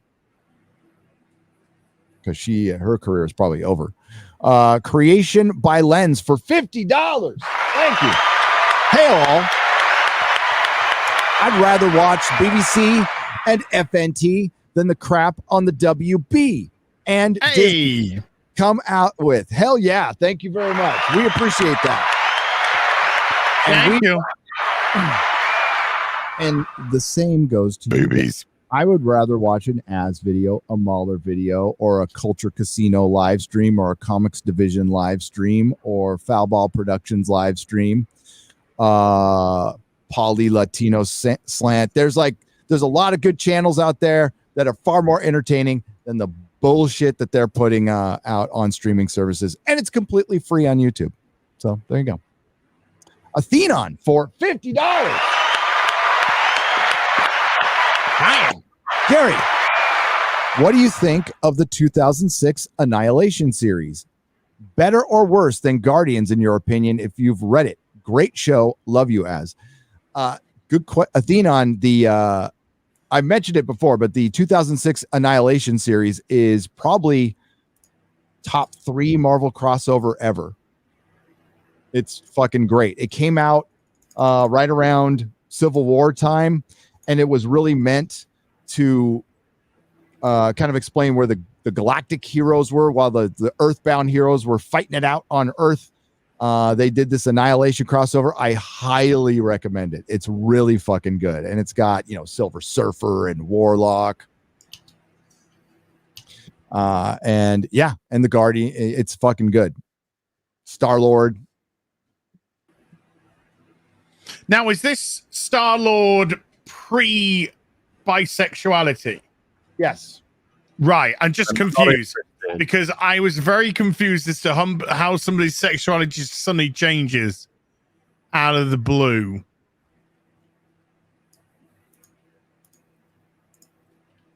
It's pre-bisexual. So okay. It's that's right. So I'm glad I quit reading this shit. Because Star-Lord, Star-Lord goes way back, and he was banging the ladies. Well, they kind of fixed him when T'Challa became Star-Lord, He's way better now. He saved the whole universe 10 times over. Sometimes all you need is a good argument. Sometimes all you need is a writer to fuck everything up. Sometimes. MauLer. Sometimes all you need is love. Need is a good argument.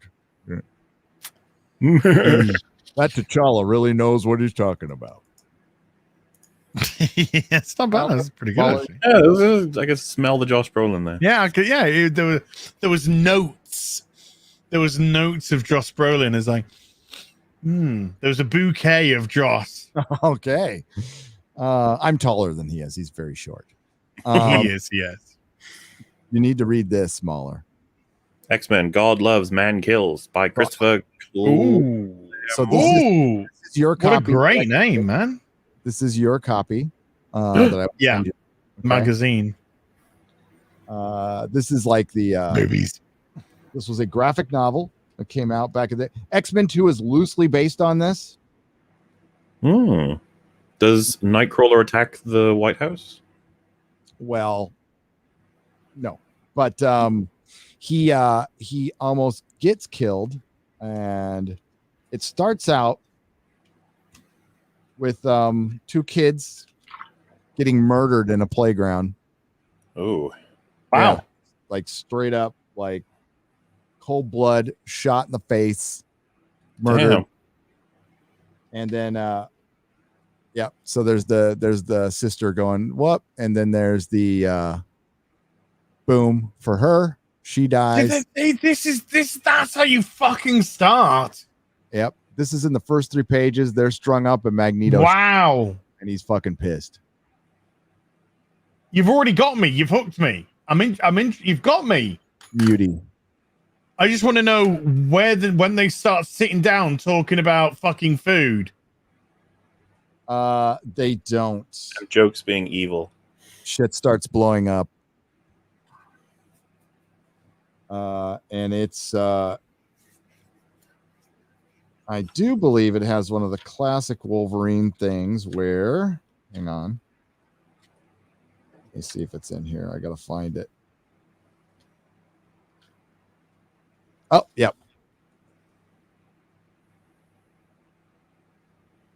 Questioning a guy, and he's like, I got 1 claw, pop. I got a 2nd claw, pop. Oh, one is. Hey, that's kind of like in X-Men 1. Great. When he locks the guy's neck with the 2 claws and then slowly pushes out the 3rd one. How happy were you guys with X-Men 1 when that came out, the movie? The first X-Men, I thought it was good. I thought it was good. I was pretty happy because I thought it would be utter trash. What do you think? Was Hugh Jackman casting as Wolverine a bit worrying at first? Nah. No? Nah. Because everyone worried about the height from what I remember. Yeah, they did, because Wolverine is very short and very stocky and very, very hairy. And yeah, some comic people did complain about it. I wasn't I wasn't concerned about that because I don't think that would have played well on screen. And we'll see if if the Marvel version does it. And I could be wrong, but I thought Hugh like nailed the spirit of Wolverine like immediately. I was like, rage, man. Yeah, he's really good with the rage. So I was completely happy. I was looking forward to Doug Ray, or how do you pronounce his name? Doug Ray. Doug Ray. I always say Doug Ray. Like it's two names because I'm dumb. I thought I was looking forward to him. I thought like this guy looks like he could be a good Wolverine. Then his fate had yet to be revealed. Poor Doug Ray. Hey, he's out. He's out now. He's out. He's out of Batwoman. Mm-hmm. That boy, God, what was he doing in that, dude? I don't know. He needs to speak to his agent right now. Yeah, he probably got promised stuff that was like, this show is gonna have a huge budget. It's gonna be, they're gonna treat it with fucking respect. They've got these great actors, great stories. Superheroes are huge right now. You'll likely end up with a franchise deal. It's gonna be great. And they are capable of making something good. Now, I think. I mean, I don't know if they've got enough sets and shit.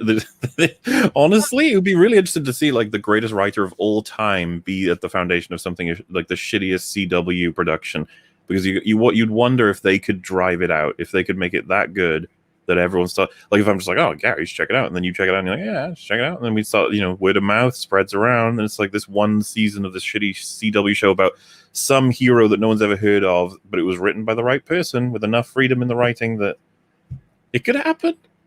It won't though. No, because comics are fucked beyond repair. There's you've seen.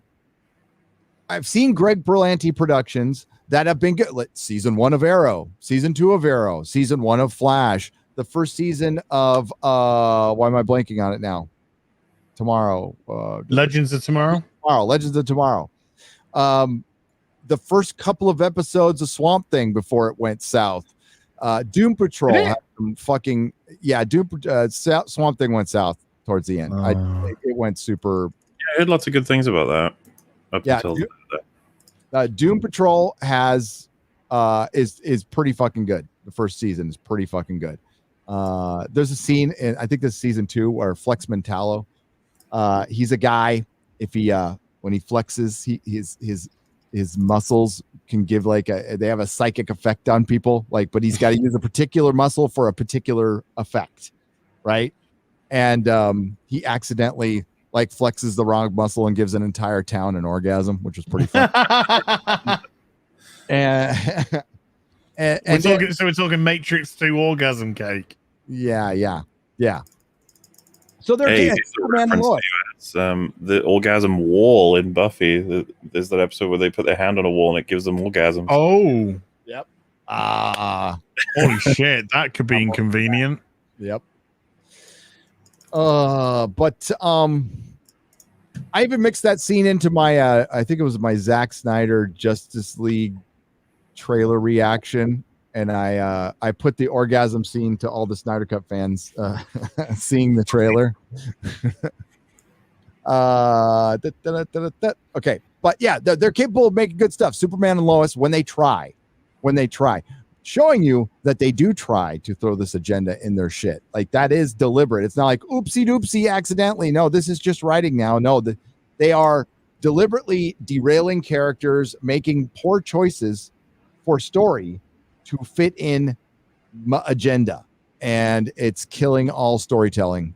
And but it's great for, I think, streaming services because a lot of people are watching older shit now. And the most watched things on streaming services are older things. It's the way it should be, at least right now. Yes. Yep. Well, I saw that fucking Seinfeld trailer, and it's going to be on Netflix, right? Ugh. But it made me want to watch fucking Seinfeld. I was like, oh, I want to start all over again. George Molo for $100. George!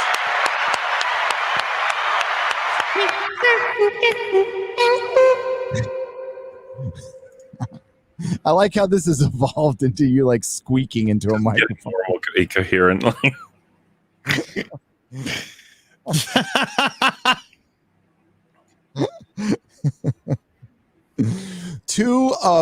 Super Chat 2 of 105. Wow. We're going from an alpha, hairy, bald, brutish Bond to a future fairy dairy, a bare floorboards bikini bimbo SJW bot who won't studios do to disenfranchise epics and defrock boys of heroic role models in order to remold them into spineless beta blow-up dolls. Yes, George, by the way, that's why, I mean, my last video, please watch it after this live stream, where I talk about, Han and Luke were two positive male role models in film. They were masculine, they were heroic, they were the heroes of generations, and they deliberately, what I was just talking about, deconstructed them beyond repair, to push new characters, but also to push an agenda, to push a message. And they were willing to sacrifice like that. That's money. That's big time money they sacrificed to do that. Like, Luke will never be the same. Han will never be the same. For what? For what? So for some petty little message from 2018 that's already forgotten. That's what people were mad about, by the way. No, you hate women. It's true. Well, speaking of women, I've got a little bit of breaking geek news. Yeah. X06, who produced this beautiful thing, and they did the First Contact data, and the current pre-order is for Captain Janeway, have just teased their next 1 in 6, and it's going to be 7 of 9. Does it come? Is it pre-lesbian 7 of 9? It is pre-lesbian. Whoa. 7 of 9. It's Unimatrix. 7 of 9. Unimatrix 0. So that is pretty damn cool. Annika Hansen. Excellent. So yeah, somebody suggested this, and I said, somebody suggested, oh, wouldn't it be good to have 7 of 9? I was just like, that is a great suggestion, and here it is. Those look great. I can't fucking look at Patrick Stewart anymore. I can't. I can look at that and see a different Picard completely. There's certain things I'm fine with. Certain things, like I can watch Classic Who. I know you said you've had a trouble. I can watch old Doctor Who and Classic Who up until like Capaldi's 8th season, no problem, and just forget about the fucking rest, or the 50th anniversary. I can watch the MCU now with no problem still. Star Wars, no, can't do it. And like with Trek, Star Trek, the first series, the great series with the best captain, James T. Kirk, I can watch that, no problem. All the movies, no problem. By the way, can't wait to see the 4K remasters of those. I should be getting those very, very soon. Maybe today. Yellow Flash said it looks great. But man, it's like, hopefully I come around on that, because I love Next Generation, dude. And I love Deep Space Nine's no problem. I can watch that. No problem. Deep Throat 9. Deep Throat 9. And Worf, my favorite character. I can still watch. Worf's great. Worf's really good. Deep Throat 9. Yep. Because they have a very cool kind of like storyline of him not fitting in. New guy. And it's kind of like he comes in and he's got, he's a lieutenant commander now. And just feel like he's we're kind of comfortable. And now you're gonna come in, you start gonna bossing us around. I'm just because like I love Q. I fucking love Q, and the thought of him being in Picard. They're gonna make it great, Gary. It's gonna be great. Your favorite character, he's gonna come right in and do his thing, and you're gonna love it. No. You will. You will buy everything. You will watch all of it. No, I will not come. You will. Will not come.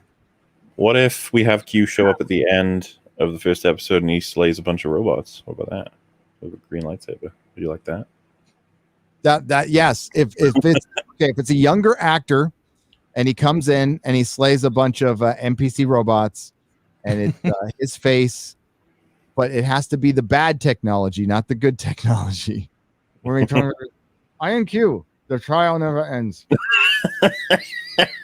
Iron Q. Iron Q.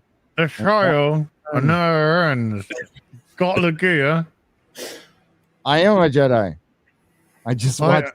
Like my father before me. And like they spent all that time on it, and nobody went, hey, there's this guy on YouTube who does deep fake like fucking great. They've hired him now, haven't they? They did. Yeah. And that's good. That's good. We're not far off from getting an Indiana Jones movie with a young Indiana Jones fighting Nazis in the 30s, and it'll look like young. Well, he's got the dots on him, and it can. But they'll be able to guest star, Marlon Brando, and John Wayne, and Elvis Presley. Who knows? Whoever sold their. One for the money. That's all for the Hitler. George Molo. He has $100.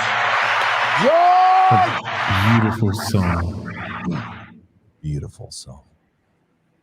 Super chat 3 of 105 for all the Kathleen Kennedy clones, bottom bitches, brushing aside the fandom, giving the boot to all who carry the spirit of the films within us. Neither she nor they can erase our love, nor refute our passion and separate us from our ownership of these epic tales. And that is true. Absolutely, George.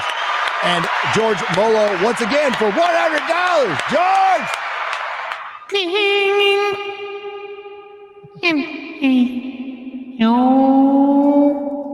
sound like Grimes.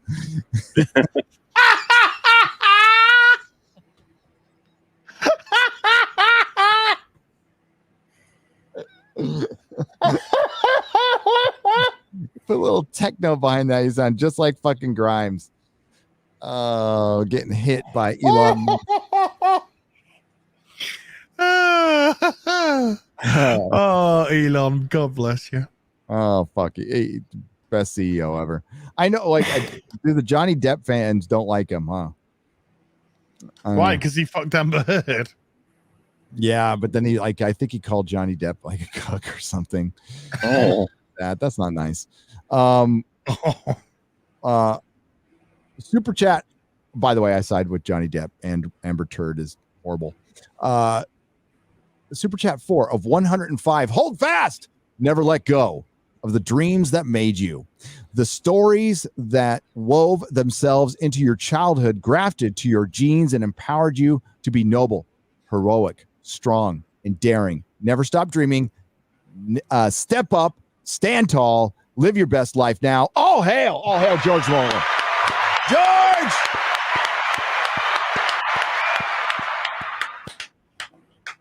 I was supposed to call him last night. I fell asleep. But I'm awake now. My phone died. I might have to plug that in. Just in case, I don't. Man, drunk, you know where the house is. We got Squibbles for $10. They're going to make the Force from Star Wars a physical place, just like the DC Speed Force, so they could send Rey in to fight Darth Vader, calling it out. I wouldn't put it past them at all. No, I would not put him past them at all. They they're gonna. I mean, what else can they do, guys? Like, Wouldn't it be so cool? Fuck off, can they fuck off and die? Wouldn't it be so cool if they did that and he like walks up to her and she's like, "You're Darth Vader. I have to stop you." And then like she attacks him and he just does counter, chops her head off. I'd be like, oh, yes, yes. Oh, it would be so satisfying. But but in reality, he's gonna come out. She's gonna go counter, cut his head off. No, she'll make him cry first. Remember, kick him in the balls. Yes. Oh yeah, she'll just oof, boom, boom, boom. In the balls. Yes. Remember that? Joke's on you. My balls burnt off from Mustafa. There used to be an account. I don't know what happened to him. They probably changed their name. Was Darth Vader's charred phallus. Know the power. That's probably now a Ryan Kinno fucking micro penis account or something now. Oh, you guys remember when? Thanks to you, Vader, the patriarchy will never once rise up on the end in the Empire. Oh, here's to freedom for all, and by that I mean subjugation. They'll animate his mask to make him show that he's scared of Rey's power. No, I am scared of scrawny white women. No. Inspire him to fight the Emperor. She'll be like, "You need to be good, Vader. You're a bad boy." I am all the Sith. Who the fuck wrote that line? I am all Jedi. Go fuck off, you cow. I am all the Sith. This is stupid. He is now. I mean, do you remember his little Sith gremlins? All those little people in his little Sith castle? They're like, yeah, they're like, yay! Like, I love how they had the Sith stands at the Sith stadium. Was there like going, get your popcorn here? Get final showdown, ready? Yep. Watch the Emperor. Guys, wait! Everyone stop! Granddaughter. Like, what was he there? Like, why did he have everybody in the stadium there? All his gremlin people. They eat each other. Why did the spaceships that were rising up suddenly go, hey, where's up again? It's very hard to know which way is up. What's up? Well, we came up from the ground, so I think it's safe to say if we keep going up, we'll be all right. I've seen people try to defend that. It's so fucking embarrassing. Like, there's the computer systems. They're confused because of the storm. They don't know the storm above them in the clouds. Go up. Just go fucking up. You'll end up in space eventually. You fucking idiots. Like, what are you doing? Oh man, we only have. And this we've all got a star laser, I guess. They had one tower and one location on the planet that told all of them how to go up, and then it got destroyed or whatever. It's like, oh no, damn it! And that knife, you can shove that fucking knife up Ray's fucking wazoo, mate. The Death Star crashed fucking knife. Don't remind me. The plot line is so fucking stupid. Oh, why? Fucking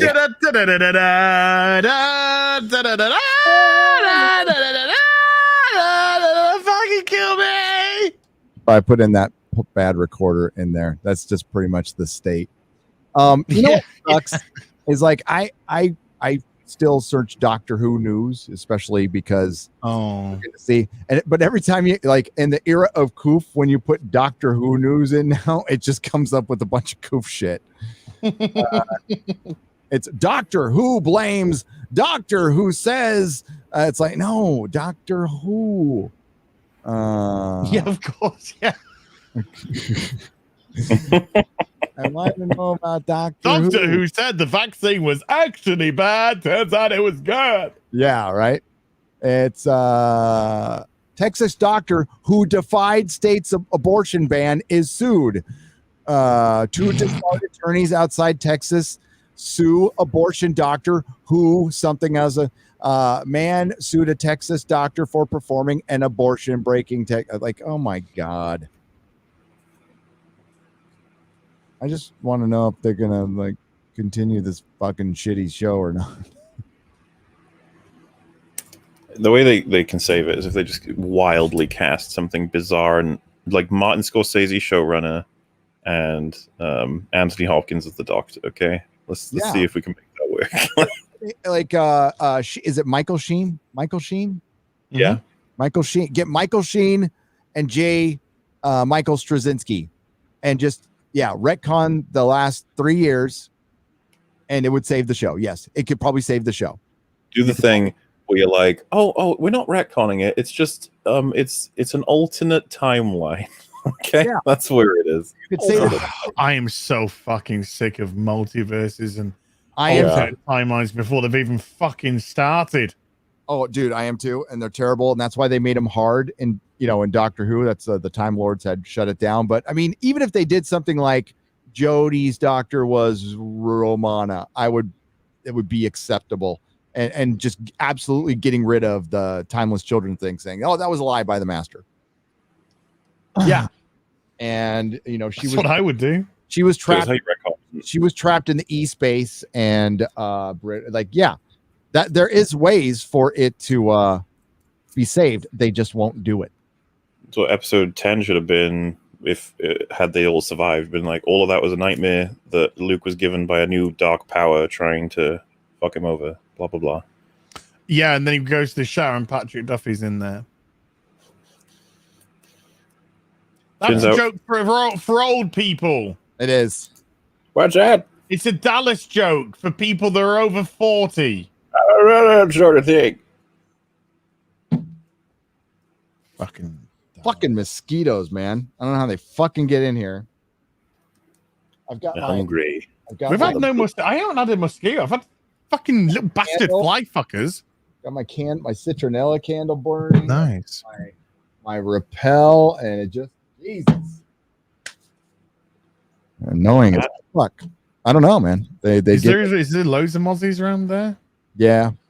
I mean, I don't do mozzies. Well, I'm allergic to them, dude. That's why. Yeah, it's not pretty. Let's go back to the soups. What do you want to hear about that shit? Comic Quirks with Jimmy for $10 says, how the hell does Kevin Smith have a star on the Hollywood Walk of Fame? He does? He does. Well, wait, you pay for them, don't you? Yeah, but not Carrie Fisher. She doesn't have a star on the Walk of Fame. Well, that's a crime. Again, the thing is, she spent her money on drugs. I was going to say, can anyone buy them, or do you have to have? Is there other requirements? I don't know. It has to go through a process with the city, and then you have to fund it too. But you have to petition the Hollywood. But I mean, like George Lucas could have had that done in a second. Yeah. But how does billionaire stay a billionaire? They don't fucking help anybody. Don't waste your money on shit like that. Shit like that. Yep. When you're gone, who cares if you've got a fucking star? Well, I mean, there's so many of them now that anyone walking down there without any knowledge of any of the names is just going to be like, oh, it's John Smith. Name. Yeah. Kevin Smith having a star. Simu Liu. Yeah, it makes it a joke. It just makes it a joke. That's all. Kevin Smith is a shill.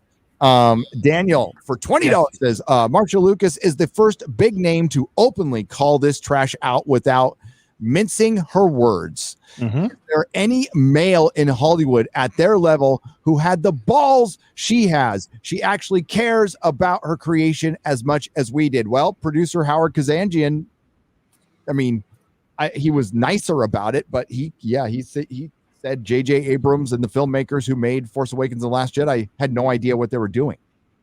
And that's the producer of Raiders of the Lost Ark, Return of the Jedi, and Empire Strikes Back saying that.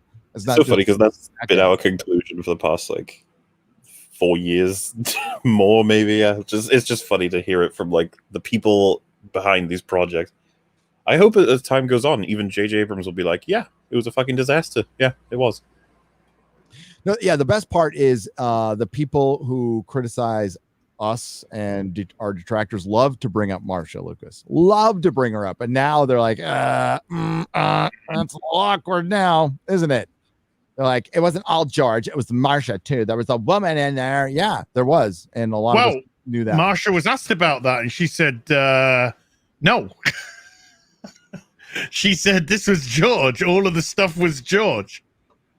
It was George that came up with the characters and the names and everything. Yeah, no, she fixed it in the editing room. She fixed it in the editing room. Sure. That's what she did. Yeah, that she's like, it's all George. She just saved it by making it watchable. Yeah. Well, there's a video. I don't know if you guys have seen it, called "How Star Wars Was Saved in the Edit." Have you seen that? Yeah. So turns out there's a video from someone responding to that video who is deeply entrenched in Star Wars knowledge, has loads of research, and debunks that video. There you go. And it's pretty interesting to watch. I can't remember who the guy, because I haven't seen it all yet. I think I've seen half an hour, but my attention was caught quite significantly. The counter arguments and references he's got. The guy who said Star Wars was saved in the edit by Marcia and whoever else, he's made up a lot of shit. He's grabbed it from resources that don't exist. So all I'm saying is careful on trusting that video. Check out the response to it. It's not, but that video was based on something that's been knowledge for a long time. Like that was talking about that's been lore for a long time. I mean, I can't verify any of it. No, but yeah, I was hearing about that when I was a kid. Specific references, though, some of them are from the actual books and stuff, but those references from those books are wrong as well, because there's counter references and there's other accounts from different people and stuff. Certain decisions that were made by certain people is not quite how we thought it was. There's loads of stuff about the title crawl, where it's like George's initial title crawl when he showed De Palma and other people was like a mess, and then they fixed it up later on, or De Palma helped fix it up.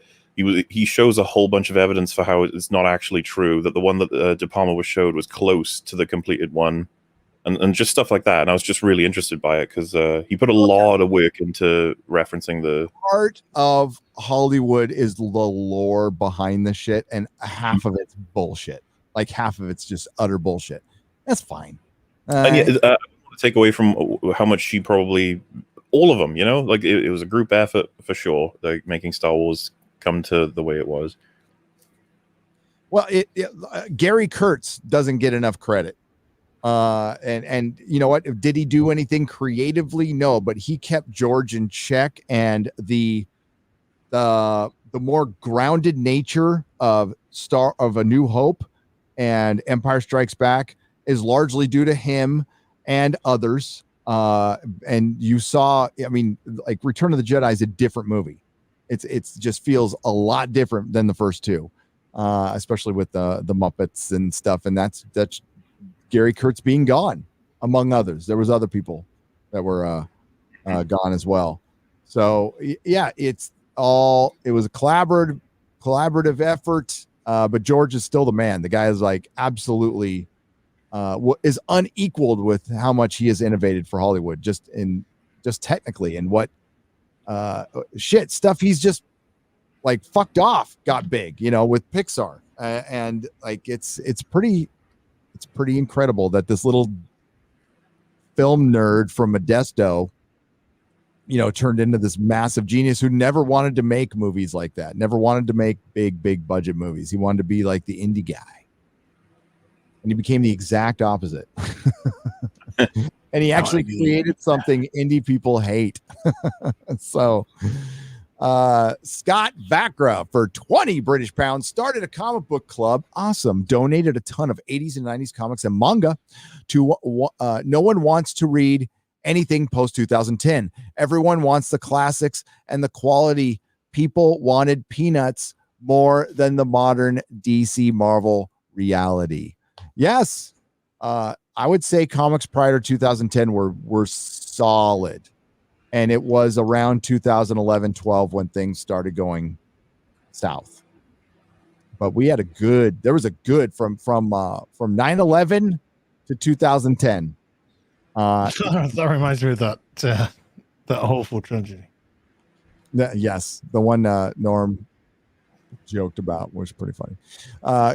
Guardian Fortress for $10. We need more MauLers on the internet. There's only one MauLer.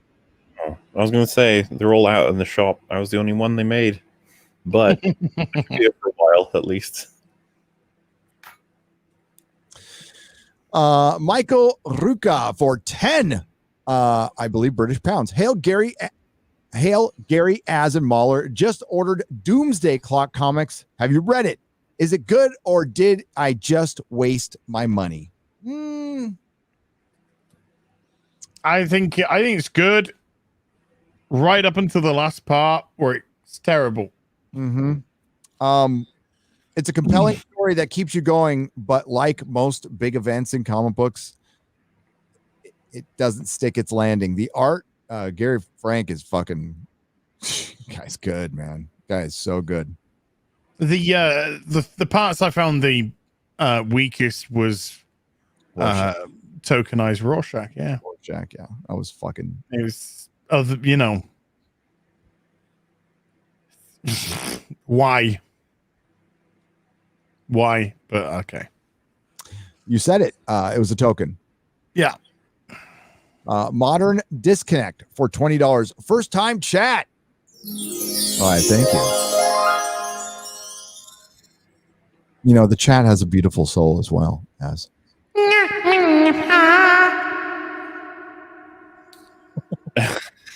Eventually, it's just going to be. I left my job at the end of August, San Francisco, over mandates, and now I'm at a Substack, same name, trying to gain an audience and would like to learn from the grift lords themselves. Any help appreciated. Hail to the real BBC. Well, shit. Thank you, grift lords. The unfortunate thing about grifting is you have to work hard. Yeah. And then once you work hard and establish an audience and you know, get a solid footing and get a following behind you, and some people are like, yeah, you go you. Then you get these people that come up that are jealous and they go, you're a grifter. Well, yeah, you know, That's be how you get passionate. your title. Care about what you're talking about, get invested, you know, find other people in the topics and stuff. Best way to be a grifter. Just be honest and be thorough. That's how you get called a grifter real quick. Yeah. By grifters. By actual grifters, though. Right. Yeah. I mean, I've talked about the difference before. MauLer, would anybody accuse MauLer of not caring about what he talks about? Yeah, so the logic they've used before is I make them as long as I do to avoid. I deliberately do it so that because I know no one's going to actually watch them to be able to criticize them. Whoa. That's my ploy. Holy shit. I mean, MauLer, why do you spend so much time on them then? I mean, months and months. If they're not going to watch them, fucking why bother? So that's the weird part. It's like they're like he did that on purpose because no one in their right mind would ever watch something like that to criticize it. It's just like, well, then what was my plan? Like, make something no one's going to watch. How many views does your Black Widow video have currently? I think something like 900,000. But that's of people who clicked it and then clicked off straight away. Well, I was going to say, can you look in your analytics and see what the average view time is per person on that video? Really, at point, I'm sure it's just half a second, if that. But I can check for you. Half hour. Well, 20 minutes. 20 minutes would be pretty good. I think anything over 10 minutes, anything between 10 15 minutes on a 4.5 hour on a 4.5 hour video with 900,000 views. Let's see, engagement. Because it's per you know, you got to divvy that per person.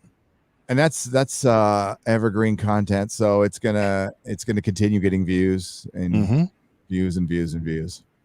It's not like our stuff where it's got a week, you know. Average view duration 41 minutes 43. Wow, that is fucking outstanding. Shit, that is better than my live stream. Yeah. Our live stream is about 35 minutes. 35 minutes, which is phenomenal, by the way. Yes. Holy shit. Fuck. The fucking master, dude. Can I say? In fairness, I know there's people who apparently go to sleep to them, so you know.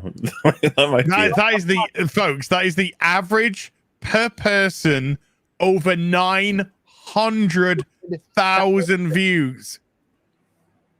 That means there is a fuck ton of people that watched all 4.5 hours. Fucking thing. Yeah. Maybe if I would, yeah, I mean, the grifter thing is such a tired thing, but maybe if you made good content and focused on your audience, you might do better instead of working. Focusing on mine. I'll speak for myself. If you have to rely on me to make content, then you're in a bad place. You're in a very bad place where you don't want to be as a content creator. Yeah. Don't give up your day job. Yeah, don't. Get a second. Do better. Do better. When I, don't be poor.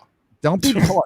So when I took this crazy leap to do this, and I look back on it, it was insane. But thankfully, Mrs. Nerdrotic was, she had the steady income. She owned the business, and I was working at Tesla. I had a very good, steady income and all the benefits. But once I saw this thing taking off, I recognized an opportunity. Okay, I said, this could work. I want to try it. But I had I was fortunate enough to have worked hard, and I know a trade to where I can get a job pretty much anywhere in any state, in any country, really, that sells auto parts. Like, I can get a job because I know that trade very, very well. I'm a journeyman in that trade. I've done it that many years. So I'm like, all right, I'm going to give up this really fucking good job at Tesla that I'm not liking that much. And if it doesn't work 6 months, I'll go back. And that was the deal, Mrs. Nerdrotic. But Mrs. Nerdrotic got me a new computer, and I was making on YouTube, I think, $1,000 a month when I quit. And I said, it's got to be, we'll see what happens. We'll see what happens. And I know what I was making at Tesla, and I know what I was making that, but never when I approached the content was, gee, how much money am I going to make on this video? It was always looking for something I wanted to talk about, gave a shit about. And there's plenty because I'm a fucking huge fan of pop culture and anything nerd. This is the shit I talked about regularly at the comic book shop all day, every day, just like we're doing right here. So it was never hard to find something I cared about. Did I make a video on everything? No, I didn't, because some stuff I don't give a shit about, and I don't make a video about it. But it was fun. Most of all, it was fun. I made more videos back in the day than I do now, but yeah, it was crazy. And I didn't expect it to work at all. I expected in 6 months to be looking for a new job, and that's fine. And I might have to do that again. That's why it's always good to have a trade. Trade school is not a bad thing. A trade that pays pretty well. I'm fucking grateful I know it, just in case, because you never know. I'm going to become a sex chat worker if it all falls apart. Well, I'll be your first customer. I'll be like, make sure we get this right. What if you phoned up? I'm like, hello there. And you just go, Az, is that you? MauLer? Oh, fuck's sake, man. It should be like sex chat and technical advice. So it's like, is that plugged in? Yeah. The machine is plugged in right now. Have you tried turning it off? Throw comic talk in there as well. He's like, Nightfall Part 1. How far? Yeah. The rain By the way, poured down over Gotham City. As if you boot up your Discord, I sent a screenshot because I was just looking at my the watch time for. I was like, maybe TFA Part 3 would be longer than Black Widow, but I sent a screenshot so you can read it out instead, because I don't know if this is shocking or not at this point. Okay, let's have a look. Jesus fucking Christ! Is it an hour? It is 1 hour, 10 minutes, 16 seconds. Shut up. Fuck off. That's unbelievable. Nobody watches MauLer. Nobody watches my videos. No, apparently not. Anybody? Wow. Just fucking stop. put your On shit a video that's 3 hours 52 minutes. That is the average view duration. I tell people consume it in bursts. Chunks. Don't yourself, That is insane. Insane. Patrick Mead for $20 says MauLer as the only English representation on the show. True. 2 women every week. Over 100 women are murdered every year. You need to outlaw guns in your country to prevent those horrific murders. Oh, I like saying I'm the only Englishman here is offensive to both of me and Ass, actually. Yeah. Yeah. Because I am English, and B, MauLer isn't English. You're English. You're in England. But to fix it all up, MauLer isn't. He's in Wales, and he's in Wales. He's Welsh, and he's in Wales. England. Okay, that whole island is England to us. Okay, we don't know the. How would you like it if we said America is a state in Canada? Huh? How about that? Okay. Oh, Alaska is. Are you? What different? Wait. What different country is up there? Ireland. We've got the top is Scotland. That's okay. The body is England, and then the pig's head is Wales, and that's all under one. That's that, and then across the way you got Ireland, but the top bit of Ireland is Northern Ireland, and that's part of Great Britain. Great Britain.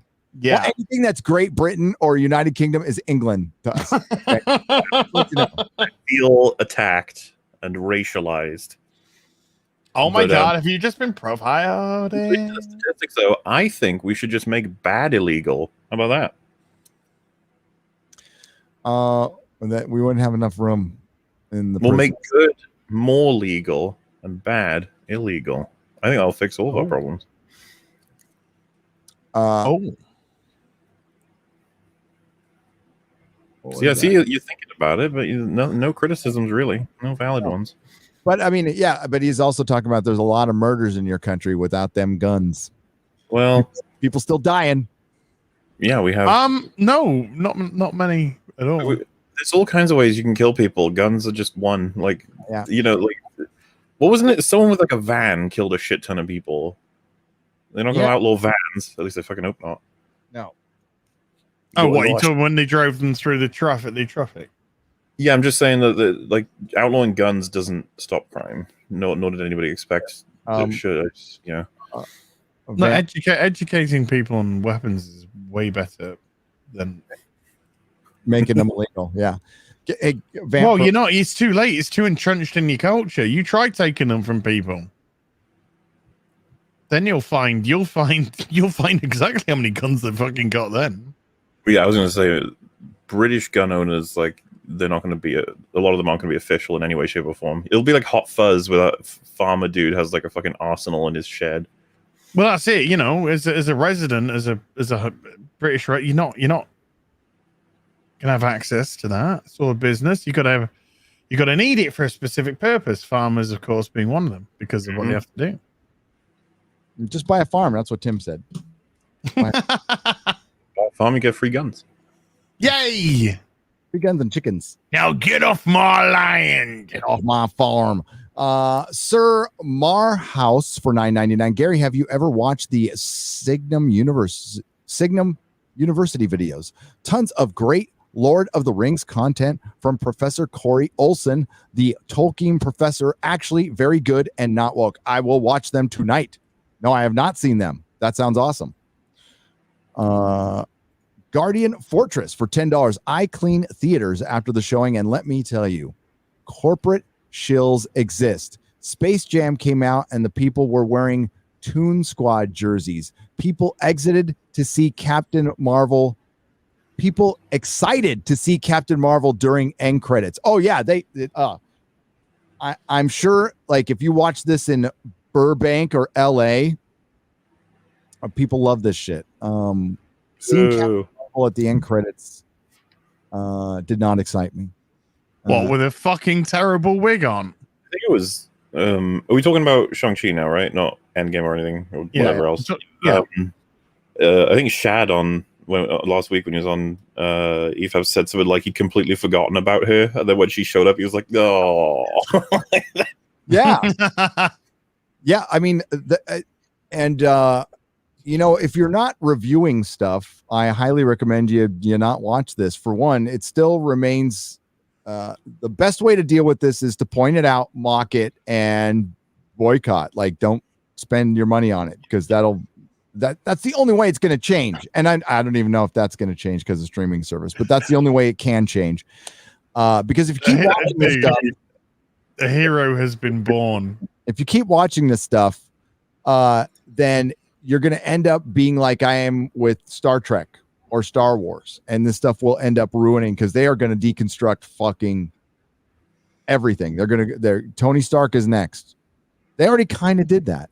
Yeah, they fucked him up a couple times already. I love it. It's the beeping Dom. It's the key with an eye in it. That's great. Yeah, it's so cool, isn't it? Oh, that is good. That is absolutely fucking brilliant. Got slippers as well. Yeah, slippers. And the thing is, those are the type of slippers that I have as well. All tentacles. different color, but same style. Oh my god, we needed 1/6 scale peeping Tom. Hell yeah, to go with my King Shark.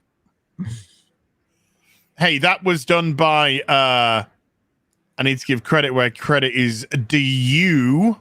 JEW. That was Count Christo on Twitter, which I have retweeted. So I've retweeted that on my manager. Yeah, your manager. What's her name? Name? Well, I mean, Is they it them. Judas? You've misgendered. Oh, I'm so my sorry. beautiful black trans lesbian. I am so sorry. Manager. Her name is Steve. Oh. Me Be Pirates for $10 says, I miss Wolf. He was among my favorite critics, right up there with you guys. I discovered him before any of you. Have you kept in touch with him by chance? I hope he's doing well. MauLer? Yeah, to my knowledge, he is doing well. He's just obviously kind of hates the internet and committed to staying away from it for the most part. Yeah, he's a voice. May not have agreed with him on everything, but he spoke from the heart all the time, and that's something that you want in your content creators for the most part, I'd say. I agree.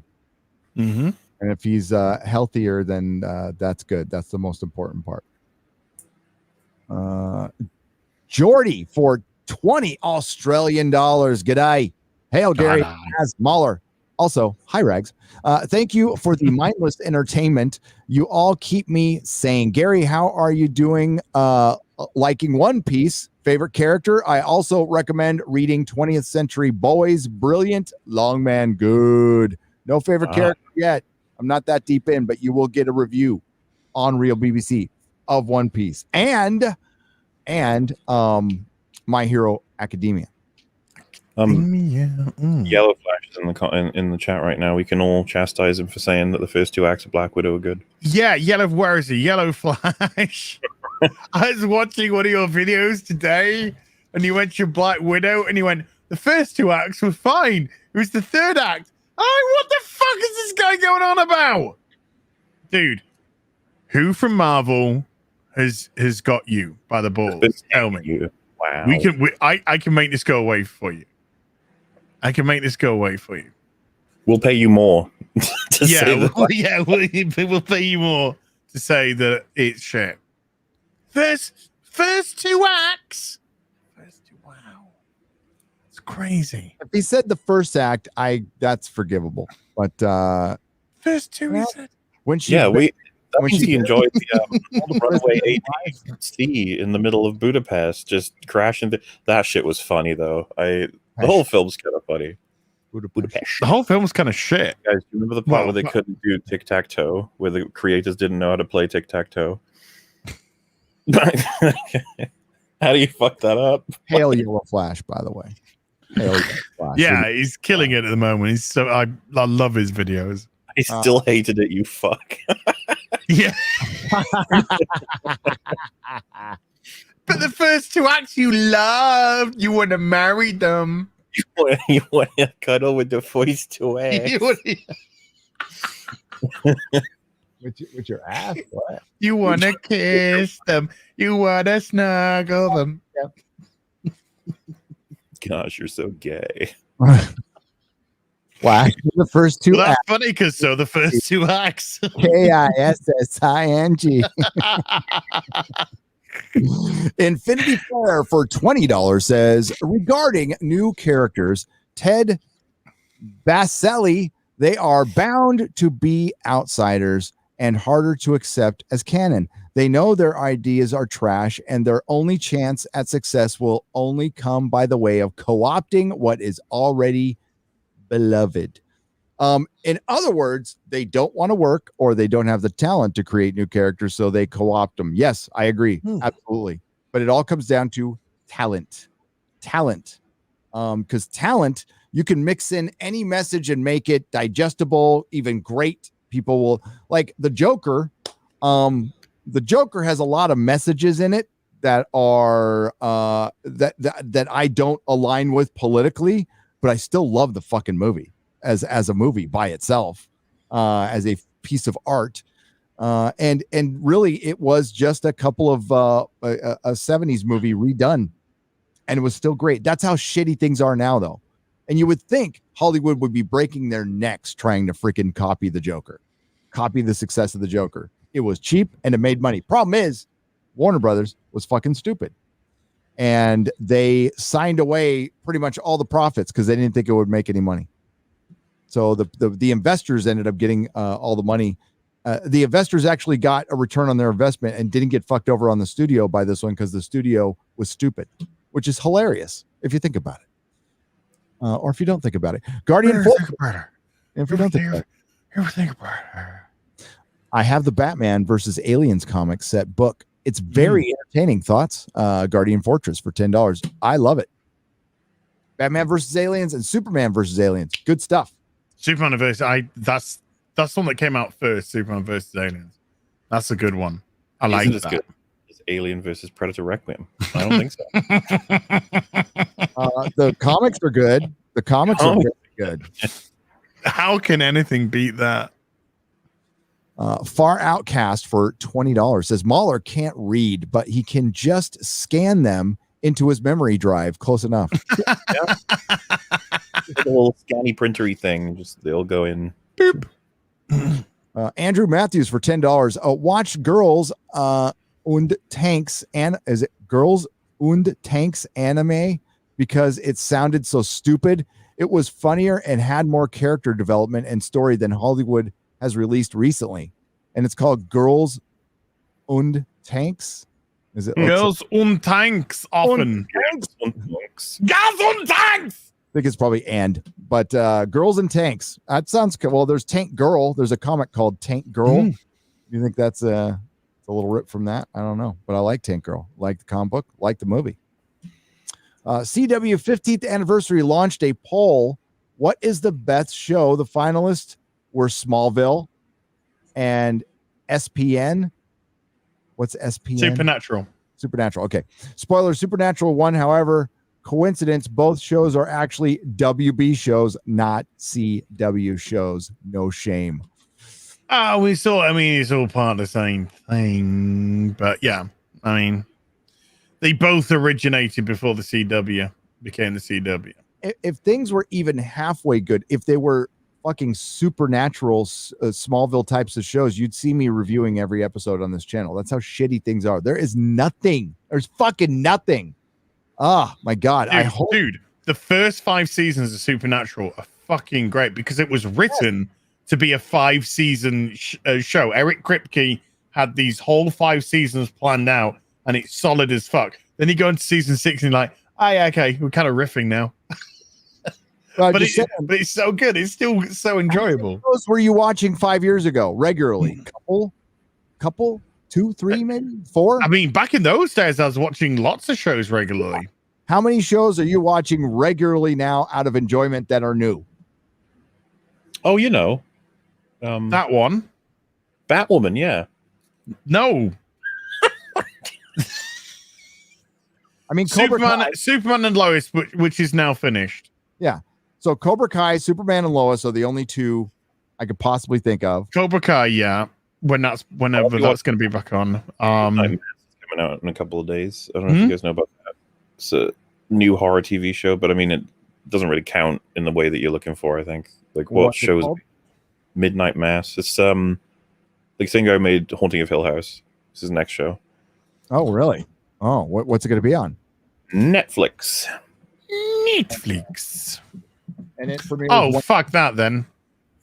Well, Netflix. I mean, yeah, it is awkward with Netflix. They're still, I'm assuming Cuties is still on the fucking platform. Yep. Gonna make a sequel. Seriously? I heard some. I heard. I was being facetious, but I heard some rumblings that they were there was looking at maybe another. Fucking hell. But I don't really want to look into that. So Midnight Mass. It's out. It shouldn't be out until. Isn't it the 24th that it's out? Oh, okay, yeah. It's 24th. 24th. You're right. I'm hoping it's going to be good, but you never know. I'm going to watch it. The audition tape. I loved Hill House. I did. I thought that was good. Didn't like the second season so much, but I know you guys loved it. It's okay for you guys not to like it. I adore it. I think it's one of the greatest things ever. I didn't watch it all the way through, so I was not engaged. Do you know what I tried to watch the other day? I tried to rewatch The Witcher. Oh yeah, and I couldn't get past the first episode. How come? It was just I felt right. There was a scene, and I've like joked about this scene, but there's a scene where he goes, he kills the creature at the beginning. Where the deer's been like the beginning bit's great. Where Geralt's fighting the creature, the poor little deer gets away, but then once Geralt's defeated the creature, he sees the poor little deer's been, mortally wounded, and then he's just like, "It's not your day," and then he kills the deer, and then he goes straight to the tavern where Geralt walks in after killing the monster, and the tavern is the most ethnically diverse tavern in the fucking world. For the Middle Ages of Poland, where all the women are being like going around being absolutely after he's been dragged to this thing by this woman, this fucking girl that just I'm so much fucking I've got so much water off of this fucking place, so she's giving it all fucking cockles and muscles. Then he goes into this inn, this ethnically diverse middle-aged fucking Polish Middle Eastern Eastern European inn. And then the guy goes, don't like your sort around here, Witcher. Yep. Don't like your sort around here. We like the blacks, and we like fucking treating our women as equals and with respect. I know. But we don't like your fucking sort around here, Witcher. Yeah.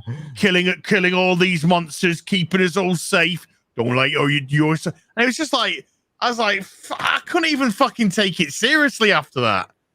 I was just like, oh God, no, no, I can't. The first episode has some of the worst elements, and that little girl who replaces another character, which they didn't need to replace, and they did that just so that girl can give that speech where I want more than this. It's like, oh, nice 11-year-old feminist speech in Middle Ages Poland fantasy series. That's what I can't. I mean, when I watch The Witcher, it's like I need an 11-year-old girl giving me a feminist speech about not being, boxed in or being free to do what she wants. In middle age society, we're probably going to churn fucking butter for the rest of her life and die at childbirth when she's 30.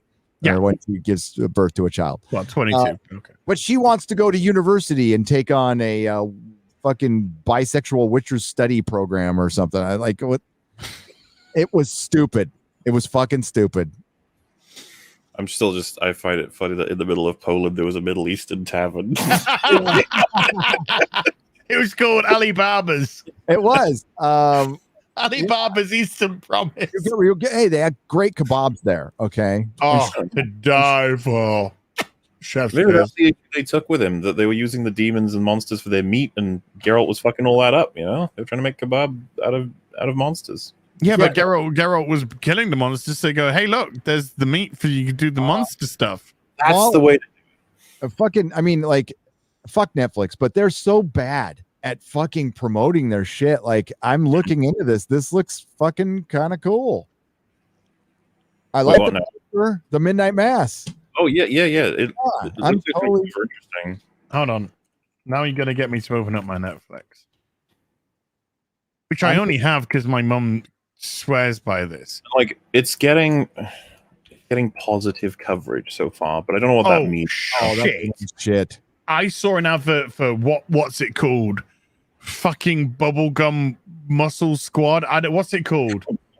Fucking female John Wick with Karen Gillian. Yeah. Oh, Jesus Christ, that looked like a fucking abortion. Mm. Oh, how? This Squid Game's got me more interested. Midnight Mass looks interesting. I will check it out.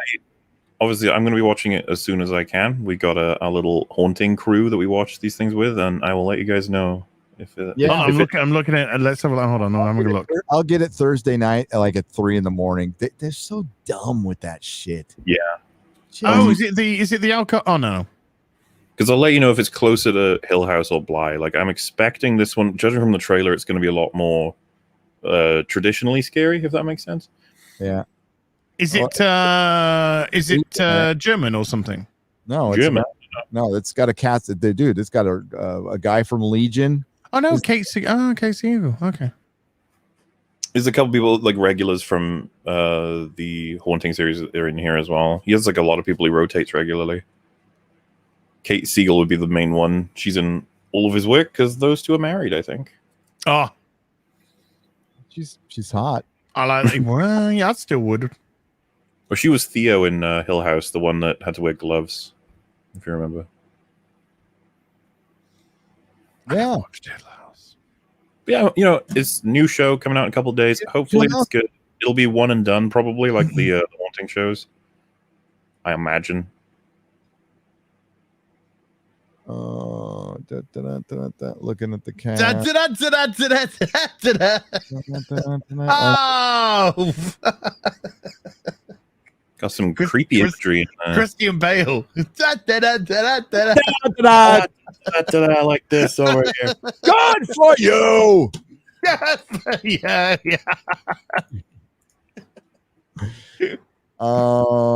Hamish Linkletter, yes, Father Paul. He's a good actor.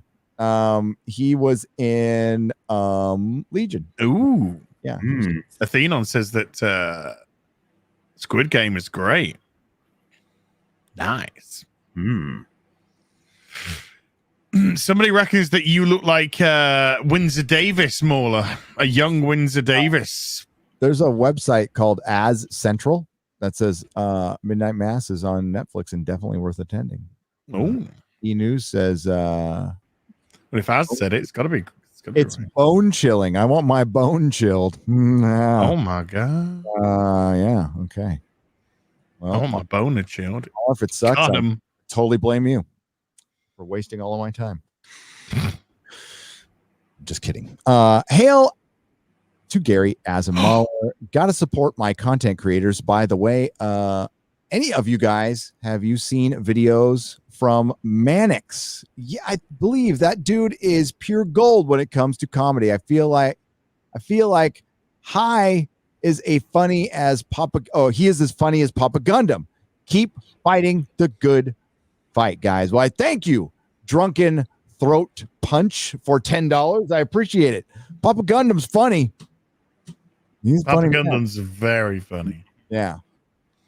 I heard of Mannix because I think Mannix was one of the channels that was hit with the Last of Us Part 2 copyright strikes. But that was the last time I heard of them, to be honest with you.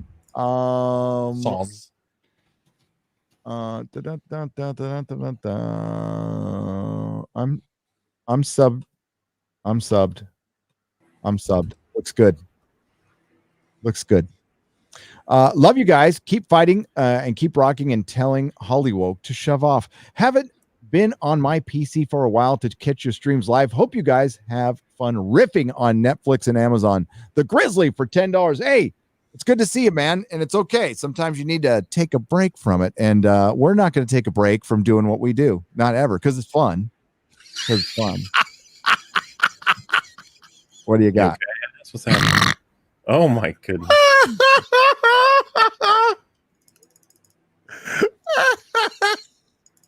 This guy's just in a go-kart. He just drives down the street in front of a police car.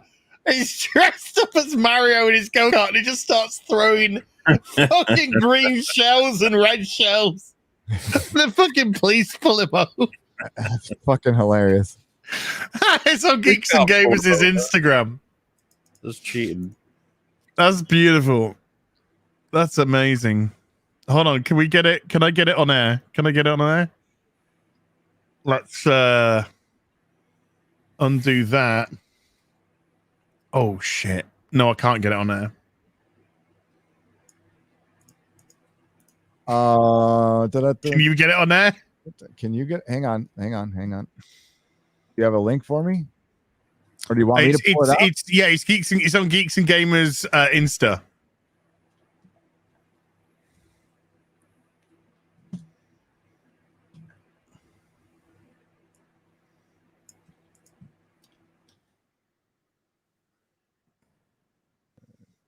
It must be on there. I'm not seeing it. On the stories, on their story on Insta. I got it. Go fucking Jesus. I hate fucking Instagram, dude. I know, it's so fucking annoying to use. So fucking annoying. It's like, here's the story that you want to see for 3 seconds. Thanks. Who thought this was a fucking good idea? Yeah, then you got to pause it. Then you got to fucking put the volume on. Then you got to push it back to get to the what do you want.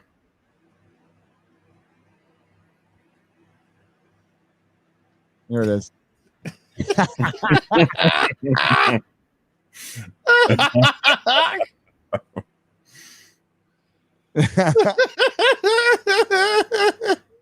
Play the volume. Put the volume. I need to know what's being said, dude. Where is the volume? Oh, top right. You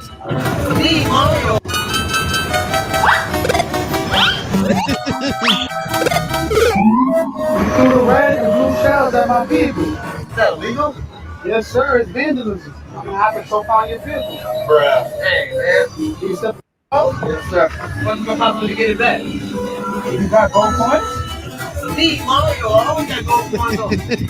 No, that's the only way. All right, be good. Drive safe. What the fuck was that?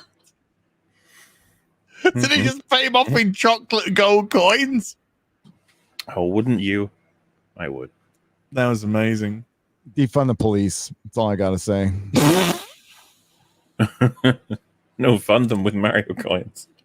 Nikki D on the Streamlabs side for $50. I'll defund them of that chocolate. $5, I'm sorry. Shang-Chi needs to make 3 times the budget back in order to be considered profitable. Something to keep in mind when assessing your bet with MauLer. Thank you. Too late for that. We give him 2 times the budget. Yeah, I never would have thought it would 3 times the budget. I think it happened. I mean, even when it hits like the 375 or 380, whatever we got for you, it's not made its money. Is Shang-Chi going to hit $500 million worldwide? You think? At the box office? At the box office. No way. No. Because after 45 days, it's going on streaming as well. Remember? Okay, yeah, that's fucking terrible. No, it's not hitting. It's not hitting 500 million in 45 days. Disingenuous. It's #1 on the fucking label. Like, it's the 3rd lowest grossing MCU film. And it's not going to hit $500 million. And do you think the investors give a fuck about the difference between Endgame and Shang-Chi? They don't. Gary, it seems like you're not appreciating it. Defeated Rob Zombie's Halloween. trounced it. It trounced it. I know. Wasn't And even. It's the first movie with Asian people. No, just the first movie. No, the first movie was, I believe, Birth of a Nation. Oh my god. That's the one I want to see an all-female remake of, by the way. Holy shit. Just kidding. It's not. Fucking hell. There's another movie. That's the first movie. No wonder fucking Hitler appears in your search engine. I wonder if I could find that again. Because I didn't click. I always thought that like that stuff wasn't okay. Like that's what made a couple of things hard to find, and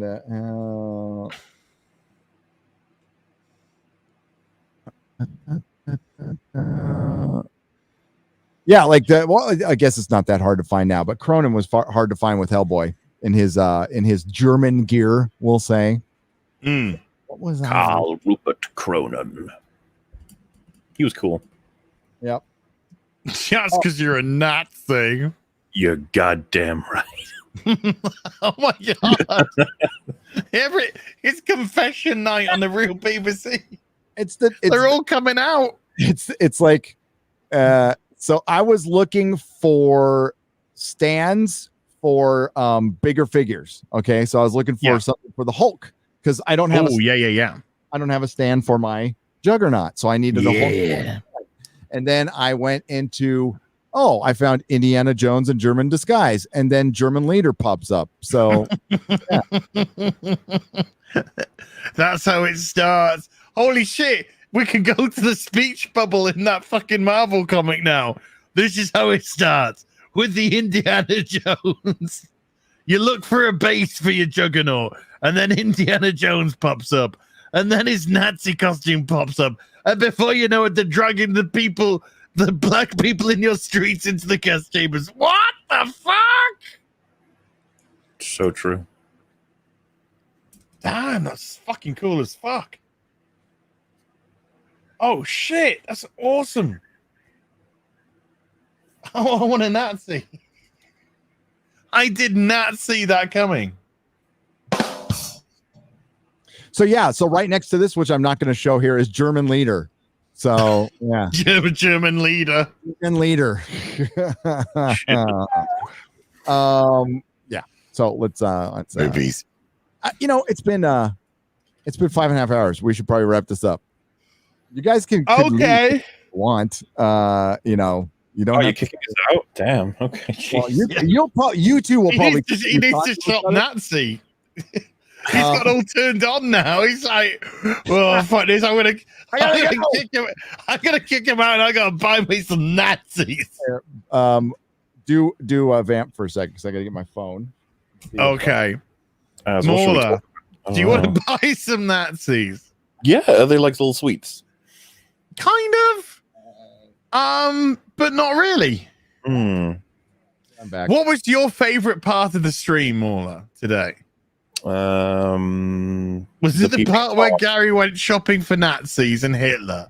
That was top two. That's top two. Number one, though, the peeping Tom. It has to be. Oh, the peeping Tom. Oh my god, this character! I couldn't believe that character's got so much legs on it already. I want him to go on a redemption. I gotta get. Everybody's a sucker for a redemption arc, dude. I'm telling you. Yeah, DSP. Hell yeah. Has he posted anything since then, or is it still business as usual for him? He's just streaming business as usual. I better check to see if he's blocked me though. No, I can't. I will. Let's give it a couple of days. Let's see if this guy wants to just live in denial or if he wants to do something about it.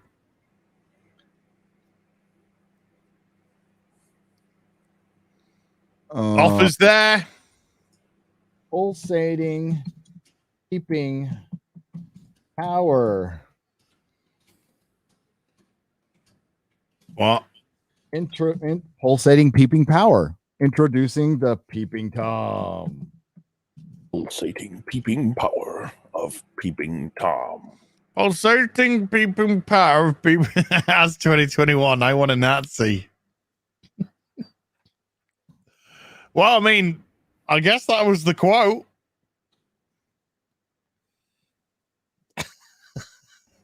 We don't need. It's 2021, so there's no need for context. You just take everything as literal. Oh my God, there's a movie from 1960 called The Peeping Tom. Is it a sex comedy? Or is it a horror? Sounds like it could be a horror movie. Peeping Tom. It's a horror movie. You run, where you hide. Oh my God. The Peeping Tom will see you. Is there a trailer for Peeping Tom that we can show? I don't think he's going to have the redemption arc that I would have on my character.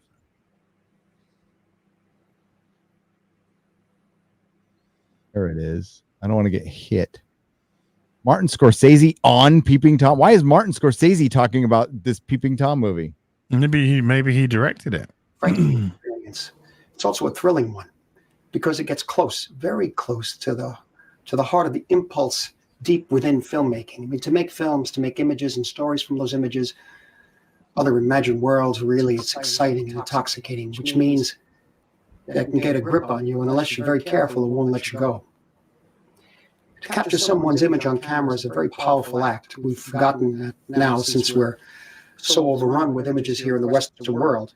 There's a reason why taking someone's photograph is still forbidden in some cultures. The belief is that you're stealing a piece of their soul, and to a certain extent, and I can understand this, when someone agrees to appear on camera, whether it's in a fiction film or a documentary, you shouldn't forget that they're giving something very special of themselves. This is what Michael Powell captured in Peeping Tom. Okay.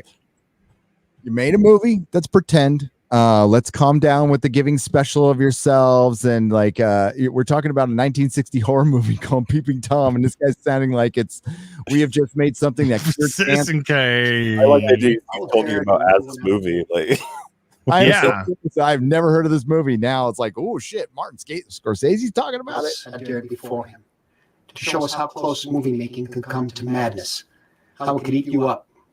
He was telling an extremely uncomfortable truth, something that nobody really wanted to know. On top of which he was doing it in a spectacular lurid Eastman color, images that almost recall the covers of porno magazines.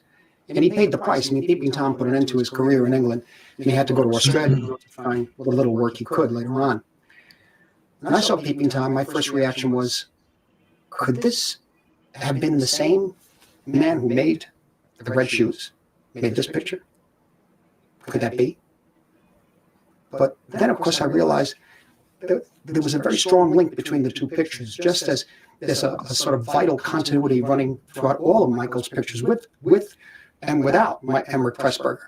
Michael was always showing us how necessary art is and how far it can drive you in your passions. And he was also showing that it could consume you if you weren't careful. Probably did a lot of drugs on set. In a sense, Peeping Tom was his last word on the matter. It's also one of his greatest films. And then, does he end this by saying, fuck Marvel? Yes, he did. We missed that part, though. We missed Peeping that. Tom, starring Heel versus Babyface. Fucking Peeping Tom sounds like it's, what the fuck is it? Let's see what this... But it's just a guy spying on naked chicks and then killing them. Yeah, that's probably all it is, but Martin just made it sound like it's a very valuable piece of art that we all need. Just a cool bit of this trailer for Peeping Tom 19. Look out! Look out! Look out! Oh my God! Yeah, you are being watched. We repeat, take care, for you are now alone with a killer. We warn you. I've seen this movie. It's really good, actually. In your eyes. For this is what he seeks, and this is why he kills. Where are you? Yeah, he tries to capture you, get your fear. It's actually a good movie. Look out for Carl Byrne, as the peeping Tom. Fear him, but pity him also. Watch out for Murder Shearer, as the lovely stand-in who innocently dances into danger. Dances into danger. This announcer. She dances into danger. Someone coming towards you. Oh my god. Who wants to kill you, Oh my god. regardless of consequences. A madman? Yes.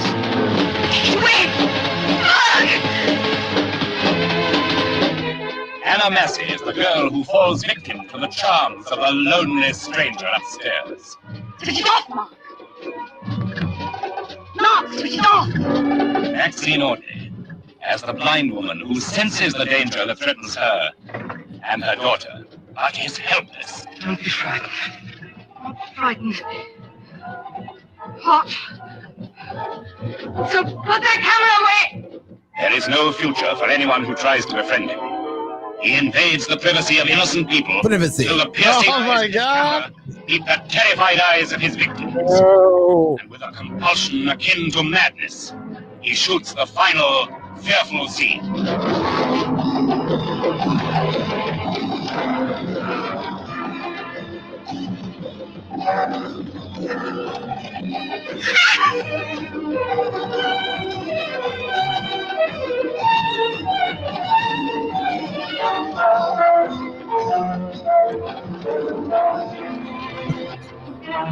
I'ma get ya. I was gonna say, where was I? And Yeah, I lost a lot of weight to be in that movie. But greatest thankfully, I put it all back on again. of all time, it says. It kind of looks kind of good. I kind of want to see it. Yeah. But I'm gonna put your peeping Tom up there first. As good news, shipment is ahead of schedule. You should receive your package by the 28th at the latest. Enjoy season 1 of Log Horizon. You've earned it. Ooh. Says Marksman of 11-7B for $5. Marksman's cool. Master Chief. It's a Halo reference. Fucking A. I didn't know that. Fucking A. Fucking A, buddy. MauLer. Bitty bitty bitty. Area. Fucking A. Longman with the Longman Road in Inverness, Scotland. Are you sure you're Welsh? Well, I mean, I have fans everywhere, you know. They built streets and houses and towns after me, as far as I'm aware. Yeah, makes sense. But Up yes, Welsh. above the streets and houses, rainbow flying high. Definitely named rainbows after me. Az get ready to receive his package. Oh my god. Okay. Michael Storm for 5 Martian pesos. Watching Iron Man 3 in 2013. Meh. Watching Iron Man 3 in 2020. It was actually a fun movie to watch. Yes. Compared to everything after Endgame. So true. So, by the way, I like the way that Gary's like wrapping up and finishing. Let's watch Peeping Tom and then come back and he's like, fuck it, let's do some more super chats. Well, I got one more to go. I got to do one more. Marvel Comics bad, manga good. Read Chainsaw Man, says Brian Youngway for 14 Zardoz. And Youngway. We'll wrap it up there. All right. Yeah, I got to see if Youngway. Well, you know how my wrap ups are. I take like an hour. You guys can go if you need to go. Hang on. I got to see. No, you can't say that. Gary, you can't say You can just go if you want to go. No, Whoa, you can't say that. I can, and I will. No. If you just want to leave, just leave. Just go. I mean, what are you going to do in the UK at midnight, huh? All right. I don't know. Maybe watch the TV. I don't know. Watch the TV. Drunk 3PO in my house. I got a drunk 3PO in my house, so I got to go. Hey, it was fun, guys. Did you have fun? Yeah, I thought it was a lot of fun today. I thought it was wonderful. Absolutely. I thought it was very, very good. I thought it was a very funny show. That was good. Az, why don't you tell everybody the next time you're going to play Wisher? Well, I'm actually thinking of taking Thursday off to play Witcher? No. Just take Thursday off for me. No such thing. Well, that's the thing with YouTube, isn't it? Otherwise, I will be playing The Witcher on either Saturday or Sunday. People are they're not complaining. That's the incorrect word. But people are saying I'm getting too far ahead because I've now racked up, I think, 10 or 11 parts of The Witcher, and I've got people saying I'm only on part 4 and part 6, and I've racked up 11 parts. So I guess I need to give some people a little chance to catch up a wee bit. You can catch me on HeelvsBabyface YouTube channel. Please come by and subscribe. That'd be awfully good of you, and I'd appreciate that immensely. And then YouTube can unsubscribe you. Then YouTube can unsubscribe 100 people one day and then return them the next. Yeah, that's weird. I'm not a Judas, and I am bald. Judas. Somebody said a thing saying Judas Iscariot.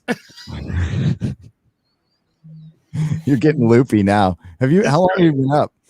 I've been up since about 8 a.m. Okay. Well, that's your time. So that's a long time ago. Thanks, Az. We love you, man. MauLer. MauLer's the same country. Well, no. I'm in like the Shadow Realm version of it, but sure.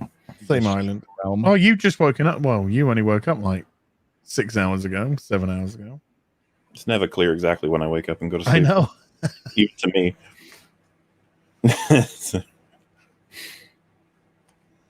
Does American time? Sorry, Gary, I missed that. Oh, I was just saying, plug your wares, sir. Tell people where to find you, because I'm sure there's maybe one person out there who doesn't know. I mean, if they want to see some long videos about how things are both sucky and also cool, they can find it on the channel. I'll be doing another 10-hour stream probably tomorrow. We're still catching up super chats on EFAP. We're going to be doing that for a while. We've got a long list. I'm telling you, man, that anniversary stream, doing 25 hours of streaming and talking guests and coverage and not addressing the super chats means they built up a little bit. Yep. Oh, we're getting through them all. Going to tackle every single one. So yeah, I don't know, if you're free tomorrow, people in chat, we'll be doing that. Me, Fringy Rags, possibly a German guy too. I imagine it'd be fun. But yeah, of course, it's been a fun day. Plenty of fun things to chat about. Absolutely, have a great time hanging out with the lads, my mate, on Tuesday. I love the real BBC. Thanks for tuning in. Next week it will be on Az's channel, Heel versus Babyface. And chat, you're beautiful, you're sexy, Nerdrotics, you're saints, we don't deserve you, and enjoy some. Oh yeah, and I've got a video out, watch it, and there won't be any ads. Well, YouTube will keep all the money from the ads you see, because Luke Skywalker milked a puppet tit at the end, so that's the way it goes. Enjoy some credits. And thanks, everyone. Love you guys. The following program is rated TV MAL. It contains strong language and is intended only for mature audiences.